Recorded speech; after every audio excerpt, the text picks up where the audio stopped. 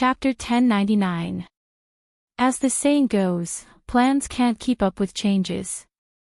Even though Yang Xi's speed wasn't slow, when he arrived at Sangzhou, the Nya clan's diplomatic mission had just left. "My lord, I'm late." Yang Xi took the initiative to apologize.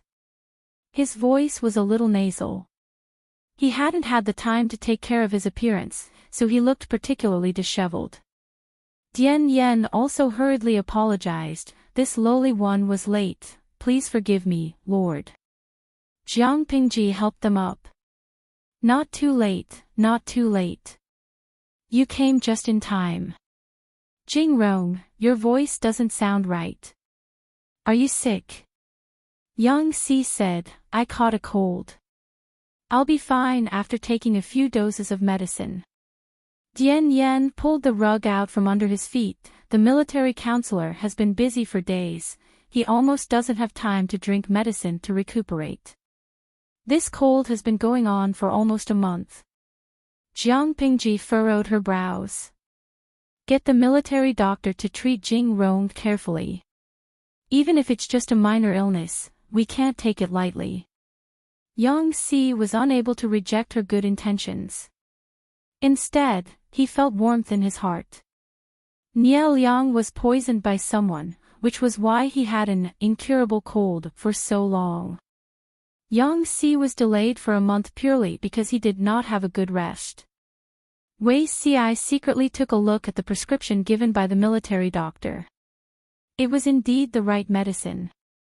Only then did he feel at ease and allowed someone to prescribe the medicine for the patient. "Zixiao, do you know why the Nya clan's diplomatic mission suddenly left? How could the Nya family be willing to relent when they hadn't gotten any benefits?" Wei Ci communicated with Yang Xi and roughly explained the recent situation so that the other party would have a sense of what was going on. Yang Xi was speechless after hearing that. "If I had known this earlier, I wouldn't have had to travel day and night and lose weight. If he couldn't recuperate, he would lose his appetite." Yang Xi had lost a lot of weight recently. Wei Ci glanced at him suspiciously. "How did I lose weight?" As they were talking, Jiang Pingji called them into the tent. "Has Jing Rong settled all of Bogeo's troops in Qinzhou?" Jiang Pingji still wanted to take Sangzhou. At present, Qinzhou was not of great strategic importance to her. Yang Xi perked up and stepped out of the ranks. "As per my lord's orders, the captives have been properly settled. As the saying goes, don't bother two masters for one thing. Why don't you let Jing Rong handle the exchange between Sangzhou and Qinzhou? Do you have any objections?" Yang Xi, who was still a patient, secretly grinned. He didn't dare to have any objections. "Rainbow sweetheart, oh whoa, long time no see, little Cici. Green Arrow Peppermint, I'm rooting for Rong Rong like crazy." He could only blame the heartless host for not letting him appear for a few years. Back then, when Yang Xi first appeared on the scene, he had garnered countless fans and a huge fan club. Ever since Jiang Pingji sent Yang Xi to Hu County, there had been no sign of him in the streaming room for the past few years. Many fans abandoned their old loves and sought refuge in the arms of their new loves. At present, most of the people who were still fans of Yang Xi were his die-hard fans. Bai Qi, the streamer is really crazy. Little Rong Rong is still a patient. Can't you have some love? My husband Su Tao Tan, if the host is in love, then Yang Xi will be so scared, right? Love and producer, I'm begging the streamer not to send Xiao Rong Rong to such a remote place. It's better to keep her by your side. The audience loved it madly, but unfortunately, Yang Xi, the person involved, did not know. Yes, I won't let you down. Yang Xi cupped his hands and bowed, accepting the task. By the way, how are the Su brothers in Jia County doing? After all, they were future opponents. Only by knowing oneself and one's enemy could one win 100 battles. Yang Xi said, "You don't have to be afraid of Su Fei, but this Su Bei. My lord, you have to pay attention to him. Jiang Pingji said, oh. Su Fei is a radical person. He's brave but reckless. Now that he's been beaten by his cousin, Su Bei, he's like a turtle hiding on the ground. It looks like he won't be able to hold on for long. If nothing unexpected happens, there should be no hope for him to make a comeback. Yang Si said, Su Bei is different. He's courteous and humble, and he's from a prestigious family. He's recruited many talents and outstanding talents. Among them, his trusted strategist, Han Yu, is the most outstanding. Han Yu is treacherous, shrewd, and meticulous. He's not easy to deal with. Han Yu. Wenbin. No matter what, he's Master Yuanjing's brilliant disciple. If he's an ordinary person, he'll be letting down Master Yuanjing's teachings. Upon hearing this long-lost name, Jiang Pingji's first impression was of the handsome youth from the Yi River in Hejin. Yang Si nodded.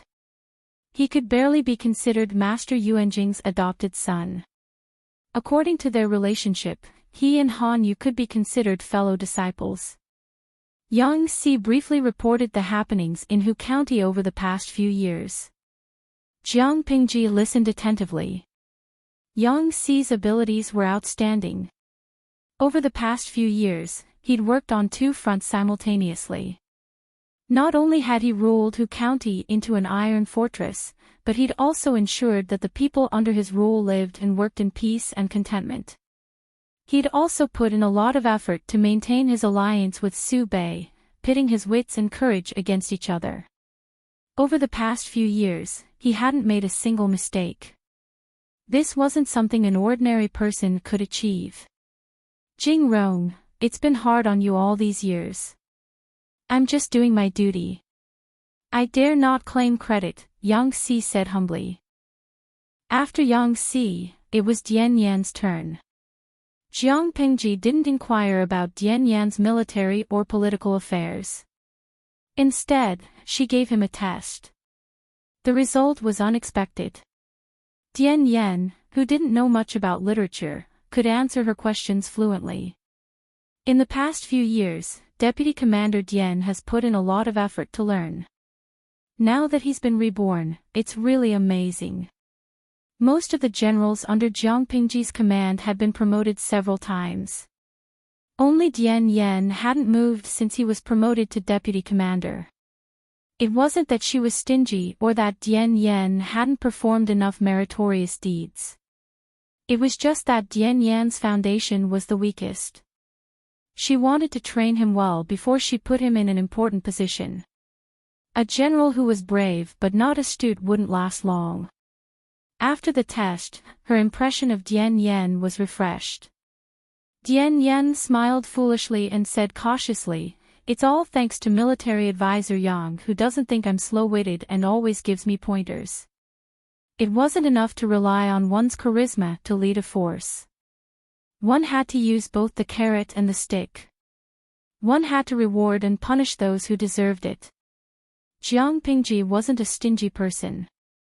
Yang Si and Dian Yan should receive the rewards they deserved. Only then would they be willing to sacrifice their lives for her. When Huang Song heard that Yang Si was in charge of this matter, the anger in his heart rose rapidly. This person was his nemesis. Yuan Axayan was a military man. When he thought about problems, he followed his own preferences. He saw that Huang Song regretted exchanging Cangzhou and Qinzhou for Qinzhou. He said in a tiger's voice, "If my lord isn't willing, you can break the agreement." Huang Song's secret thoughts were exposed by Yuan Axayan. He was embarrassed and humiliated. Before he could speak, Nie Sun said, "Commander Yuan, have you calculated how many troops Lu Shi has in Cangzhou?" Seeing that it was Nie Sun, Yuan Axayan snorted coldly. "At most 5,000. Nie Sun said, "If it was before, this number would be correct." But Yang Si led his troops from Qinzhou to Cangzhou. He also brought 2,000 troops with him. In total, it's 7,000. In addition, Lu Shi's main force is stationed at the border of Qianyan County. At the border of Chenzhou, there are also the elites that Yang Si brought from Hu County. In total, there's no less than 60,000. Commander Yuan, have you thought about who will be at a disadvantage if so many troops are mobilized at the same time? If you want to break the agreement, you should look at the situation first. Yuan Axien was rebuked by Nie Sun. He was furious. He couldn't help but say, since Mr. Nie knows Lu Shi's troops so well, it's obvious that you've put in a lot of effort. Where did this information come from? Did you really find it out yourself, or did your good brother secretly leak it? Chapter 1100. What do you mean, Captain Yuan? Nie Sun's face was livid. His hands were clenched so tightly in his sleeves that the veins on the back of his hands popped. Seeing that Nie Sun was still resisting, Yuan Axien sneered and asked in a neutral tone, "What do I mean? Mr. Nie is usually very intelligent. Why are you pretending to be deaf and mute now? Do you dare to swear that you have nothing to do with Meng Heng under Lu Shi?" Nie Sun clenched his teeth. Everyone in the tent looked at Yuan Axien at the same time. Except for a few people, the others only knew that Nie Sun and Meng Heng were close. What kind of secret relationship did they have? With this doubt, their eyes became more inquisitive. Yuan Axien's question showed that the relationship between Nie Sun and Meng Heng was deeper than they thought. What, Mr. Nie doesn't dare to swear? Yuan Axien asked in an overbearing manner. Even with a full beard, others could see a hint of pride in his swollen eyes. He sneered and said in a relaxed tone, "If you don't dare, does that mean you admit it?" Nie Sun pursed his lips and stared at Yuan Axien with his dark eyes. What does Captain Yuan want me to admit? Admit that Meng Heng is Sun's brother. So what? Sun has never done anything to betray the Lord or leak secrets. Why did Captain Yuan have to be so sarcastic? If you want to slander me, please show me solid evidence or it will be a false accusation. Hearing Nie Sun admit his relationship with Meng Heng, the others were also surprised. They had worked with Nie Sun for many years and had never heard that Nie Sun was Meng Heng's younger brother. If it was true, why did Nie Sun hide it? They were not the only brothers in different camps. It was not a big deal to make their relationship public. But Nie Sun chose to hide it, which would inevitably make people think too much.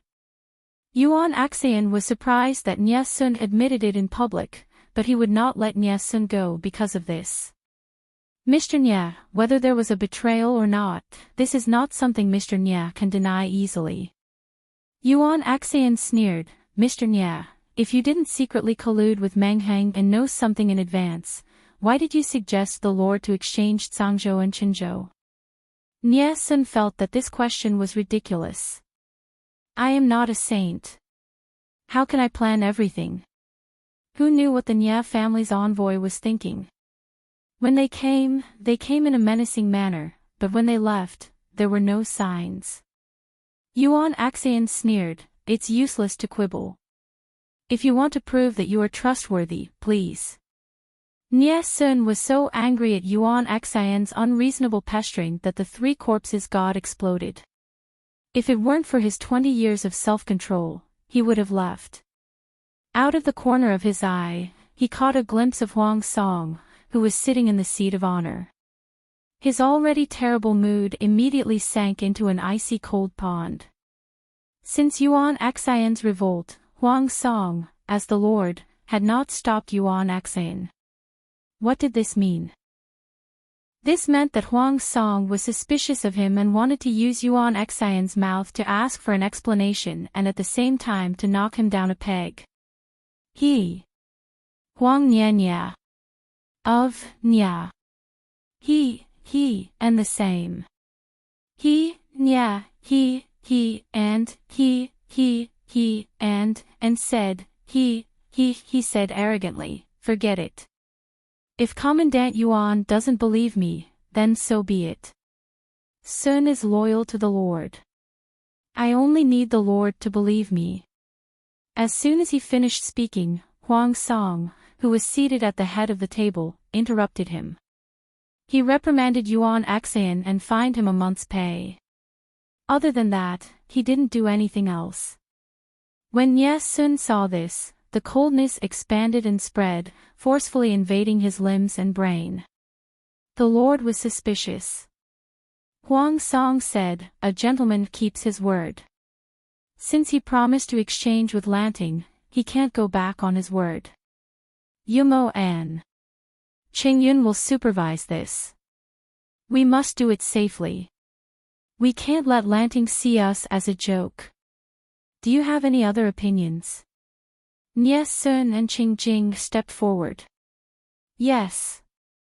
Nye Sun was not in the mood to care about what they talked about after that. From the beginning to the end, he looked absent-minded. The meeting ended and everyone left. Nye Sun walked out of the tent. The slightly chilly wind blew against his cheeks, causing him to shiver and wake up with a start. "Qingyun, let's talk in private." Qingjing's voice came from beside him. Nye Sun's face darkened. "Yumo, you believe what Captain Yuan said?" Qingjing said, "Of course not. I'm afraid you fell into Lu Shi's trap. Even if they were related by blood, how much affection could a pair of brothers who had never met have?" Meng Heng often looked for Nye Sun. Although they only talked about personal matters and not official matters, the coincidences made people suspicious. Qingjing understood Jiang Pingji's treachery, so he trusted his own judgment. Nye Sun laughed bitterly. Whether it's a trap or not, the Lord is already suspicious. How can it be easily dispelled? The seed of suspicion had already taken root and sprouted. How could it be so easy to eliminate it? Yuan Axan was to be blamed. If he hadn't reported Huang Song again and again, Huang Song wouldn't have been suspicious. Nye Sun said, "Moreover, if Captain Yuan didn't stir up trouble, why would the Lord suspect me? If Meng Heng and Sun were instigated by Lu Shi, then it shouldn't be Lu Shi's idea for Captain Yuan to provoke and cause trouble again and again, right? The Lord." Nye Sun wanted to say that Huang Song wasn't strict with his subordinates and that he was biased against outsiders. However, the person in front of him was Qingjing, whom Huang Song relied on. He couldn't bring himself to say it.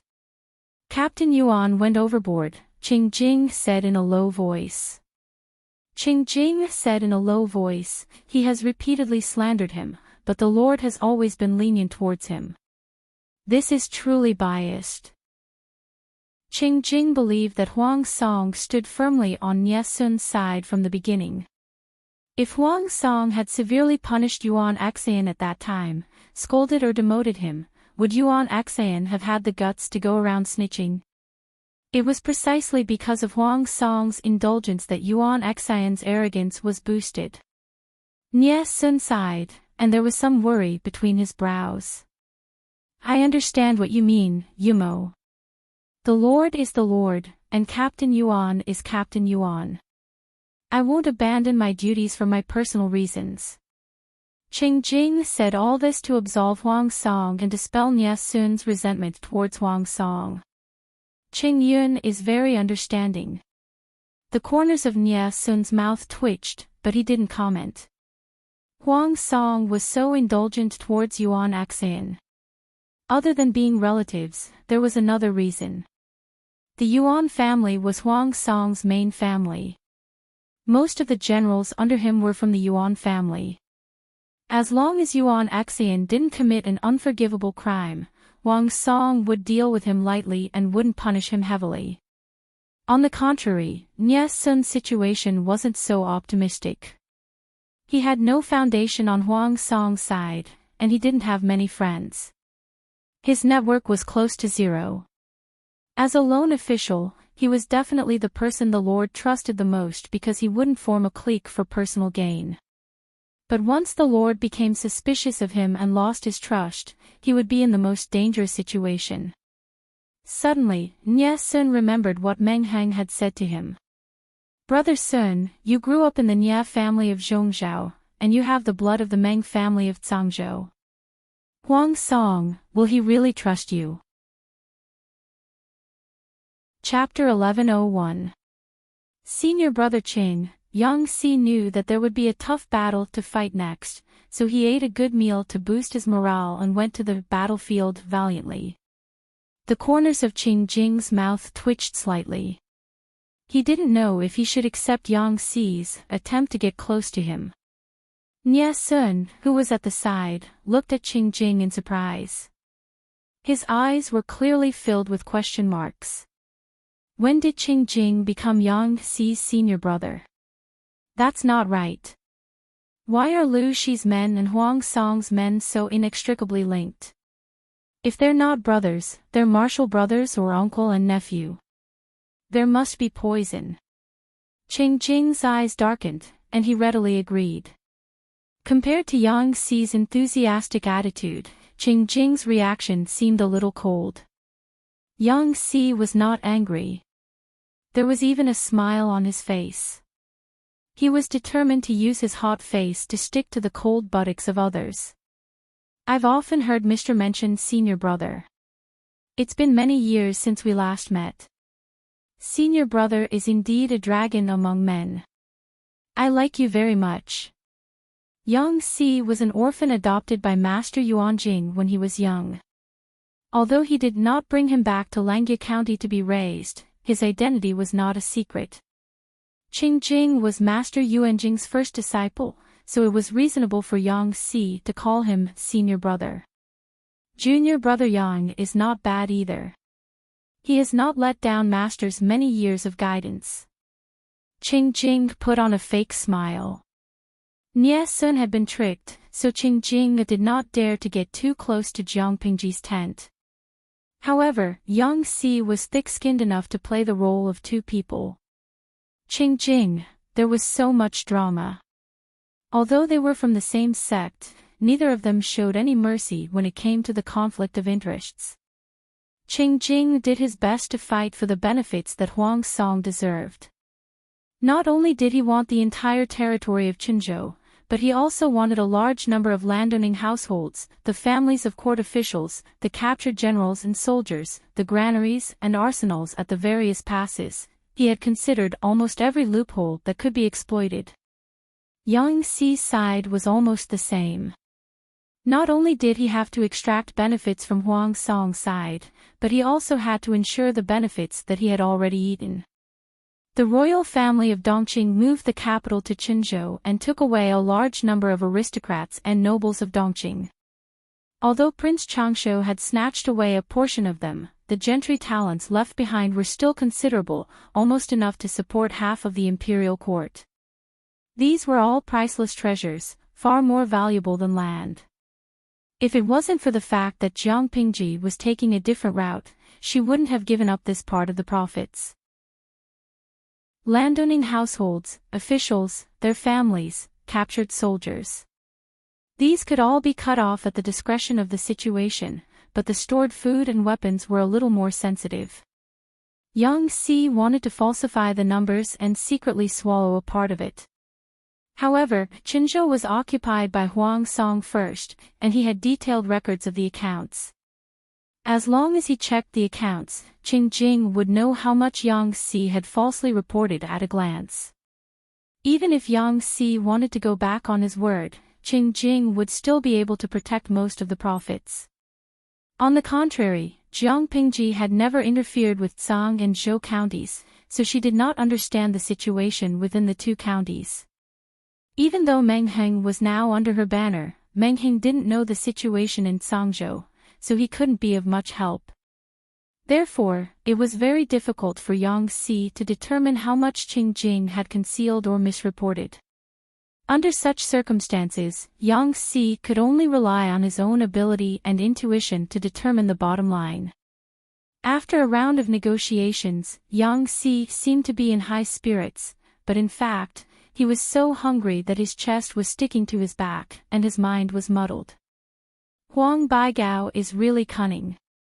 He could have just sent Qingjing, but he added Sun. He was already at a disadvantage, but Yang Si still fought against two people alone. If Yang Si was not an experienced and astute veteran, he would have been gnawed to pieces by Qingjing and Sun. It's been hard on you. Wei Xi smiled as he picked food for Yang Si. The table was full of his favorite food. As long as there was delicious food, Yang Si's bad mood would improve. After he was somewhat full, Yang Si had the energy to care about other things. What does my lord mean by this? You actually want to abandon the gentry people? Yang Si looked around. Seeing that there was no one else around, he felt at ease and whispered into Wei Xi's ear. The two had a very good relationship and spoke freely. Even if they talked about some treasonous things, Yang Si could drag Wei Xi out to take the blame. The Lord had coveted Wei Xi for a long time. He was a death exemption medallion. Jiang Pingji secretly instructed Yang Si that if Huang Song wanted to take away the local gentry people from Zhangzhou and Zhou counties, he would take them away if he could. Of course, if Huang Song wanted to take away these talents, he would have to exchange them with equivalent benefits. Wei Xi removed the bones from the braised fish and said, "My lord has the golden scale pavilion. She can pick out useful talents almost every 1 or 2 months.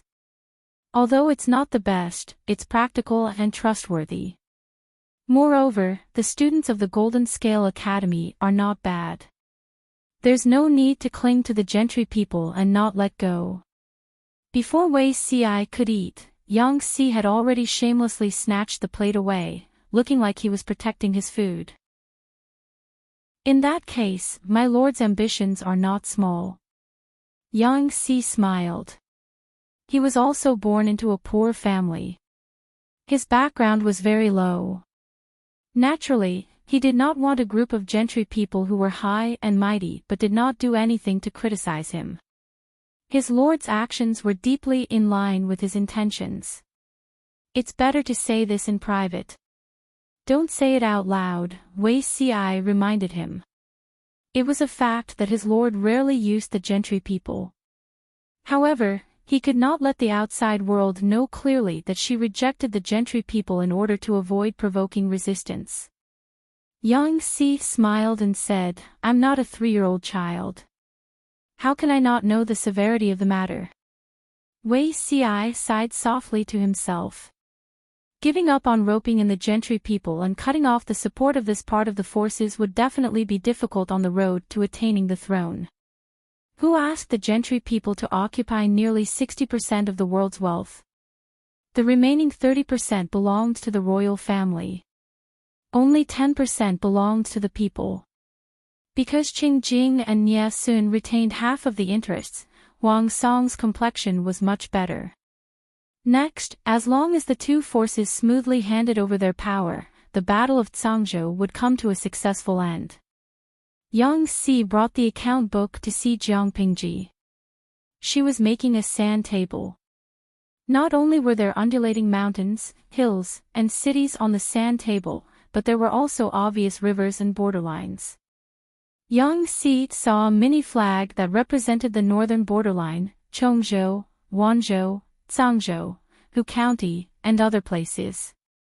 A strange animal's head was drawn on the flag. It had 2 black ears and 2 black eye sockets. It looked like it had been suffocated twice. Its big face was completely white. Looking at it, it looked like an iron-eating beast that Wei Xi hugged and stroked all day long. Jing Rong is here. Jiang Pingji raised her head and put down the tools in her hands. She patted the sand in her palms and asked, "How did it go?" "Fortunately, I didn't disappoint you." Although she said so, she felt a little guilty. Yang Si did not have a concrete idea of the wealth of Zhangzhou and Zhangzhou. He could only make a rough judgment based on the taxes collected in previous years. Although he did not know how much profit he had fought for, it was definitely enough for 40%.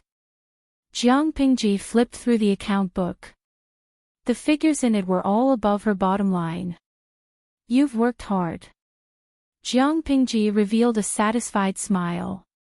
Since he had done a good job, he naturally had to be rewarded. However, apart from delicacies, Jiang Pingji really did not know that Yang Si had any other hobbies. After thinking about it, she felt that it was better to reward him with delicacies. Apart from money, Jiang Pingji gave her mansion's chef to Yang Si. He could cook whatever he liked. If the ingredients were insufficient, he could ask her for reimbursement. Chapter 1102. Your Highness, this is. I made the sand table. Jiang Pingji sounded like she was showing off, as if she was waiting for a compliment. How is it? Yang Si said, My lord is clever and skillful. She did it vividly. It's as if she had shrunk the entire mountains and rivers and moved them here. Currently, the sand table was the simplest and crudest, but the one Jiang Pingji made was very exquisite and three-dimensional. The topography of the mountains could be seen clearly at a glance. Jiang Pingji accepted his compliment, and the smile on her lips deepened. But what's this little flag? Yang Si picked up the small flag that had fallen to the side. There was a big head of a black and white iron-eating beast drawn on it. After looking at it for a long time, he still felt that it looked very demonic. I plan to use it as a battle flag or clan emblem in the future. Jiang Pingji seemed to have slipped her tongue. She coughed awkwardly and abruptly changed the topic. Don't you think this flag is very recognizable? There are so many people with the surname Liu in the world.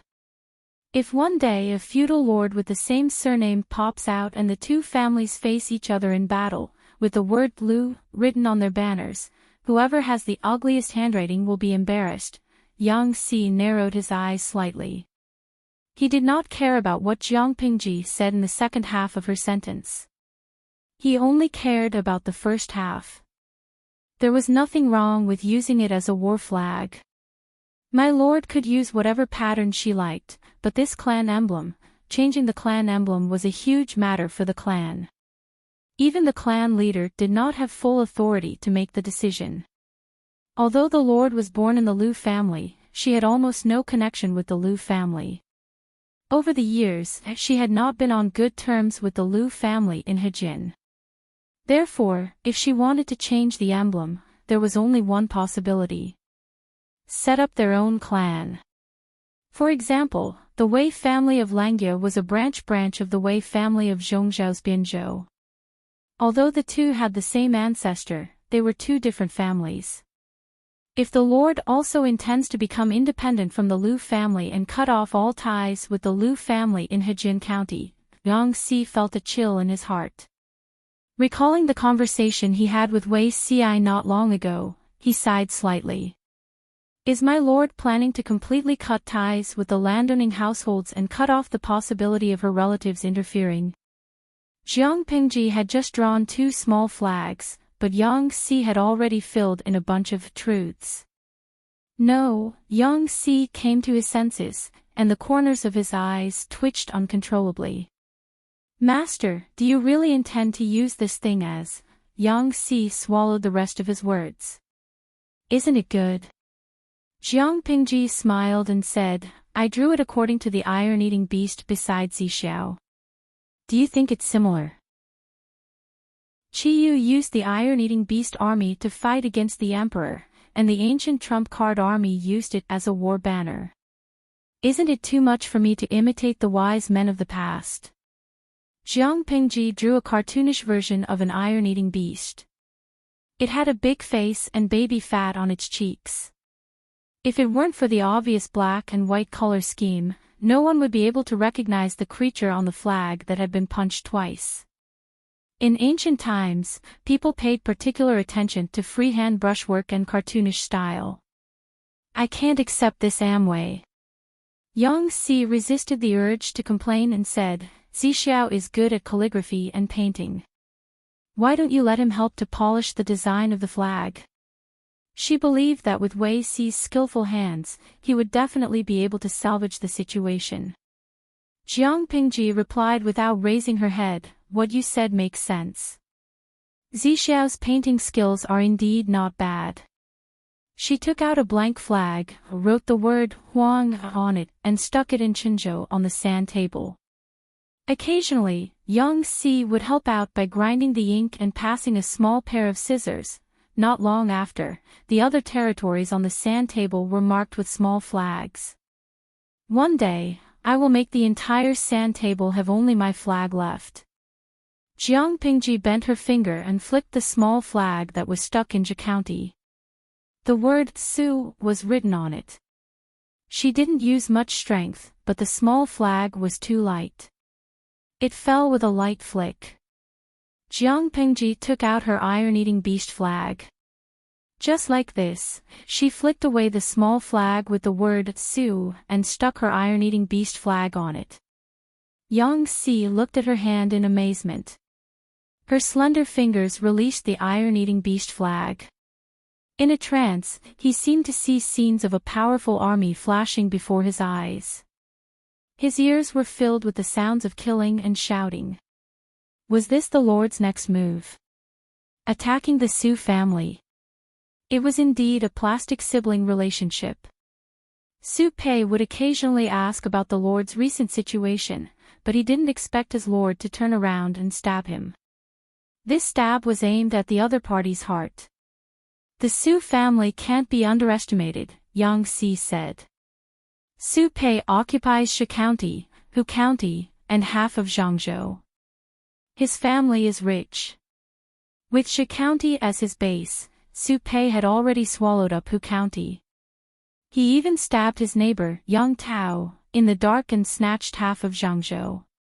If Yang Tao hadn't expanded his influence towards Nanxing, Yang Tao would definitely fight Su Pei to the death if Su Pei snatched half of Zhangzhou from him. His cousin, Su Fei, who was initially evenly matched with Su Pei, was now hiding in a small place, struggling at death's door. Yang Si and Su Pei had been dealing with each other for a few years, so he knew him well. "It's precisely because of this that I chose him." Jiang Pingji smiled. "I originally wanted to attack Bogeo, but the only conflict has been resolved. I can't find a reason to attack him now. Apart from that, if I attack him, the defense line at the borders will be under great pressure. It'll also give the hidden enemy a good opportunity to launch a sneak attack. The gains don't make up for the losses. It's better to let him go first." Yang Si nodded. "Indeed. It's not good to attack Magistrate Huang now." Jiang Pingji said, "Bogeo can't, but Su Pei can." Yang Si asked, "But, what's the reason? What did it mean to attack with a good reason? There must be a legitimate reason to attack." In Jiang Pingji's case, the word legitimate could be removed, as long as there was a reason. In times of emergency, it was fine even if there wasn't a reason. "Tell me, if Su Fei asks us for help, should we send troops?" The smile on Jiang Pingji's lips deepened. The words that came out of her mouth made Yang Si shudder. "Su Fei and I have an old friendship since we participated in the Huangshui conference together.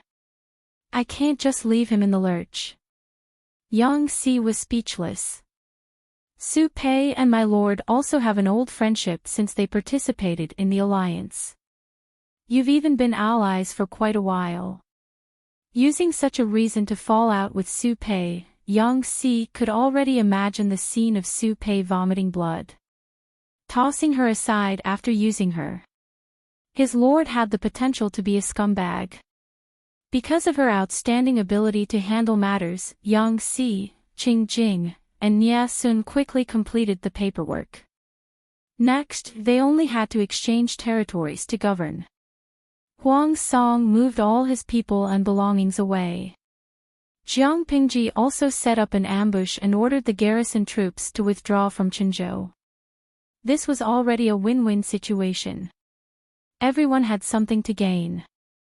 Therefore, this farewell meal could be considered to be quite enjoyable. Jiang Pingji and Huang Song were in high spirits. The two of them even laughed and reminisced about the past. It was obvious that they had crossed swords several times. It wasn't the first time that they had hurt each other's hearts, but their relationship was still as strong as ever. The viewers in the livestream room had the deepest feelings. From Jiang Pingji's perspective, they had seen her scheme against Huang Song more than once.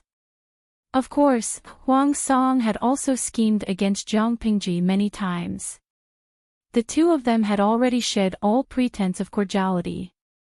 Now, they could still pretend that nothing had happened and restore their strong relationship as sworn brothers. Hee, their expressions changed as quickly as a tornado. Chapter 1103. Ziyi's Crystal. Hee. After seeing the fake friendship between the host and Huang Song, I no longer believe in friendship. Yang, if a real-life friend stabbed me in the back, I would definitely break off the friendship. I really don't understand how the streamer and Huang Song can continue to be friends without any ill feelings. Perhaps this was why the host could handle the ancient times with ease, while the baby could only transmigrate once. Fantasy Purple Star Fall, of course it's for benefits. Yu Xiaonongying, of course it's to maintain the connection so that I can stab you back next time. #funny. Overbearing President Li Guangzai, two nests of drama queens having a meeting. I feel like the whole world is hostile towards me after watching too much of it. Through the live stream, the audience saw the various expressions of the people in the tent and felt complicated. These people had ulterior motives and concealed daggers in their smiles. Other than themselves, no one could guess what their black hearts were plotting. Pure Angel Zhou Qiluo, sigh, I feel that the host's dark side is getting higher and higher. Tudu Feiqiu, I'm the first person to follow the live stream. I can say with confidence that the host's character has never been in vain. Jiang Pingji glanced at the bullet screen with the corner of her eye, and her eyes were filled with a faint smile. From an outsider's point of view, she glanced at the people under the tent and nodded and smiled in Nie Sun's direction, like a warm spring flower blooming. In the past, Huang Song wouldn't have thought much of this, but it was different now. Lanting admires Qingyun very much. Huang Song sighed with emotion in a low voice. It was rather noisy in the tent. He deliberately lowered his voice so that only Jiang Pingji could hear him. Jiang Pingji was startled for a moment. She seemed to be awakened by Huang Song's voice, and she forced herself to come back to her senses. Are you sincere? No matter what, he's still she's cousin, so it's hard not to feel closer to him. Bogeo, don't think too much. Huang Song said, I'm not thinking too much, but he felt a little suffocated. Once the seed of doubt sprouted, it would be difficult to remove it. Just like how a broken mirror would leave behind a crack that could not be ignored, digging out a germinating seed would also leave behind a shallow pit. With Yuan Axayan, a foreign relative who loved to snitch, by Huang Song's side, it would be difficult for Nie Sun to be a lone official. Jiang Pingji saw that Huang Song's expression was a little strange. Her smile deepened. There was a grudge between Huang Song and Nie Sun, but it was not enough for them to turn against each other. She was not anxious. However, Feng Jin and Feng Ju made her a little disappointed. If they could use Feng Jin to provoke a crisis of trust between Feng Ju and Huang Song, it would be the highlight of the year. However, Feng Jin said, Your Highness, the same move can only be used once. Meng Heng had already made Huang Song suspect Nie Sun. If the same thing happened to Feng Ju, Huang Song would not fall for it at all. Not only that, but he would also wake up in time and eliminate his suspicions towards Nie Sun. In this way, Jiang Pingji's side had lost everything. Her previous efforts were in vain. Huai Lei is very wary. This kind of sowing discord is useless against him. Feng Jin knew his brother very well. He said, his friendship with Huang Song is not ordinary. Ordinary sowing of discord will not affect their relationship. The reason why Nie Sun is in Zhongzhou is because Huang Song doesn't trust him enough. If Nie Sun heard Feng Jin's words, he would probably feel hurt. After the banquet, Huang Song started to get busy. The 2 counties of Zhangzhou had been transferred to Jiangpingji. This was her territory. As an outsider, Huang Song naturally could not stay for long. More importantly, he needed to go to Qinzhou to clean up the mess. He did not have extra time to waste here. Shizhou, I remember that your wife is still in Heda County of Haozhou, right? Jiangpingji keenly noticed that Meng Heng's mood was a little off. She thought for a while and found the key point. Meng Heng said, Your Highness did not remember wrongly. My wife is pregnant and it is not suitable for her to travel with the army. Therefore, she is temporarily left in Heda County. The relationship between Jiangpingji and Huang Song looked firm on the surface, but it was full of cracks on the inside. No one knew when they would completely break up. Meng Heng was worried about his wife's safety, but he did not want to add to Jiangpingji's worries, so he could only suppress his emotions. Now that she had seen through him, Meng Heng naturally would not hide it. He directly told her the truth. So that's how it is. I was negligent. Jiangpingji's smile was a little vexed. She revealed her canine teeth, which was a little cute. If my cousin-in-law stays in Haozhou, she will inevitably disturb Bogeo. Taking advantage of the fact that she is still young and the war has been settled, I will send a team to follow you to fetch her back. I'll mention this to Bogeo, in case he forgets and wastes time. The relationship between Jiangpingji and Huang Song was more subtle. If it was delayed for too long, Huang Song would probably find a lot of reasons to detain Meng Heng's wife and child. Jiangpingji could not give Huang Song an excuse to make things difficult for her. On the contrary, she wanted to take advantage of this opportunity to make things difficult for Huang Song. After all, Meng Heng's wife and Nie Sun's wife lived together. Meng Heng could not avoid Nie Sun when he picked up his wife. On the other end, Meng Heng heard Jiangpingji's arrangements and breathed a long sigh of relief. Yes. The Meng family in Zhangzhou was destroyed. This led to another major reshuffle of the forces in Dongqing. Jiangpingji's territory had gained another province. After experiencing the baptism of war and the disaster of the Meng family, Zhangzhou was in full swing. Jiangpingji still had enough manpower on hand, so she did not borrow people from Wanzhou for the time being. Yang Si saw that the situation was not good, so he escaped. He still had a heavy responsibility to manage the evacuation of the garrison troops in Qinzhou. He was very busy. Before escaping, Yang Si also took Dian Yan with him in the spirit of brotherhood. The honest Dian Yan shed tears of gratitude. Ever since he learned to be cultured, he was used by his lord as a half-cultured person. Only God knew that he was only interested in military books and strategies. The 2 of them could find an excuse to slip away, but the others were not so lucky. It had become a habit to work overtime after every war. Before Huang Song left, he took with him almost all the aristocratic families in Zhangzhou and Zhangzhou counties. When the wealthy aristocratic families left, they naturally took with them most of the money, grain, and officials of all sizes. Zhangzhou was now poor. There were only countless starving people waiting for Jiangpingji to feed them. She was the best at rebuilding after war. She had accumulated enough experience in the past, so it was not difficult to operate now. As long as they worked together to get through the most difficult half a year, Zhangzhou would return to a state of prosperity when they reclaimed wastelands and harvested the next year. Of course, the blueprint was beautiful. Behind the blueprint was the hard work of Feng Zhen, Wei Xi, Feng Jin, and the others, day and night. The only way to relieve my worries is to stroke the cat. Feng Zhen stroked Wei Xi's pet when he had nothing to do. The pressure of working overtime was reduced. Fortunately, the cat was still young. If it was older, it would slap the unruly people who offended it with its paw. I heard that the envoy from the Yi family of Beiyuan was summoned back as soon as he arrived at Yumen Pass. Wei Xiai held the brush with both hands and multitasked.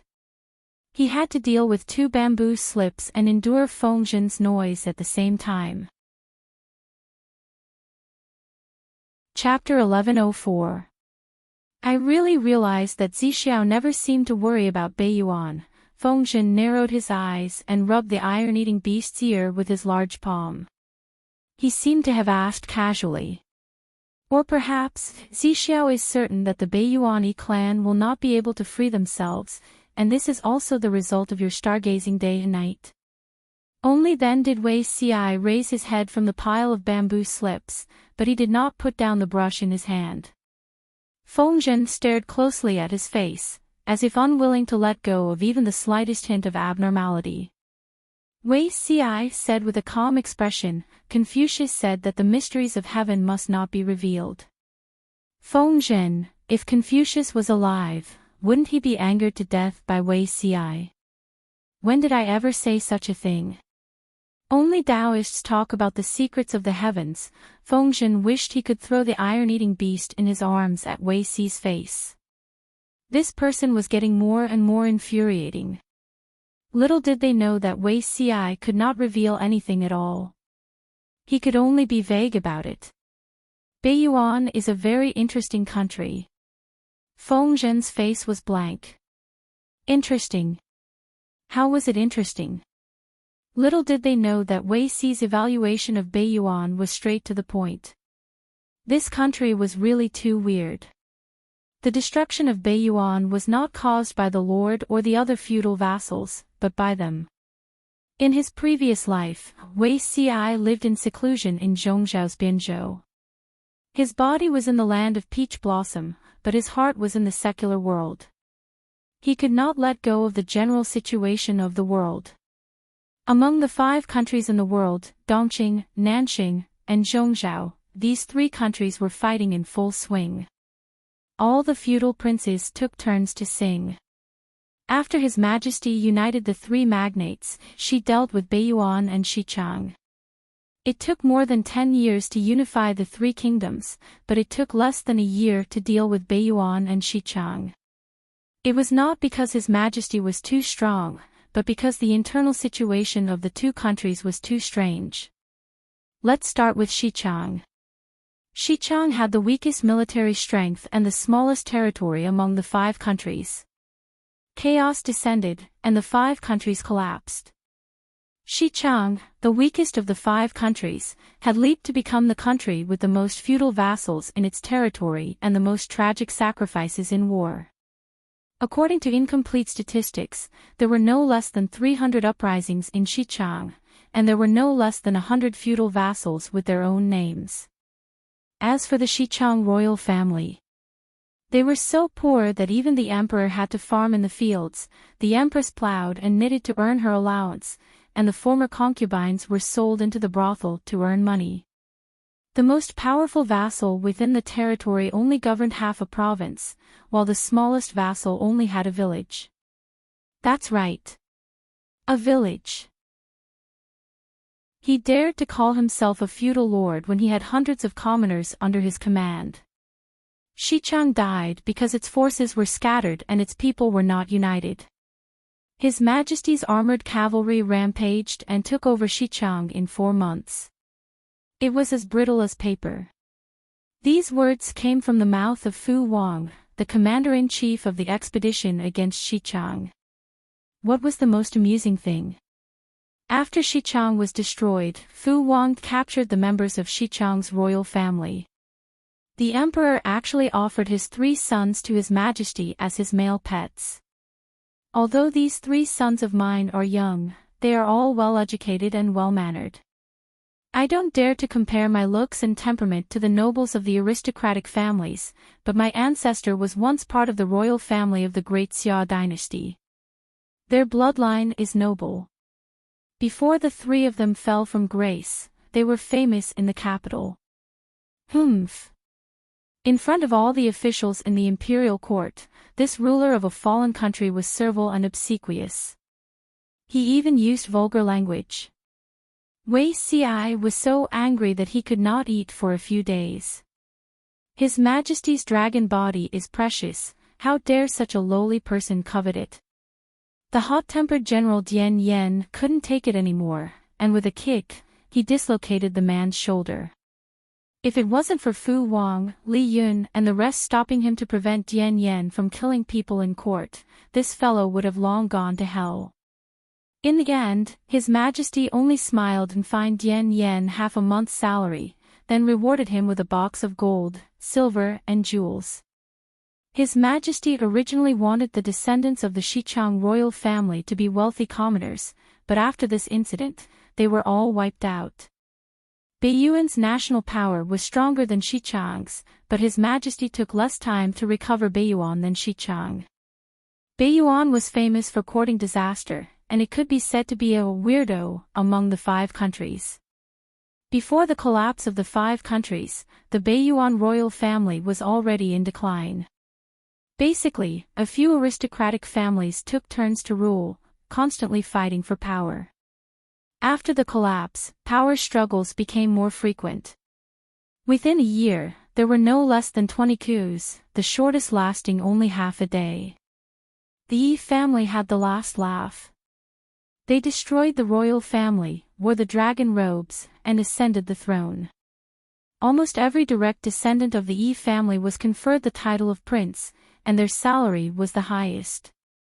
They were prominent for a while, and it could not be said that they weren't prestigious. However, this situation didn't last long. Baiyuan quickly fell into chaos. Previously, Fengzhen had mentioned that Baiyuan was located in the north. In a year, it was only warm for a few months, and the rest of the year was very cold. The environment was harsh, and it was difficult for crops to survive. The land produced little food. In order to stabilize the situation, Baiyuan's agricultural tax was naturally the lowest among the 5 countries. The government only collected 20% of the agricultural tax. In this era, this agricultural tax was already very low, but the people were still hovering around the line of food and clothing. Turning to the Yi family, after the emperor ascended the throne, he conferred dozens of princes and dukes, and the salary expenditure was extremely terrifying. The national treasury couldn't support it anymore, and began to default on the salary. All the princes and dukes were in a mess. In order to appease the people, they had to increase the agricultural tax and set up miscellaneous tax collection programs to increase the national treasury's income and distribute the princes' salaries. When the tax was at its heaviest, the government even collected 90% of the agricultural tax, and the remaining 10% of the grain tax had to be exploited layer by layer. Within the borders of Baiyuan, countless people froze and starved to death. Hearing that His Majesty's iron hooves were about to enter the country, the people from all over the country spontaneously took action.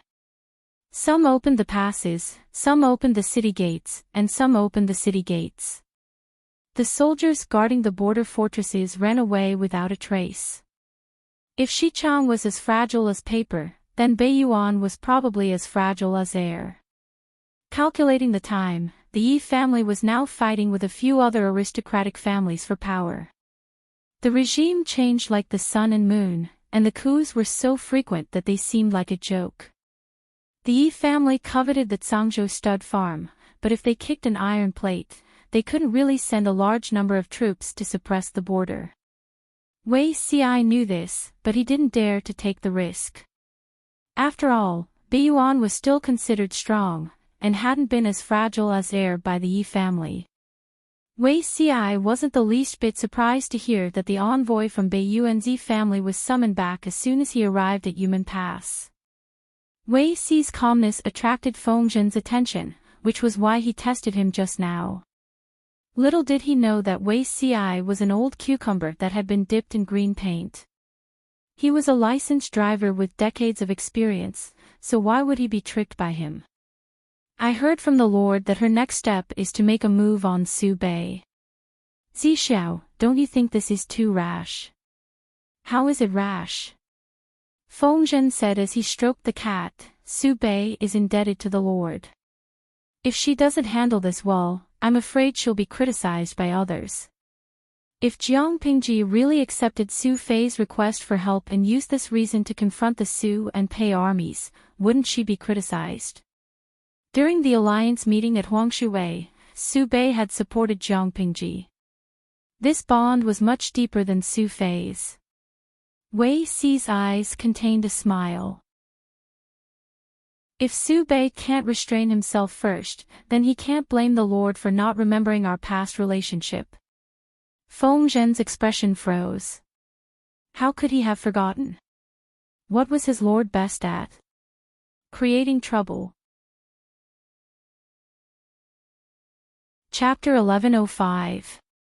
According to Meng Zhan's calculations before his death, Jiang Pingji should be controlled by the Yi family of Beiyuan and the Nia family of Zhongzhou. But man proposes, God disposes. Nia Liang was plotted against and returned to Zhongzhou without achieving his goal. The enemies of the Yi family of Beiyuan got wind of it and seized the opportunity to seize power. In order to keep their power, the Yi family had to temporarily put aside their desire for Zhangzhou and focus on the internal conflict. The two biggest threats from the outside world disappeared. The danger of being besieged on all sides was reduced by half. The situation seemed good, but it did not mean that Jiang Pingji was safe. At the border of Zhongzhou's Bianzhou, Wei Yong rode a tall horse and followed the carriage. Other than the footsteps of the guards, the clashing of weapons, and the rolling of the carriage wheels, he could only hear intermittent coughing from the other end of the carriage. It was as if he was coughing out his heart, liver, spleen, lungs, and kidneys. After a long while, the coughing finally subsided. Zixuan, when can we enter Bianzhou? Lifting the curtain made of green bamboo, the lower half of Nia Liang's face was revealed. His thin lips were pale, and his cheeks were so thin that they were slightly sunken in. Although it was discovered in time, Nia Liang's body was injured. Half a month ago, he had a headache, fever, and coughing. His mind had become hazy. He had improved in the past few days, but he still looked ill. If not for Wei Xi's careful instructions before he left, Wei Yong would have thought that someone had poisoned Nia Liang again. Looking at the speed, we are 2 hours away from the nearest relay station in Bianzhou. Nia Liang was blown by the wind and the carriage jolted twice. It irritated his throat and made him cough violently while holding onto the window frame.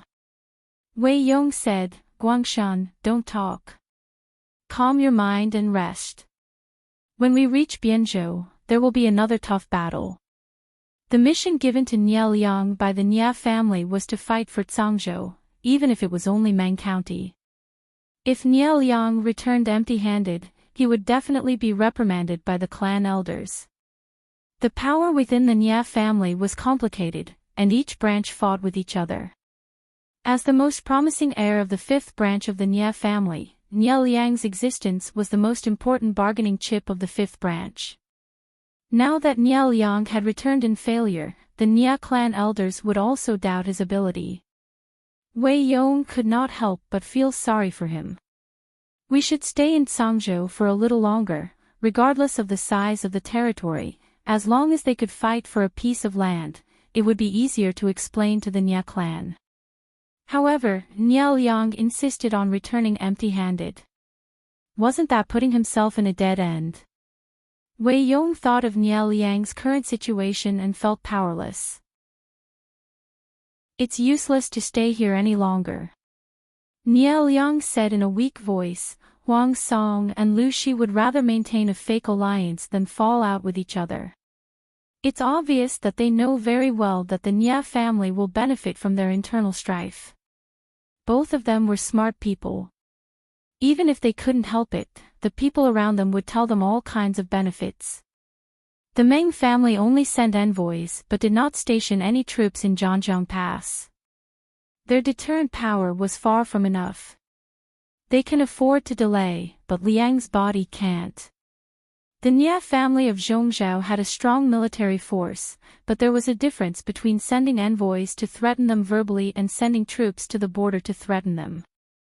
Sending an emissary was just a verbal warning, while stationing troops to threaten the other party was to place a steel knife on the other party's neck, threatening the other party with their lives.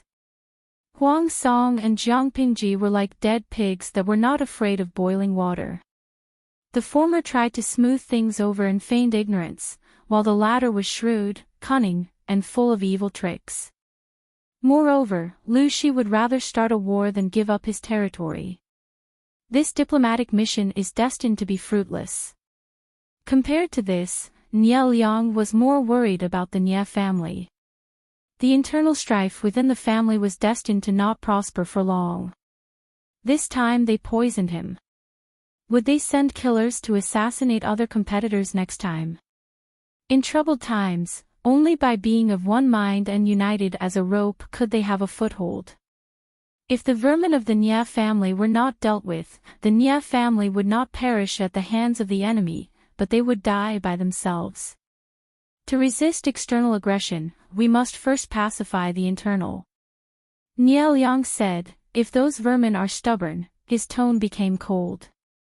His thin face was hidden in the shadows, giving people an inexplicably cold and terrifying feeling.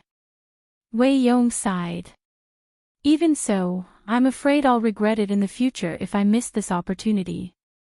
Nia Liang asked, "What do you mean?" Wei Yong said, "Xi Xiao has always been stubborn and opinionated. He has been different from ordinary people since he was young. I've heard of his ambition, to unify the world and bring peace to the four seas. If he didn't see this potential in Lu Shi, he wouldn't have truly become an official to assist him." Looking at Jiang Pingji's experience, she had been through endless trials and tribulations, but she was able to overcome them and never stopped. Meng Zhan took great pains to set up a trap and led her into a situation where she was surrounded by enemies on all sides. What was the result? Jiang Pingji sent someone to leak information to the political enemies of the Yi family in Beiyuan, using this to restrain the Yi family. Nia Liang was busy rushing back to Zhongzhou to deal with the internal affairs of the Nia family, so he couldn't pose a sufficient threat. Without the Nia family as a counterweight, Huang Song was tricked into handing over the 2 counties of Zhangzhou. The original disadvantage was turned around. Although the Nia family and the Yi family wouldn't let go of Zhangzhou easily and would come back after a while, it gave her a chance to breathe. Wei Yong was sure that Jiang Pingji would definitely use this time to fight for more bargaining chips for herself. She's a strong opponent. Nia Liang smiled faintly. But Liang won't regret it. He would only regret it if he allowed the Nia family to court disaster. Within Hu County, Su Fei's life had been difficult these years. Back in the day, he was the eldest grandson that his grandfather doted on the most. He relied on this favor to fight evenly with his eldest grandson, Su Bei. Because of his grandfather's protection, Su Fei had the upper hand most of the time. However, everything changed after the political chaos in Dongqing and the alliance meeting at Huangshui. First, his grandfather passed away, and Su Fei lost his powerful protection. The elders of the Su family were inclined to appoint the eldest son, which made Su Fei very angry. Ever since he was young, he liked to compete with his cousin. He couldn't tolerate being inferior to his cousin.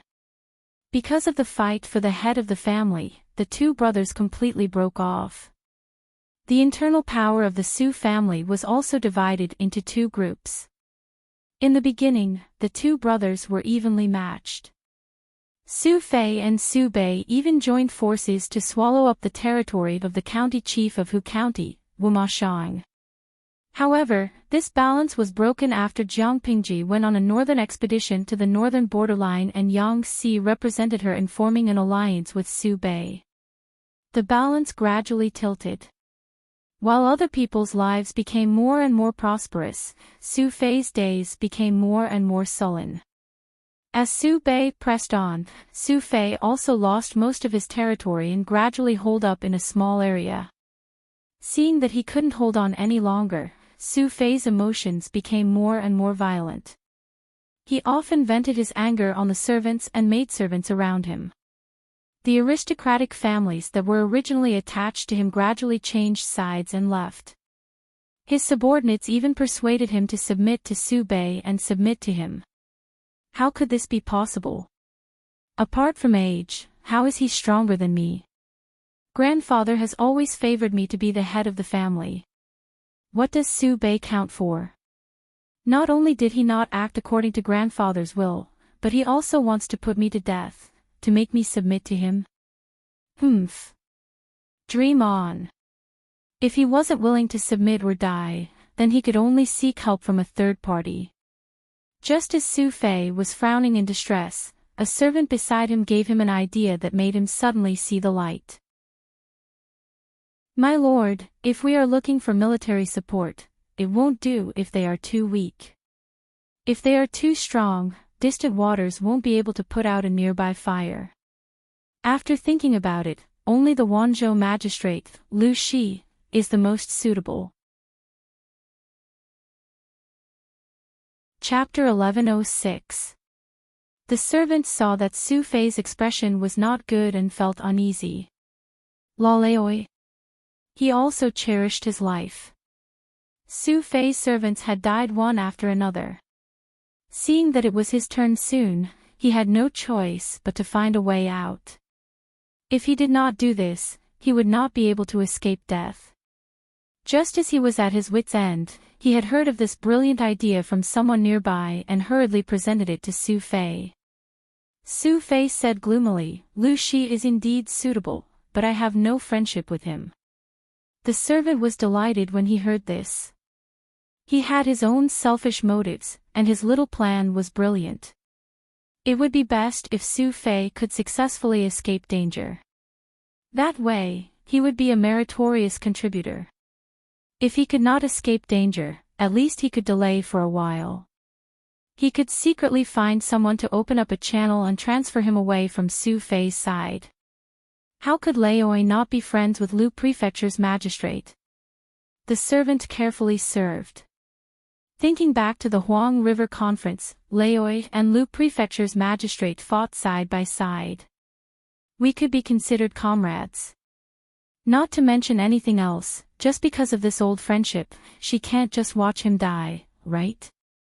The servant thought that he had spoken well, but Su Fei's expression was even uglier than before. He was anxious, afraid that he had stepped on a landmine. Su Fei said after a long pause, you might not know this, but during the Huang River Conference, Lu Shi was closer to Su Bei. Although the two were scheming for their own interests, Su Bei had supported Lu Shi during the Huang River Conference. This was an indisputable fact. In terms of friendship, it was not Su Fei's turn. The servant was dumbfounded. Had he come up with a rotten idea? Su Fei said in a gloomy tone, but you also reminded me that Lu Shi is a good candidate. Although the chances are not high, it's better than squatting here and waiting to be captured. No matter what, I will not admit defeat to Su Bei, even if I have to give it my all. Seeing this, the servant shivered involuntarily. He did not understand. Su Fei and Su Bei were cousins from the same sect. They should have a good relationship. How did things end up like this? Little did he know that because of his grandfather's favoritism and protection, defeating Su Bei had become Su Fei's obsession. Su Fei could lose to anyone, but not Su Bei. They were born to fight. Only when one of them fell would it truly end. Go, call Qin Gong over. As soon as Su Fei finished speaking, she immediately changed her words. Wait, go and prepare a cinnabar brush and ink for me first, then go and call Qin Gong. Do this secretly and don't let the news leak out. Otherwise, I won't let you off. The servant was so scared that he was sweating profusely, and his back was covered in cold sweat. Yes, I'll do it right away. The servant tiptoed to the study to find a cinnabar brush and ink, wondering why Su Fei wanted cinnabar. Su Fei spread out a roll of bamboo slips and placed it on the table. Then, he pulled out a dagger and cut his palm. Hot blood dripped onto the inkstone. After bleeding enough, Su Fei's expression didn't change as he fetched some cinnabar and mixed it with the blood. He then used his uninjured hand to grind the ink. Was he going to write a blood letter? The servant's eyelids twitched, and he retreated while trembling. Su Fei dipped his brush into the ink and wrote a letter to Jiang Pingji with a gloomy face. He was well liked by old Master Su. Other than fighting cute ghosts, his talent was also a plus. His grandfather had taught him how to write, and his initiation was also done by him. In comparison, Su Bei, whose literary talent wasn't much, seemed mediocre. Su Fei had never thought that the words and books he had painstakingly learned for so many years would one day be used to write a blood letter and gain the sympathy of others. In another place, the servant took Su Fei's warrant to look for Qin Gong. Young General Qin, old master is looking for you. Qin Gong had just returned from training at the military field. His youthful face was tense, as if his entire body was on guard. Seeing this, the servant felt pity in his heart. Qin Gong was the youngest son of Qin Gu, the first general under Su Fei's command. In order to show his loyalty to Su Fei, Qin Gu led his troops and fought for time to retreat. However, he was pierced through the heart by thousands of arrows and died without a complete corpse. Qin Ji's eldest and second sons also died in the following battles. The Qin family was full of loyal warriors, and now only Qin Gong was left. The servant remembered that Qin Gong used to be a young man with some baby fat and loved to smile. Ever since he took over the heavy responsibility from his father and brother, he had become increasingly cold and stern. Following the wishes of his father and brother, he was also loyal and devoted to Su Fei. He trained the troops day and night, never slacking off. Suddenly, the servant had a bad premonition. He had a feeling that Su Fei calling for Qin Gong was probably not a good thing. When Qin Gong saw Su Fei's warrant, it was as if Su Fei was right in front of him. He said respectfully, "Yes, this general will go over now." When Qin Gong went over, he acutely smelled a faint smell of blood in the air. Very quickly, his gaze sharpened as he discovered the source of the smell. "My lord," Su Fei comforted him. "It's nothing. Sit down first. I have something to tell you." When Qin Gong heard that there was something important to tell him, he didn't dare to sit down. He immediately said, "This general obeys your order." Su Fei wasn't surprised. Qin Gong's temperament was like his father's. When he was young, he was naive and straightforward. Once he shouldered heavy responsibilities, he would quickly mature. "Deliver this letter to Wanzhou Magistrate Lu Shi at night," Su Fei said. "Remember to be careful. Don't let anyone discover it." Qin Gong looked up in surprise and blurted out, "If this general leaves, who will train the soldiers to protect the Lord's safety?" Su Fei laughed. "My life isn't something you can protect just by training the soldiers to defend it." Qin Gong's face was deathly pale. He pursed his lips tightly. "Only this letter can bring me a glimmer of hope." Su Fei tied the 2 rolls of bamboo slips and put them into a tube bag. He personally handed them to Qin Gong. "I've let your father and your 2 brothers down.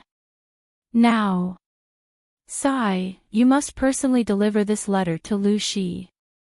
The sooner the better. This general obeys your order. I vow to complete the Lord's entrustment with my life." Su Fei smiled faintly. "Go.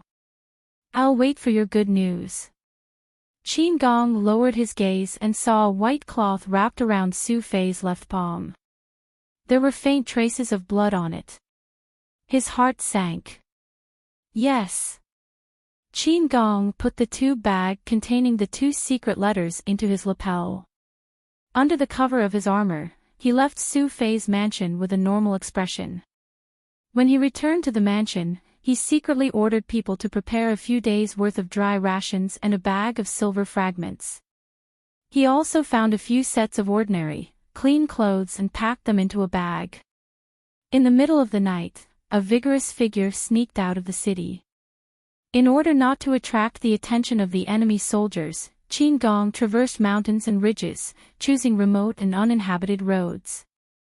When Qin Gong finally arrived in Wanzhou, more than a month had passed.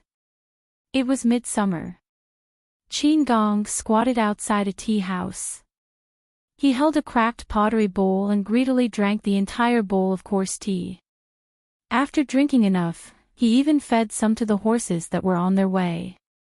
"Pretty boy, look over here." At first, Qin Gong didn't realize that the voice was calling him. It wasn't until someone followed him and the shadow blocked his line of sight. Chapter 1107. What did you call me for, young lady? Qin Gong asked in the elegant language of the 5 kingdoms. The young lady in front of him was a delicate and pretty village girl. Although her appearance was not outstanding, she had the unique vitality of her age, and her cheeks were healthy. She wore a pink robe with a short-sleeved blouse over her head and a long skirt with embroidery. The fabric of her clothes was not exquisite, but the colors were bright, which made people's eyes light up. Just from her clothes, it could be seen that the young lady's family was wealthy and had a good quality of life. Now that the world was in chaos, many families only had one set of clothes to go out in, not to mention dressing so respectfully. The delicate and pretty village girl smiled. "Young man, do you have a marriage partner?" Qin Gong's face stiffened, and his cheeks flushed as he answered dryly. "My late father has already arranged a marriage for me." When the village girl heard this, her face darkened, and she walked away resentfully. A farmer drinking tea in a tea stall slapped his thigh and laughed. "That's the prettiest girl in our village." "Young man, you're not that lucky." Qin Gong's face turned red from the teasing. Who knew what the situation in Wanzhou was like? Qin Gong was asked about his marriage by all kinds of girls and women, and all of them wanted to marry him. At first, Qin Gong was embarrassed and answered honestly that he was not married. Later, he learned his lesson and said that his late father had arranged a marriage for him. When the village girl asked him if he had a marriage partner, Qin Gong guessed what would happen next. With his sharp eyes, he noticed that the village girl had returned to the crowd and was laughing and pointing at him with her friends. He was suddenly embarrassed. "It really doesn't look like chaotic times," Qin Gong muttered. The clothes of the people on the street were bright, and even if they were patched, they were still clean. The adults looked healthy, and the children playing by the side of the road were fair and cute. It was a scene of prosperity and peace. For a moment, he felt that time and space were in disorder. But he did not forget his mission. He originally wanted to go straight to Cangzhou, but halfway there, he found out that Jiang Pingji had already returned from Cangzhou to the prefecture of Shangyang, Wanzhou. Leading the old horse, Qin Gong touched his money pouch that only had a few copper coins left and sighed helplessly. He had brought quite a lot of silver with him when he set out. Logically speaking, it should be enough to cover his expenses. However, when he saw the miserable and helpless people along the way, out of pity, he had to buy more food for them. Although it did not delay the journey, it was very costly. Now he was so poor that he only had a few copper coins left. After entering the city, the noisy streets and pedestrians made him look pitiful. Qin Gong smelled the aroma of food in the air. He swallowed his saliva and led the skinny horse onto the special path. The territory under Jiang Pingji's rule had special rules. Pedestrians, horses, and carriages had to take different roads. There were even special bailiffs to manage them. After entering the city, no one is allowed to gallop on a horse unless there are special circumstances. Qin Gong naturally wouldn't deliberately cause trouble in someone else's territory. Using his remaining copper coins, he bought some hay to feed the horses, 2 large cakes and a bowl of coarse tea. As he ate, he strained his ears to eavesdrop on the conversation of the customers. Qin Gong was listening attentively when a young man in wooden clogs came running in from outside. The young man had dark skin and plain facial features. His face was flushed from running. He shouted excitedly at the customers in the tea house. Saigo is going to be flogged again. The lady boss of the tea house hit the back of his head in annoyance and scolded, "You little bastard, you don't learn good things all day. What are you watching for?" The young man stomped his feet. "Mother, can't I just watch the fun?" The lady boss wanted to scold him again, but one of the customers gave the young man a copper coin. "Tell me, what's the news today?" The tea house was a place where news circulated and gossip flew everywhere. The young man was the lady boss's son. He had a mischievous temper, but he had an excellent memory. He could always tell the customers all kinds of news he had heard. Many customers liked to come here to drink tea and listen to gossip. Qin Gong was also attracted by the young man's lively words and listened attentively. "Everyone, do you know about the nursery hole?" The young man kept them guessing. The customers jeered, "In the whole of Wanzhou, who doesn't know about the nursery hole? If you keep us guessing, I won't pay for the tea." Jiang Pingji set up the nursery hall as soon as she entered Xiangyang district to take in orphans who lost their parents during the war. After that, the nursery hall became a shelter for many irresponsible parents who abandoned their children. To be precise, it was a shelter for abandoned girls. If they were war orphans, it was relatively easy to enter the nursery hole. If the parents abandoned and sold baby girls, they had to sign a strict contract. Now that 4 or 5 years had passed, the youngest of that batch of children was enlightened, and the older ones could work and support their families. The young man said, "Someone went to the nursery hall to steal a child." As soon as he finished speaking, many customers spat out their tea. "Went to the nursery hall to steal a child? Provoke the king of hell. Which blind bastard did that?" The customers discussed animatedly. The young man sat in the middle of the tea house and whetted everyone's appetite like a storyteller. "You don't know, right? The child who was stolen is a girl from class A and D of the nursery hole. Guess who stole the child?" The young man laughed. "It's actually this girl's biological parents. Today, they were also the ones who were pushed to the table and spanked. 50 strokes each." The young man gestured with 5 fingers, gloating over the misfortune of others. The customers who didn't know asked, "Isn't it normal for biological parents to steal a child? Why do they have to punish them 50 strokes each?" Qin Gong, who was outside, also had this doubt. "You don't know. The children who entered the nursery hall are either orphans of martyrs, orphans whose parents died and relatives refused to take them in, or baby girls who were abandoned by their parents and elders." Another customer who lived in Xiangyang district cupped his hands and bowed in the direction of the state government. He then said, "The former is easy. If it's the latter, the elders have to sign a contract to sever ties. Once the contract is signed, the children's elders and relatives can't get close to the child. Not to mention stealing the child, even if they see the child in private, they will be punished with 10 strokes. Hey, that's not right. Since it's a girl, why would they take the risk to steal her? A contract severed blood ties. No matter how one looked at it, the child was no longer the parents. Blood ties. This thing couldn't be compared to the contract." The young man said, "You don't know, I have a childhood friend in the Golden Scale Academy. The governor is preparing to expand the Golden Scale Academy. As for the source of students, he chose a portion from the nursery hole. That girl is from Class A and D, so entering the Golden Scale Academy is a sure thing. I don't know where the parents heard the news, but they came over eagerly. The girl didn't want to acknowledge her, so they thought of stealing her. Entering the Golden Scale Academy would basically be considered as the governor's personal disciple. How could their future be bad? Even if it was a girl, she would be a golden doll who had a relationship with the governor.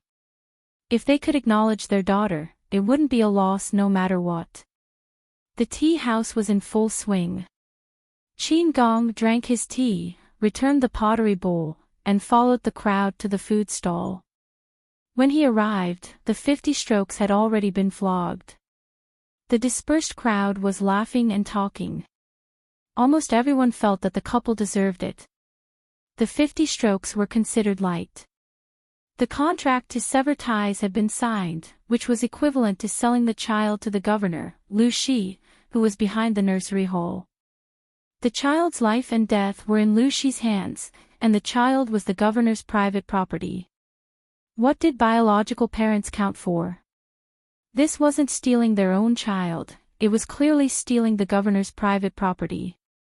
It was already merciful that they weren't beaten to death. Chapter 1108. As the crowd dispersed, Qin Gong glanced at the couple who had been beaten to the point of being bloody. With his excellent eyesight, he could tell that the couple was badly beaten, but their bones were not injured. Only their skin and flesh were bruised. It was painful, but it was not fatal. If 50 strokes of the board were to fall on a person's body, not to mention an ordinary couple, even a martial artist would lose his life. As he was thinking, Qin Gong felt someone tugging at his sleeve. He saw a 7 or 8-year-old girl standing beside him. Her hair was tied into a bun, her chubby cheeks were pink, and her eyes were clear like flawless jewels. The girl wore a blue and white scholarly robe, and an exquisite token hung on her waist. She did not look like she was raised by an ordinary family. "Why are you pulling me?" Could it be that this 7 or 8-year-old girl wanted to marry him? Qin Gong laughed involuntarily at his own imagination. The girl spoke clearly, "Little brother, please help me give these to them." Qin Gong took it and found that the things in the bags were medicine for treating external injuries. Apart from the medicine, there was also a small bag of copper coins. "Who are you to them?" Qin Gong asked curiously. The girl glanced at her parents who were pushing the responsibility, crying and insulting her. Her calm gaze was mixed with some complexity. The nursery was divided into male and female sections. The female servants who took care of them did not hide anything from them. Many girls knew from the moment they could remember that they were abandoned by their parents. They did not have parents, but they had brothers and sisters in the nursery and the governor who protected them. Unrelated people. Qin Gong was surprised, vaguely guessing the girl's identity. He was about to sigh at the girl's filial piety when she said, "If you die here, it will inevitably damage the governor's reputation. In other words, if you die, you should at least die far away." Qin Gong, children these days were all smart. Qin Gong played the good guy for once. He threw the medicine and the bag of coins to the couple. "You're the child from the nursery." Qin Gong returned to find the girl still in the same place. The girl nodded, then shook her head. She pointed at the token hanging on her waist and proudly puffed out her flat chest. "I'm a student of the Golden Scale Academy now." The nursery imitated the Golden Scale Academy in setting up 2 sections for males and females. Apart from studying, males and females were separated for other activities. The girl was a Class D student, and her grades were second only to Class A. This time, the Golden Scale Academy expanded its enrollment, and there were a total of 300 more places. The infant nurturing hall was fortunate enough to occupy 50 places, and the little girl relied on her own abilities to take one of the places. That day, she packed her things and moved to the Golden Scale Academy. Halfway through her journey, her things were stolen by this pair of parents. She was almost scared to death. After calming down, she dealt with the parents while trying to find a good opportunity to escape. It was this experience that completely cut off her desire for the word parent.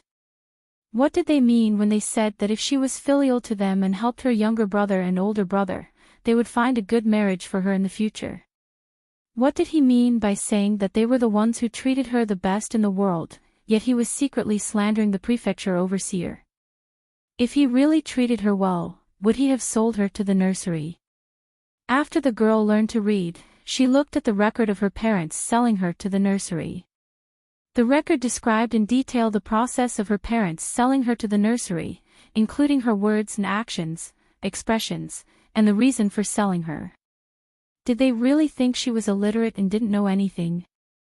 Judging from your accent, you don't seem to be a local of Xiangyang district. But you speak elegant words so well, you shouldn't be an ordinary person, right? Elegant words were official language. Many people spoke official language with a local accent. Unless they had studied it seriously and systematically, it would be difficult to speak so accurately. Qin Gong was secretly surprised.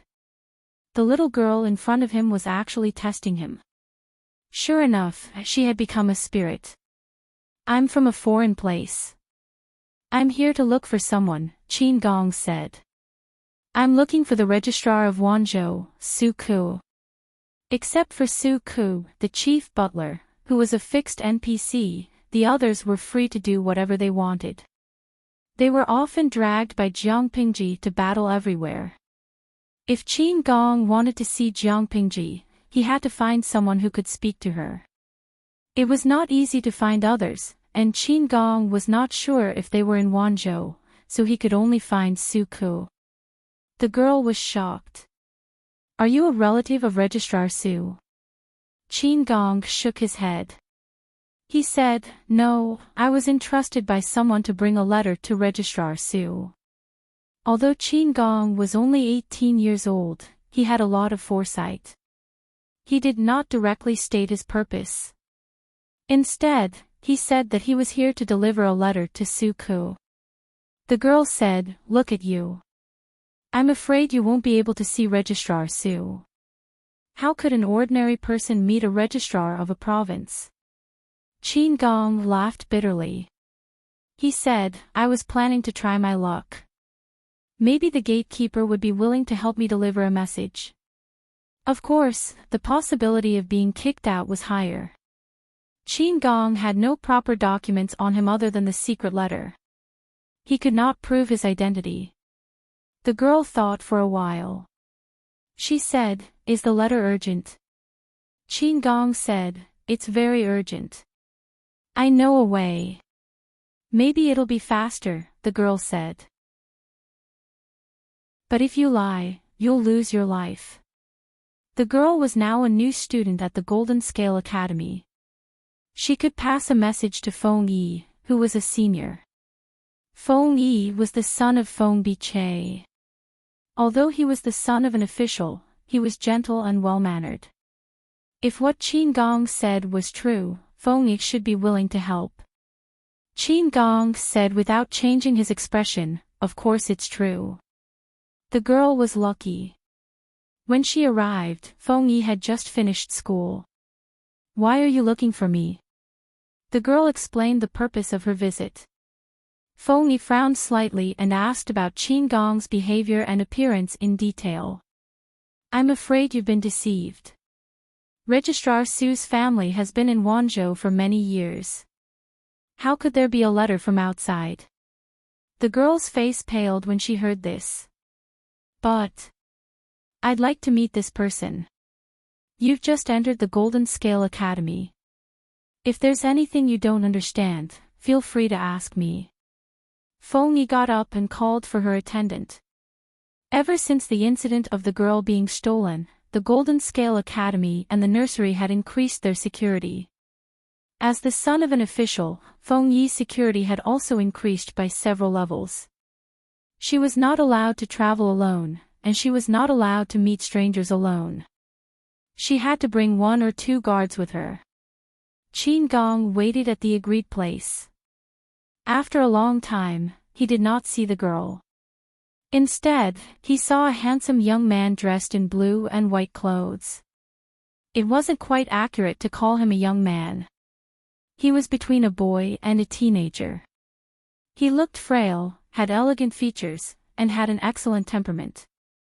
As soon as he saw Feng Yi's attire, Qin Gong knew that the blue and white school uniform was the standard appearance of a student of the Golden Scale Academy. "What's your purpose in coming to Wanzhou? If you can't give me a reason, I'm afraid I'll have to ask you to go to prison." Feng Yi sat down and looked straight at Qin Gong. "Don't you know that there's no one in Registrar Su's hometown? It's even more impossible for there to be any letter from home," Qin Gong asked. "And who are you?" "Feng Zhen is my father." Qin Gong's expression froze. He seemed to be doubting Feng Yi's identity. "I want to meet Registrar Su." As soon as she finished speaking, Feng Yi's gaze became a bit more fierce. Still not willing to tell the truth. Qin Gong grinned inwardly. Oh my, could it be that this teenager in front of him had also become a demon? Chapter 1109. Meet the Lu Prefecture Overseer. Who is your master? Feng Yi's eyes were slightly closed, and her tone was calm. At such a young age, she already had a calm demeanor, as if she would remain unfazed even if Mount Tai collapsed in front of her. "I have to see Governor Lu first, or at least Registrar Su." Naturally, confidential matters couldn't be casually spoken of. Why should I tell a kid who's still wet behind his ears? Qin Gong was annoyed that he had been fooled by a teenager. Feng Yi was calm and collected. She looked at Qin Gong with ripples in her eyes. "You entered the city alone, so the secret letter must be on you. If you insist on not telling me, I'll throw you into prison later, and I'll naturally be able to search your body for it. Whether you say it or not is not up to you." Qin Gong almost choked on his own saliva. The child in front of him was not only a demon, but also a 1,000-year-old demon. Before Qin Gong could speak, Feng Yi continued, "Of course, if you can produce something that can prove your identity, then I'll believe you for now." First, she provoked and angered him, then she comforted him gently. Feng Yi was especially good at using this method of giving a sweet date after a slap. He was not purposely making things difficult for Qin Gong. It was just that Qin Gong was acting suspiciously and his intentions were unclear. If he didn't ask clearly and Feng Yi recklessly introduced him to Su Ku and the others, what if something happened? If what Qin Gong said was true, why did he have to stammer on such a question? Logically or emotionally, Feng Yi had to understand the situation before making the next judgment. Qin Gong replied, "I don't have anything on me that can prove my identity." He was afraid that he would fall into the enemy's hands and expose his identity, so other than the secret letter from Su Fei, he did not bring anything else. As soon as Qin Gong finished speaking, he saw Feng Yi staring at him with a faint smile. "I won't say anything about this, I won't say anything about that. You say you're not a suspect, but ask yourself, do you believe it?" Qin Gong's face turned red and he gritted his teeth. At this time, Feng Yi stood up from her seat and made to leave. "Wait, you can't go." Feng Yi turned her head and said, "I won't search your secret letters." "Qin Gong, I'll tell Registrar Su about your matter. Just stay in prison and wait for news." Qin Gong, he felt that he could still save them. Why was this brat in front of him so hard to deal with? How hard was it to help him bring a message? Moreover, if Feng Yi didn't bring Su Ku a message, would he have to stay in prison forever? What if we delay the Lord's important matters? Before Qin Gong could say anything, Feng Yi seemed to have seen through his doubts. "I'll tell Registrar Su about this. If you really are a messenger from one of the feudal vassals, wouldn't I be held responsible for not delivering the message?" Qin Gong's face turned red. Then I'll wait for your news in prison." Feng Yi smiled and nodded. "Okay."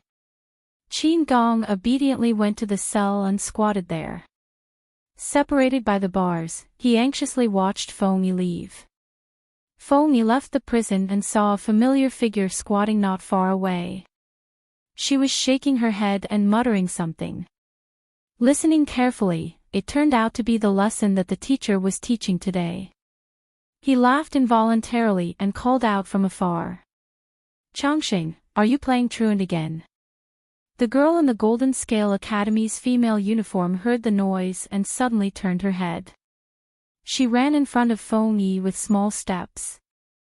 "I heard that you're in prison, so I came to take you out. If Uncle Feng knows that you've committed a crime and are in prison, he won't let you off easily. I'm obviously here to save the day, but you say that I'm playing truant." Changxing added, "I've asked for leave from the teacher." Feng Yi's curled lips froze for a moment. She grumpily produced a stir-fried chestnut. "Do you know what false rumors mean? I only sent someone to prison. How did it become me being locked up in prison?" Changxing muttered. "What did that person do wrong?" A person who was personally sent to prison by Feng Yi was definitely not an ordinary person. Feng Yi briefly explained. Changxing tilted her head and thought for a while. She blinked in confusion. "Is this person's brain made of elm?" "You have to inform Registrar Su, but he doesn't have to stay in prison. He can stay outside and wait for news." Feng Yi could not help but laugh. His brain is indeed a bit elm, but it's also cute. From his appearance and words, I can tell that he's a martial artist. There's a faint bloody aura around him. I've only seen this kind of temperament on a few military uncles. People like that are always hot-tempered and easily angered. But facing my coaxing, not only did he not get angry, but he also obediently fell into my trap. He's unexpectedly likable." Changxing uttered a disdainful, "Eh." Young brother Feng likes to bully people more and more. He even bullies honest people. Bullying was fine, but he even coaxed people to go to prison. How much hatred was there? "I've never bullied you." Feng Yi pinched Changxing's nose. "I can't even wait to coax you." It was fine for others to criticize others, but if they criticized the person in front of her, golden beans would fall. Feng Yi went to find Su Ku and sent Changxing back to the mansion. "Go back and do your homework. When I come back, I'll check. If you're wrong, you'll be punished to do the martial arts squat and copy the wrong words." Changxing pouted and muttered, "This is what you said when you said you've never bullied me." It was obvious that she was the one who was bullied the most. He was stricter in her studies than her father. If she didn't do well, she would be punished to do martial arts squats and practice writing. When Su Ku heard that Feng Yi had something to see him about, he found it funny. "I don't know what it is." "Let him in." "Registrar Su, I found a person with strange movements today. He claimed to be a messenger sent by another feudal lord. However, when I asked him who the lord behind him was, he didn't give me any details." Feng Yi told him everything about Qin Gong in a low voice, without hiding anything. A trace of a smile appeared on Su Ming's solemn face. "You mischievous boy, it's his bad luck to meet you." Feng Yi said disapprovingly, "That person's martial arts skills are not low. If I don't coax him to go to prison, I'm afraid it won't be safe. I'm afraid that someone who's willing to be coaxed to go to prison is not an evil person. After all, he couldn't do anything bad with that little bit of intelligence." Su Ku ordered someone to bring Qin Gong out of prison. Qin Gong stayed in prison for more than an hour. When he came out, he felt that his body was stained with an unpleasant smell. "Thank you." Seeing Su Ku, Qin Gong shed tears of gratitude and immediately dispelled his suspicions. He only felt that Feng Yi was stubborn but kind inside. She was quite likable. Feng Yi nodded from afar. The conversation that followed was confidential. It was not suitable for him to listen in. Su Ke asked Qin Gong, "Who is your lord?" Facing Su Ke, Qin Gong did not hide anything. "My lord, Su Fei, specially sent Qin Gong to deliver a secret letter to the magistrate of Liuzhou." It was actually Su Fei's man.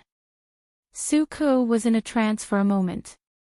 He suddenly remembered what Jiang Pengji had said a while ago.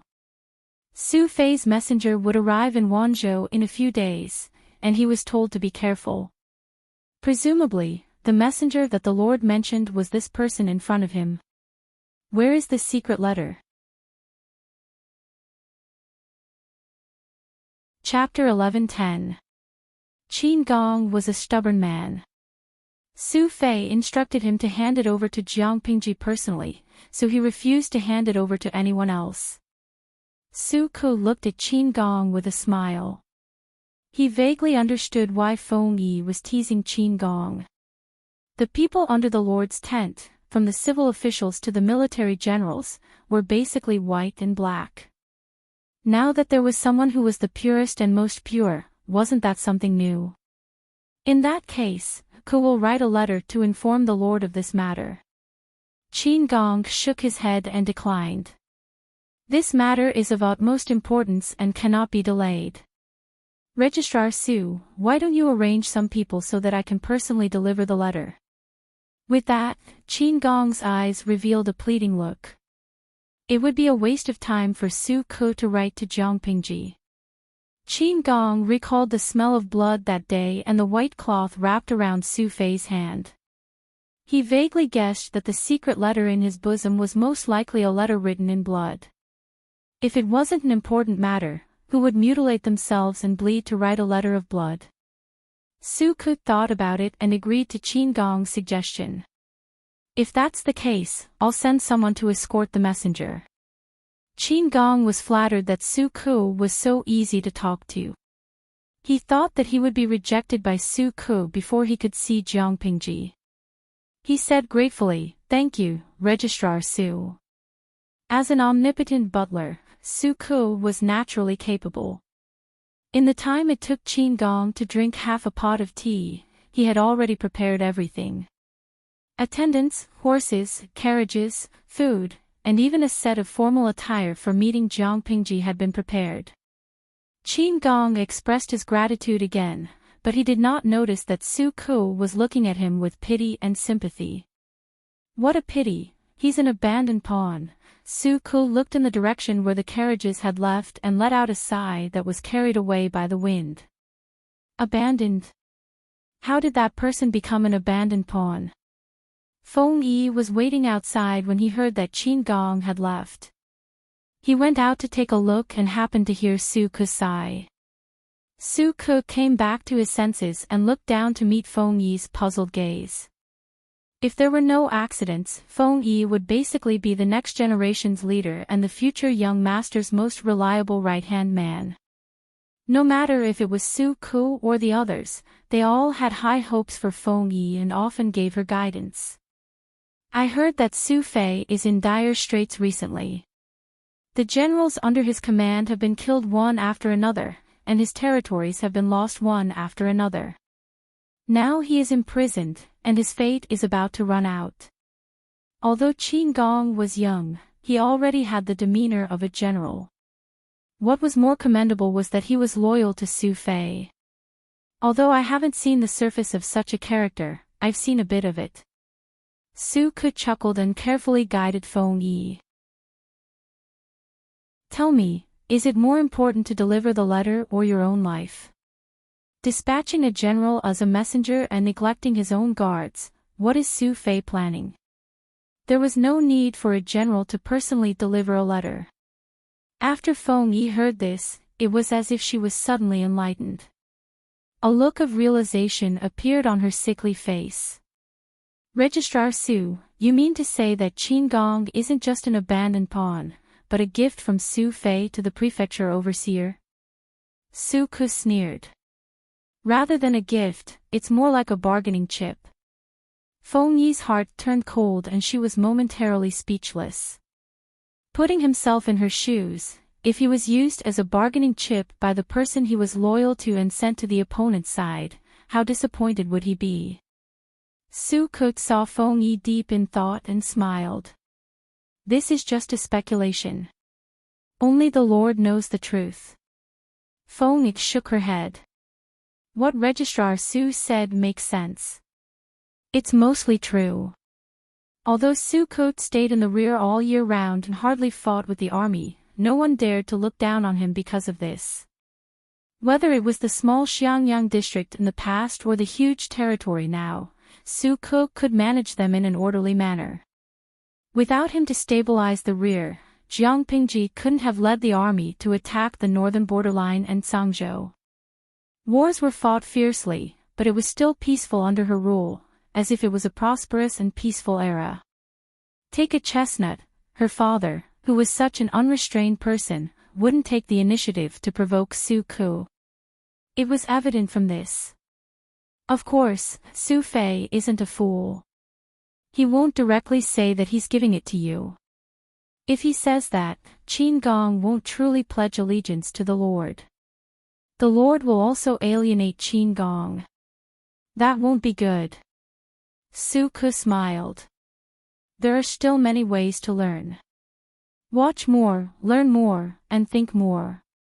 Feng Yi bowed and thanked him. Thank you, Uncle Su, for your guidance. Su Ke was speechless. You're so reserved and polite. You don't seem to be from Feng Zisher's family. You seem to be from Feng Huayu's family. Feng Yi smiled shyly. At that moment, she finally looked like someone of her age.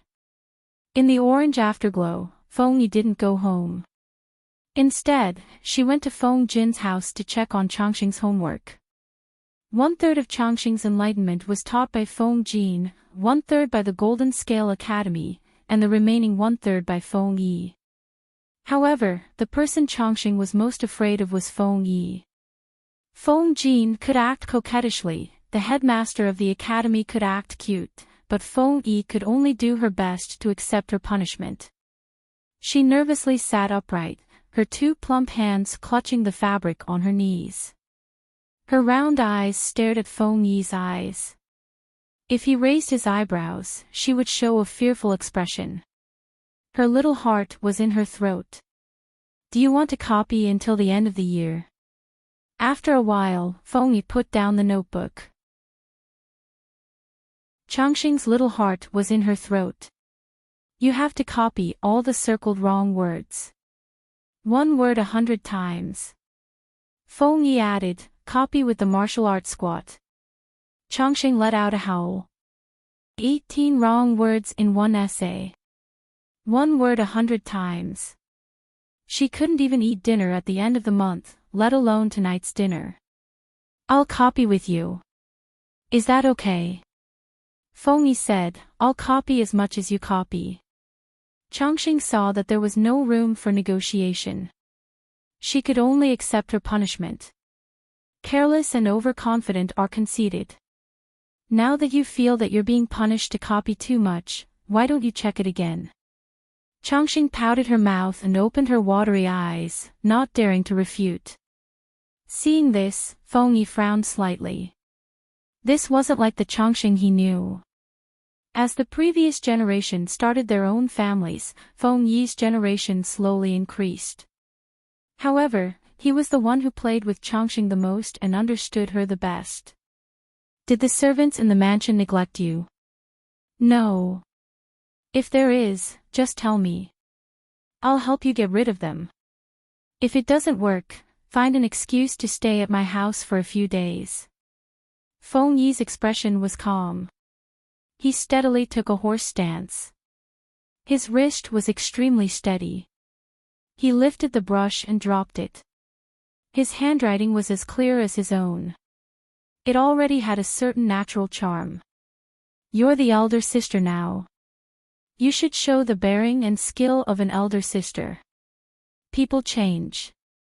You can't stay the same all the time.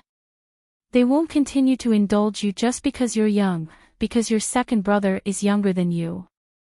Before Feng Jin was dragged to Changzhou by Jiang Pingji, Wei Jingxian successfully had a second child. After Changzhou ended, the second child was born. Feng Jin and Wei Jingxian were not people who valued sons over daughters. However, their youngest son was young, so they had to spend more energy to take care of him. With Changxing's sensitive personality, it was impossible for her not to notice the difference. I didn't. Changxing pouted. She was just annoyed by the servant's private chatter. Since you didn't, then you should learn well. Out of the corner of his eye, Feng Yi saw that she had written another wrong word. His eyebrows twitched and he said seriously, "Your father and mother are busy. The situation outside is not peaceful. They probably won't be able to take care of your second brother's enlightenment in the future. In the end, won't they still have to rely on you? But with your ability to enlighten others, it's good enough that you haven't led them astray. Young brother Feng, then in the future, when you have a younger brother, you teach him well and raise him into a talent. Don't let father harm him." Changxing was speechless. Chapter 11:11. Young brother Feng is indeed a good brother. After Feng Yi's explanation, Changxing's gloomy mood eased a lot. Sure enough, those talkative maidservants still needed to be taught a lesson. Don't always talk about trivial things. As she thought of this, she suddenly remembered a servant girl's idle chatter. That servant girl had been bought into the manor for half a year and was now 13 years old. Some maidservants thought that Changxing was young, so they would take advantage of her nap and talk about some private topics. At first, they only talked about young talents. After 2 years, they would occasionally mention Feng Yi, who often visited. If I can get young Lang Junfeng's favor, I might be able to get a title in the future. Come on, title. You can't even be a Tongfang. Why can't I be? Young Lang Junfeng doesn't have a legal mother to teach him, so he doesn't know anything. If I can get first place. Little girl, you can daydream. Changxing was absent-minded and accidentally made a mistake. Changxing, what are you thinking about? Changxing came back to her senses and said with a smile, I'm thinking about young brother Feng's Tongfang. Feng Yi's hand tightened, and the tip of the pen dropped a lot of ink on the paper. His expression became very serious. What Tongfang? Where did you learn this from? Changxing didn't know why, nor did she know why Feng Yi was angry. Feng Jin's backyard was very clean. He didn't even have a Tongfang or a personal maidservant, let alone a Tongfang. She didn't know what a Tongfang was, but from the tone of the maidservants, she guessed that it was something good. Bai Xing and the others said that they wanted to be young brother Feng's Tongfang. Feng Yi put down the pen with a snap. The ink on the tip of the pen splashed, and the paper that was half written on was completely ruined. They're just a few lowly maidservants. Are they worthy of Xiaofeng? Feng Yi's weak face was filled with anger. Changxing was frightened and couldn't help but shrink her neck.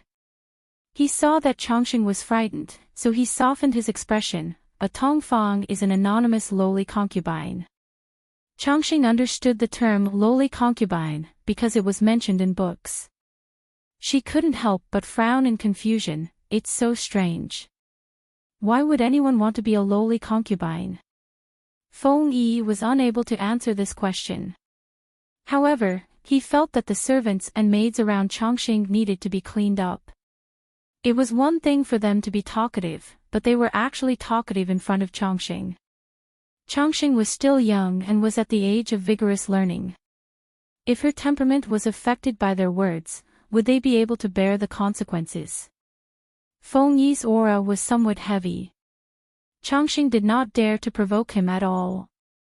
In the next hour, she concentrated on copying and barely managed to finish 2 pages.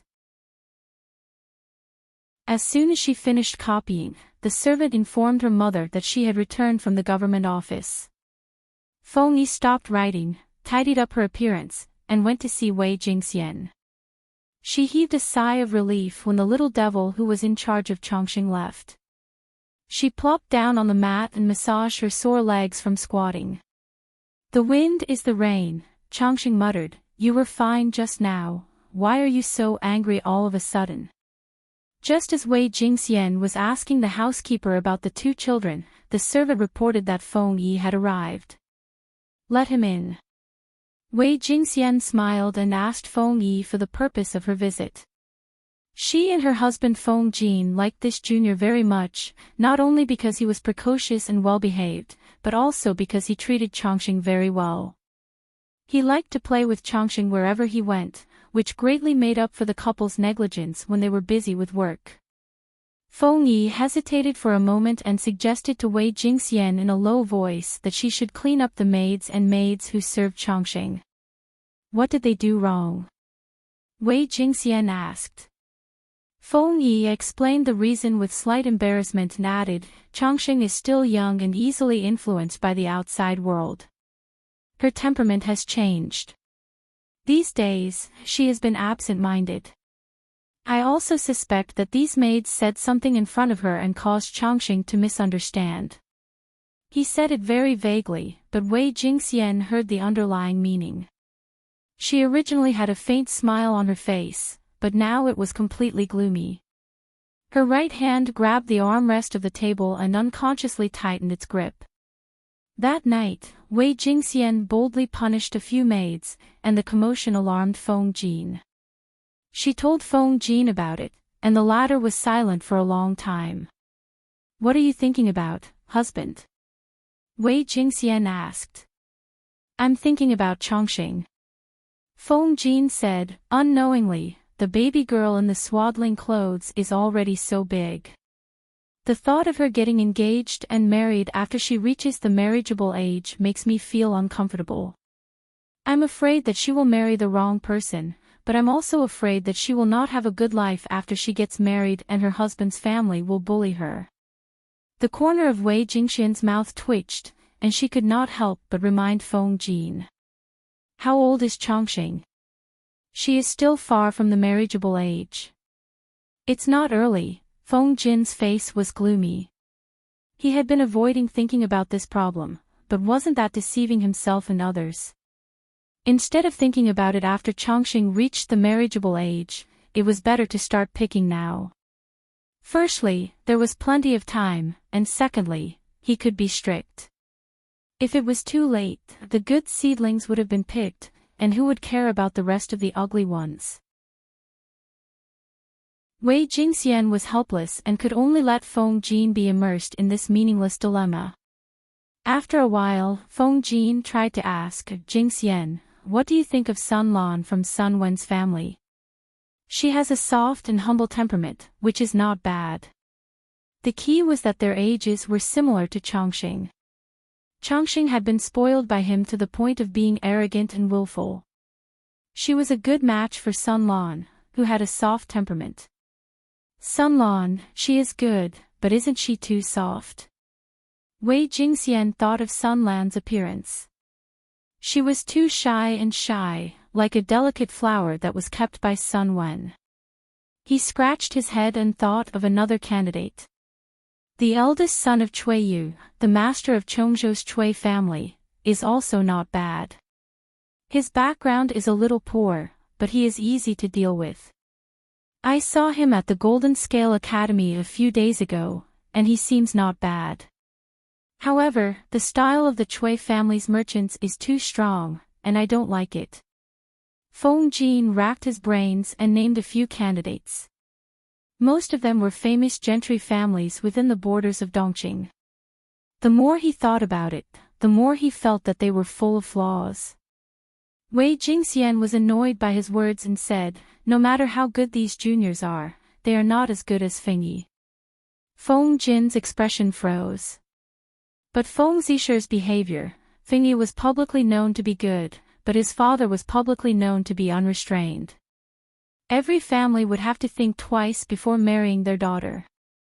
Feng Jin could tolerate Feng Jin's unruly behavior because of work, but since the two families were in-laws, it was hard to say. Let me think carefully about this matter. According to Jiang Pingji's current family business, in the next few years, she would be conferred the title of Joshi. It was a sure thing that she would become a king. As long as the next generation did not make any big mistakes, it would not be a problem to keep the family business. As the leader of the next generation, how could Fengyi's status and prospects not be bad? According to his analysis of the Lord's thoughts, the Lord was determined to eliminate the old gentry families and promote the commoners. In this way, the shortcomings of Fengyi's background would not be considered as shortcomings. In addition to his indulgence and care for Changsheng, he seemed to be a good candidate for a husband. After thinking for a night and a days, Feng Jin became more and more conflicted. Wei Jingxian sighed helplessly. When it came to the matter of Changsheng, Feng Jin's IQ dropped sharply, hovering on the edge of passing. Nothing had been set in stone, but he was already worrying about what would happen in the future. Wei Jingxian got up to wash up and went to the government office to take attendance. She did not know that Feng Jin had done something. He felt that he could try Feng Longzi's words and let his son be his son-in-law. Feng Jin was speechless. Chapter 11-12. When he heard Feng Jin's hint, Feng Jin's first reaction was to look at the sun outside. Did the sun rise from the west today? Feng Jin actually wanted to be in-laws with him. Didn't this person hate his style the most? Feng Jin's heart was in turmoil, but he pretended to be flattered. If Feng Jin hadn't mentioned it to him, he would have forgotten that Feng Yi was 11 this year and the marriage was only 2 years away. He was busy fighting a war and there were no women in charge in the manor. No one could help Feng Yi find a wife. Feng Jin's initiative was exactly what he wanted. Feng Zhen had no objections and even wanted to raise both his hands and feet in approval. Feng Jin was from the Feng family. Did he need to question the upbringing of the Feng family's women? He had seen Changsheng before. She was cute, lively, and well-mannered. He had wanted to steal her home and raise her as his daughter several times. No one knew a child better than a father. He knew that not every child could play well with Feng Yi, let alone raise her as a sister or daughter for a long time. Now that they had such a good relationship, they could treat each other respectfully when they grew up. It was better than a blind marriage. Feng Zhen's quick answer made Feng Jin hesitant. A gentleman's word could not be taken back. He couldn't take back what he had said. But he didn't say anything definite. He only said that the two families had a good relationship and the two children could play well. If they liked each other when they grew up, it would be good for the two families to be in-laws.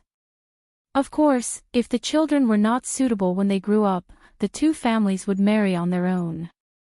That day, Feng Zhen was all smiles, as if he had picked up a few hundred taels of gold. When he returned to the manor, he accidentally saw Wan Xiu in the courtyard with a maid cleaning the cotton. He felt even better. The beauty was pleasing to the eye. His good mood seemed to be magnified, multiplying exponentially.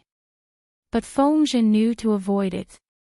He glanced at her and then went to the main hall without disturbing her. When Feng Yi came back from school, Feng Zhen guided him in his homework and said happily, "Father found you a marriage today." Feng Yi stopped writing and looked at Feng Zhen expressionlessly. After a while, he asked, "Father drank again today?" "Just 2 glasses." Feng Zhen blurted it out. When he came back to his senses, he said with slight embarrassment, "Do you think I'm such an unreliable person? How could you be booked out just because of a few glasses of wine? You're already 11, it's not too early to talk about marriage. The marriage I've arranged for you today will definitely be the best. There are too few daughters of important officials under Master's banner who are of the right age." Frowning, Feng Yi thought for a moment and asked, "Is it Uncle Qiguan's Jinghui?" Considering her temperament, family background, and age, Qiguan ranks eldest daughter, Qiguan Jinghui, was the most suitable. So you like the Qiguan family? Feng Yi said mercilessly, Uncle Qiguan's family background isn't high, and our family can be considered to be in decline. In terms of family background, the difference isn't that great. In terms of age, Jinghui is only 4 years younger than me. In terms of temperament, only Uncle Qiguan could tolerate father's wanton and unrestrained behavior. He had taken a liking to our family. If there really was a candidate, the possibility of it being Jinghui was very high. Isn't it Jinghui? The Book of Rites says, those who are ignorant of etiquette will combine the good of 2 surnames to serve the ancestral temple and help the future generations. This was a very serious matter. Marriage also had to be considered in many aspects. Although Feng Yi was only 11 years old, he didn't just think about liking or hating someone. Feng Zhen was speechless at his son's words. It really isn't, then who is it? Feng Yi asked.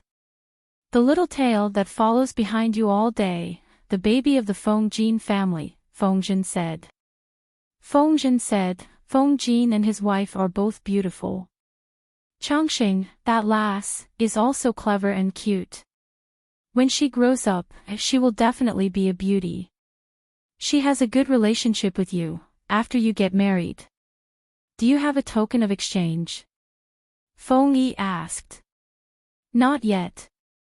Feng Yi continued with a cold expression, if that's the case, then it's just a verbal agreement. It may not be valid. Changxing is indeed young, but you can't look down on her reputation because of this. As for the marriage, let's wait until it's confirmed before we talk about it. If we talk about it now, it'll damage my reputation. Feng Zhen, had he been taught a lesson by his own son? Feng Yi really didn't take this matter to heart. Changxing was still young, but this group of unruly adults were so busy.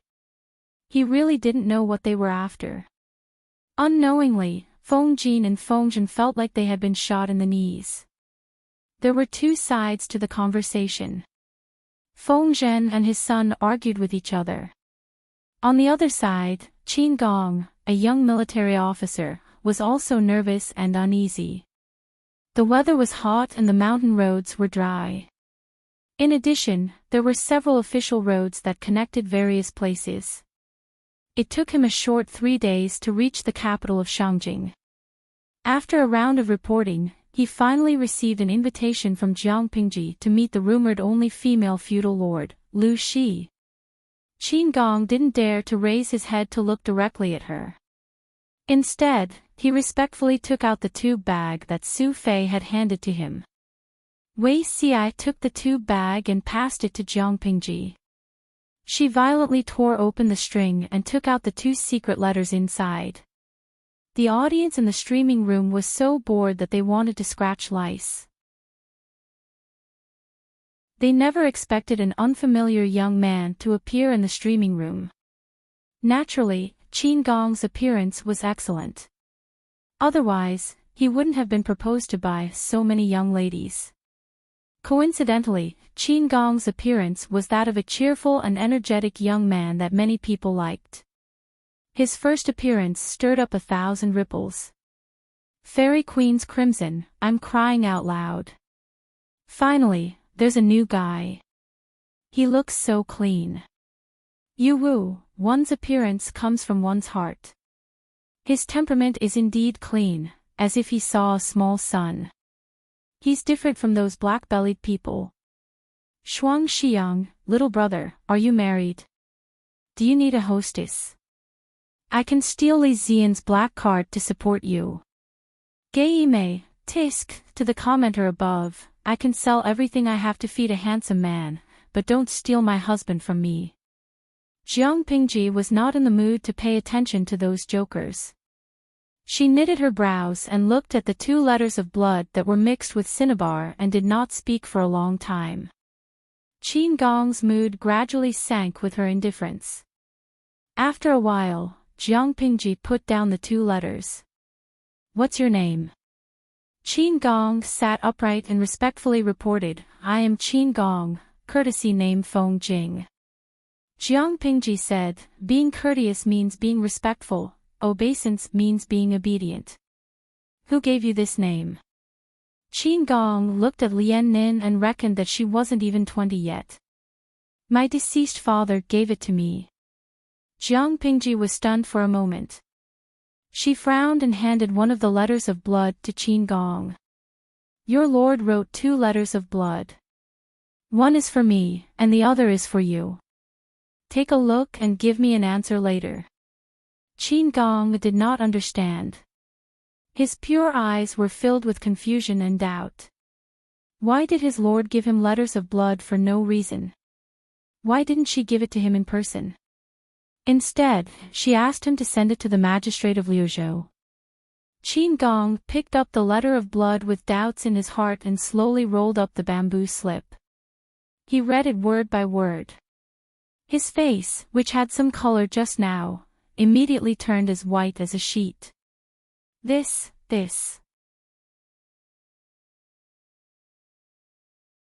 Chapter 11-13. The blood letter on the bamboo slip in his hand seemed to weigh 1,000 pounds. It fell to the ground with a thud, making a dull sound. Half of his body on the ground, the young man's slightly thin shoulders trembled.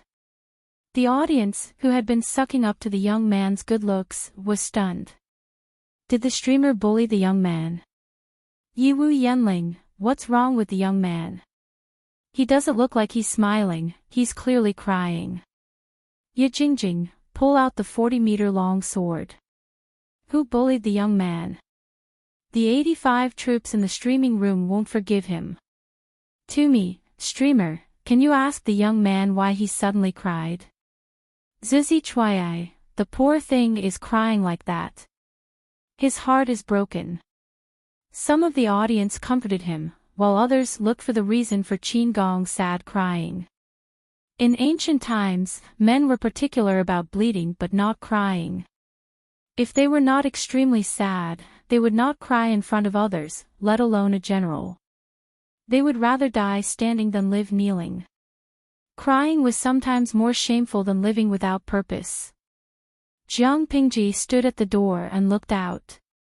She considerately left some space for Qin Gong and some dignity for him. Following the clues, the audience quickly focused their attention on the blood letter left by Su Fei for Qin Gong. Xingyue Tianyun, streamer, you've read the 2 blood letters. What's in the one you left for Qin Gong? Qin Gong was so sad after reading the blood letter that he could not control himself. Who would believe that it was not the blood letter? Jiang Pingji crossed her arms in front of her chest and stood outside the elegant main hall of the provincial government. Wei Ci followed a step behind her. Neither of them spoke. The audience was helpless. They could only work together to find the truth. For a moment, Sherlock Holmes, Edogawa Conan, Robin, and other detectives appeared one after another. The entire streaming room was filled with inferences that made people not know whether to laugh or cry. Some of the audience's inferences were very close to the truth, while others had wild imaginations. They were as funny as they could be. After a while, the young man's hoarse and suppressed voice came from the main hall. Magistrate of Liuzhou, Jiang Pingji returned and sat on the seat of honor. I was overwhelmed with emotions and couldn't control myself. I've embarrassed myself in front of Magistrate Liuzhou and Mr. Wei. Qin Gong had already wiped away the tears on his face, but there were still traces of tears on his cheeks. The tip of his nose and cheeks were dyed with an abnormal redness. His eyes were bloodshot, and his temperament was pitiful. It made people's maternal instincts explode. They wanted to rush out of the screen and hug him in their arms to comfort him. Jiang Pingji was still expressionless. If she showed any sympathy or pity, it would be a heavy blow and humiliation to Qin Gong. Have you read your lord's letter? Qin Gong's body stiffened for a moment, and he could only squeeze out 3 words after a long while. Yes, I have. Jiang Pingji lowered her eyes and sighed. Do you know that he has no other choice? The enemy was strong while he was weak, and there was nothing he could do to save himself. Thinking about the past, he felt that he had let down his father and brother. Now, I don't want to implicate you. Without your talent, I don't want the bloodline of the Qin family to end. Qin Gong broke down in an instant. Tears welled up in his eyes and refused to fall. He choked with a sobbing voice and said, I wish I could imitate my father and brothers and willingly fight until the last drop of blood for my lord. Although I am still young, I know the word loyalty and filial piety. Why would I abandon my lord in danger for my future, life, and bloodline? At the end of his sentence, Qin Gong's voice broke, and hot tears streamed down his cheeks. It was like a young beast crying blood, and it made people's hearts tighten. Jiang Pengji and him only had a few sentences in their conversation, but the audience had already imagined the entire plot. Yeguru porridge. Cutie, was he abandoned by his lord? Ingluo, it seems so. His lord knew that he was going to die, so he deliberately asked Cutie to send him away. Chinching gorilla, hee, I bet on the streamer's integrity and shamelessness. This matter is definitely not that simple. You are loyal, and he must know this. Otherwise, he wouldn't have entrusted such an important task to you. Qin Gong burst into tears again. The last time he cried was when he was setting up a cenotaph for his father and brothers. After the bloody battle, not even their corpses were left. He was the only one left in the family to shoulder the burden. Jiang Pingji asked him to pass the remaining blood letter to Qin Gong. This was written by Su Fei for her, but Qin Gong was fine after reading it. Qin Gong endured the pain in his back as he opened the blood letter with trembling fingers. The image of his lord bending over the table and writing seemed to appear in his mind. Although he did not let it go, he stopped crying. After a while, he bowed to Jiang Pingji. His tone was stiff and difficult. Forgive me for my rudeness. May Magistrate of Liuzhou, give me a night and give me an answer tomorrow. It's all right. Jiang Pingji was very tolerant. After Qin Gong left, Jiang Pingji said, although I have done many schemes in exchange for sincerity, this is the only time I feel guilty. Wei Ci smiled faintly. It's enough that my lord has a clear conscience. You feel guilty, but it's nothing more than Officer Qin's pureness. He can't bear to do it. Jiang Pingji said, this Su Fei is also considered an expert in psychological attacks. The first is to attack conspiracies, the second is to attack friends, the third is to attack soldiers, and the third is to attack cities. Psychological attacks are the top, and attacking the city is the bottom. Psychological battles are the top, and military battles are the bottom, Wei Ci replied. It's really embarrassing to say such things too clearly. Su Fei wants to be strong for a lifetime, so he has to leave some leeway and face for himself. If he doesn't do this, Qin Gong won't completely pledge allegiance to my lord, and Su Fei won't be able to get any benefits. In the blood letter that Su Fei left for Qin Gong, there was no mention of him selling Qin Gong to Jiang Pingji as a bargaining chip. Instead, every word was written with Qin Gong in mind. He recalled the friendship between him and Qin Gong's father several times, and then thought of Qin Gong's eldest and second brothers dying in battle for him. He could not bear to see the bloodline of the Qin family being destroyed. He saw that Qin Gong was extremely talented and had a promising future, so he thought of ways to find a way out for Qin Gong. The blood letter he wrote to Jiang Pingji was the same. Su Fei did not directly state his purpose. Instead, he recalled the situation of the alliance meeting at Huangshui, and imperceptibly shortened the distance between them. They were obviously only friends, but in his words, they were very close. After recalling, he did not tearfully complain about how badly he was bullied by Su Bei. Instead, he talked about how good Qin Gong was. He hoped that Jiang Pingji would let bygones be bygones and put Qin Gong in an important position. He was a good seedling with good roots. If he was put in an important position, he would definitely make great contributions to Jiang Pingji. He was so certain that he thought highly of Qin Gong. He wrote it with such sincerity that Qin Gong naturally felt sad and touched. His lord always planned for him and considered for him, but he could not stay by his lord's side and shed his blood for her. How could he not cry? Only then did the audience realize what had happened. Their hearts felt heavy. When me is Zhangxi, I originally wanted to be loyal to the ruler, but the ruler sent me away. Little brother, I feel wronged for you. Wei Ci saw that Jiang Pingji was deep in thought. He asked softly, "Is my lord thinking about Field Officer Qin?" "No, I'm thinking about you." Jiang Pingji said, "If I end up in the same situation as Su Fei one day, I will kill you with my own hands."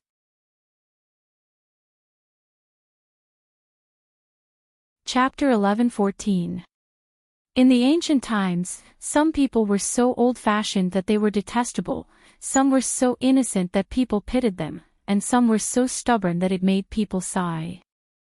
After Jiang Pingji changed her attitude, she enjoyed everything more. Should you send someone to keep an eye on Qin Gong? Are you worried that he will take the opportunity to commit suicide? Jiang Pingji asked. Wei Ci nodded in affirmation and said, "Don't worry, this fellow is not that weak. The most valuable quality he has is the word loyalty. After reading Su Fei's letter, he won't seek death." Wei Ci thought about it and suddenly felt that his suggestion was a little funny. Indeed, his suggestion just now was belittling Qin Gong. My lord is right, I was wrong. In the previous life, when Su Fei killed Su Bei, Wei Ci had yet to enter Jiang Pingji's camp. He was sacrificing his life for Enchui in Nanxing. However, he knew a little about Su Fei's situation. In the previous life, after Su Fei was killed by his cousin Su Bei, his general Qin Gong's whereabouts were unknown. His corpse was hard to find. Everyone thought he had died in the battle to break into the city.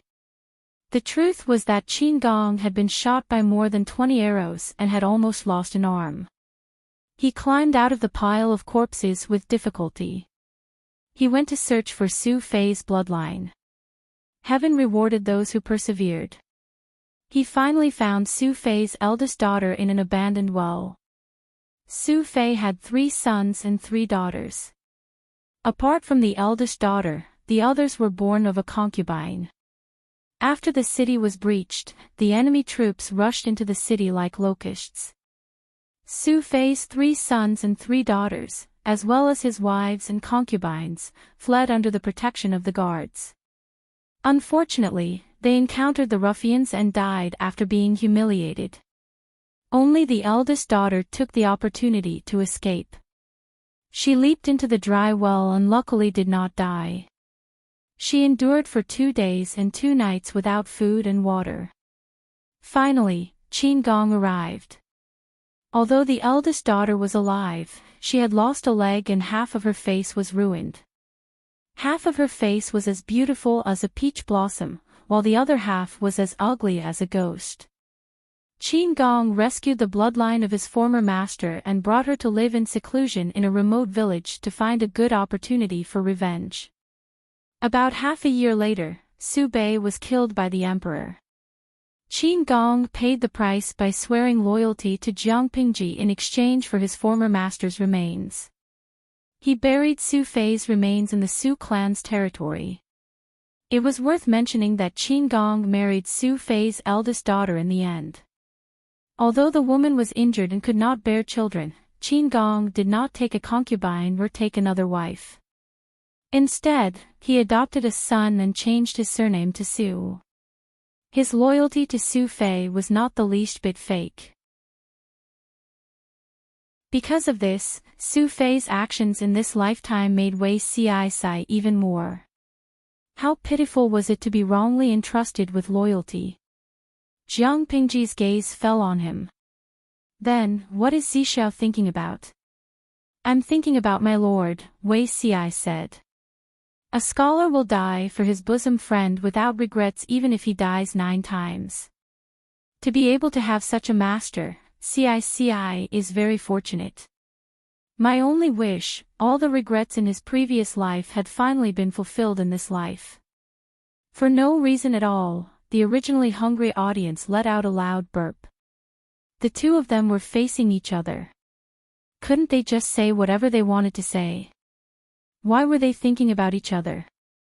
Xiao Pan, mercilessly kick over this bowl of sweet dog food. How dare you force it into the baby's mouth? Yi Lu Ling, the streamer and Beauty Ci have both changed. In the past, Beauty Ci was so cold and aloof. Now, he is showing off to the dogs with the streamer.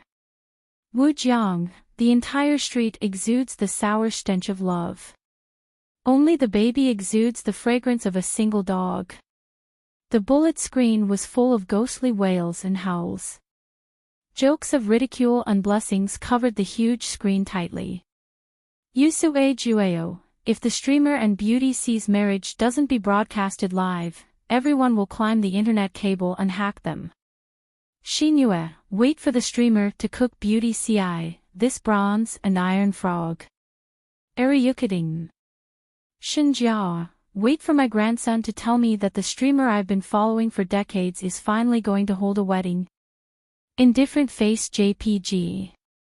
Jiang Pingji and Wei Xi teamed up to bully the single dog.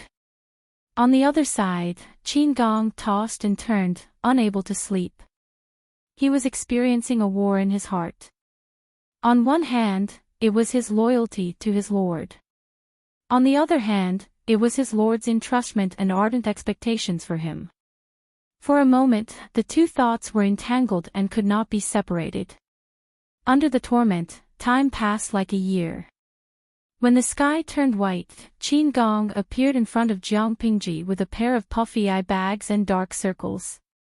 Qin Gong, you've been thinking for the whole night. Have you made up your mind? Jiang Pingji was dressed in a plain shirt. She had no makeup on, and her face was healthy. She looked more natural than usual. Even though Jiang Pingji was wearing a woman's shirt, Qin Gong could always feel an inexplicable deterrence from her when he saw her. This was a power that only someone who had been in a high position for a long time could have. Qin Gong's cheeks were pale and bloodless. As if he had experienced a difficult struggle, he suddenly bowed down and kowtowed. General Qin Gong greets the new lord. Jiang Pingji revealed an unsurprised smile. Qin Gong's choice was also within her expectations. Su Fei was done with his performance. It was her turn to appear next. Su Fei and I are allies. We were considered comrades in the past. Now that he's in prison and is in a precarious situation, I can't bear to see him. After Jiang Pingji finished speaking, Qin Gong's face gradually revealed a look of ecstasy. She acted as if she did not see it and continued, Su Fei wrote a book in blood. Every word he wrote was filled with blood. No one could not be moved. Considering our friendship in the past, I can't leave him in the lurch. Qin Gong, listen to my orders. Qin Gong gestured to accept the order. General Qin Gong, listen to your orders. Deploy 10,000 troops to Hu County immediately. Qin Gong was so happy that he was almost speechless. His hands that were cupped in a fist were trembling like a sieve. General, listen to my orders. In the end, Jiang Pingji sighed and added, Fengjing, it's not that I don't want to deploy more troops. It's just that the battle at the northern borderline last year and the battle at Sangzhou this year have depleted too much. Now that the troops and horses are exhausted, there's not much left in the grain depot. Otherwise, I would definitely. At this point, Jiang Pingji paused. She frowned, as if she was really in a difficult position. Qin Gong, who had finally calmed down, could not help but feel excited again. 10,000 troops and horses are enough. I thank my lord for your kindness. After Qin Gong retreated, Jiang Pingji saw that a bullet screen in the streaming room had become a hot topic. Herbivores was he, the little cutie is no match for the two drama queens working together. Su Fei attacked Qin Gong's heart and Jiang Pingji fooled him. The two of them made a deal. Qin Gong did not even have a chance to fight back. My husband by Fei Fei, you gave him 10,000 troops and horses directly. The new general has to be tested, right? Although the audience sympathized with Qin Gong, they were all staunch streamers. Everything was based on Jiang Pingji's interests. Of course, Jiang Pingji would not be so straightforward. Although Qin Gong was the commander, Jiang Pingji had also sent people to him. Yang Si was the military advisor. Qing Yuan and the military supervisor were to assist Qin Gong. Yang Si, who had just been emptied, was speechless. There was no end to it, was there? In contrast, Qing Yuan was excited. He finally did not have to stay in the rear to deal with government affairs or help his father write books. As the son of Qing Yuan was born in a scholarly family, but he also had the heart to fight on the battlefield. Upon receiving the order, Qing brought his second son over for a good lesson. Qing Yuan had a lot of theoretical knowledge, but he had no actual combat experience. He had to follow Yang Si as his leader. He had to learn humbly and ask for guidance. In the face of his old father's earnest teachings, Qing Yuan naturally agreed. There's another point. Your eldest brother is currently working under Su Pei's camp.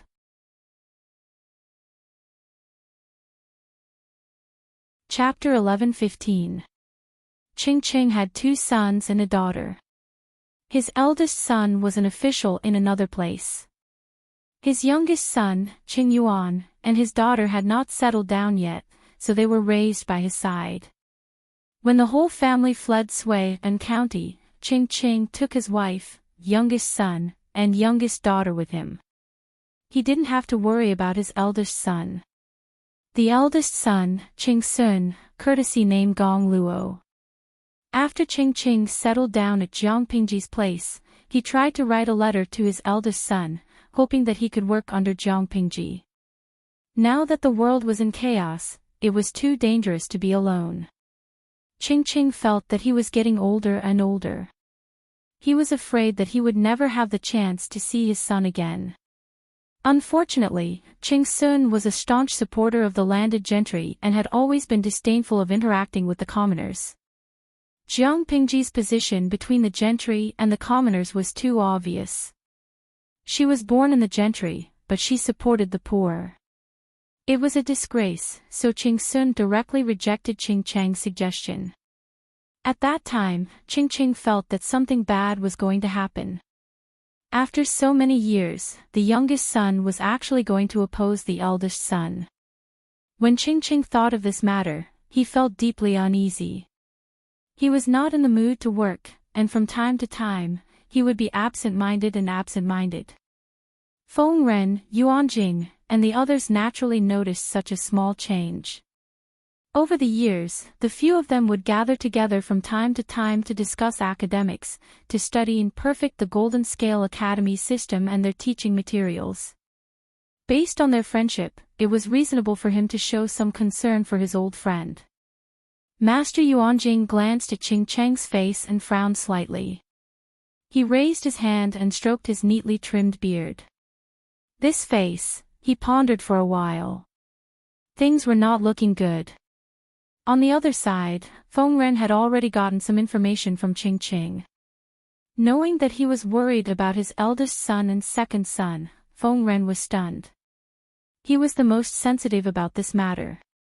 They were thankful that their eldest son, Feng Gui, had taken on the responsibility of the clan leader, taking care of the clan and had yet to become an official. If Feng Gui also stepped into the muddy waters, the 3 brothers would be a trio of thorns.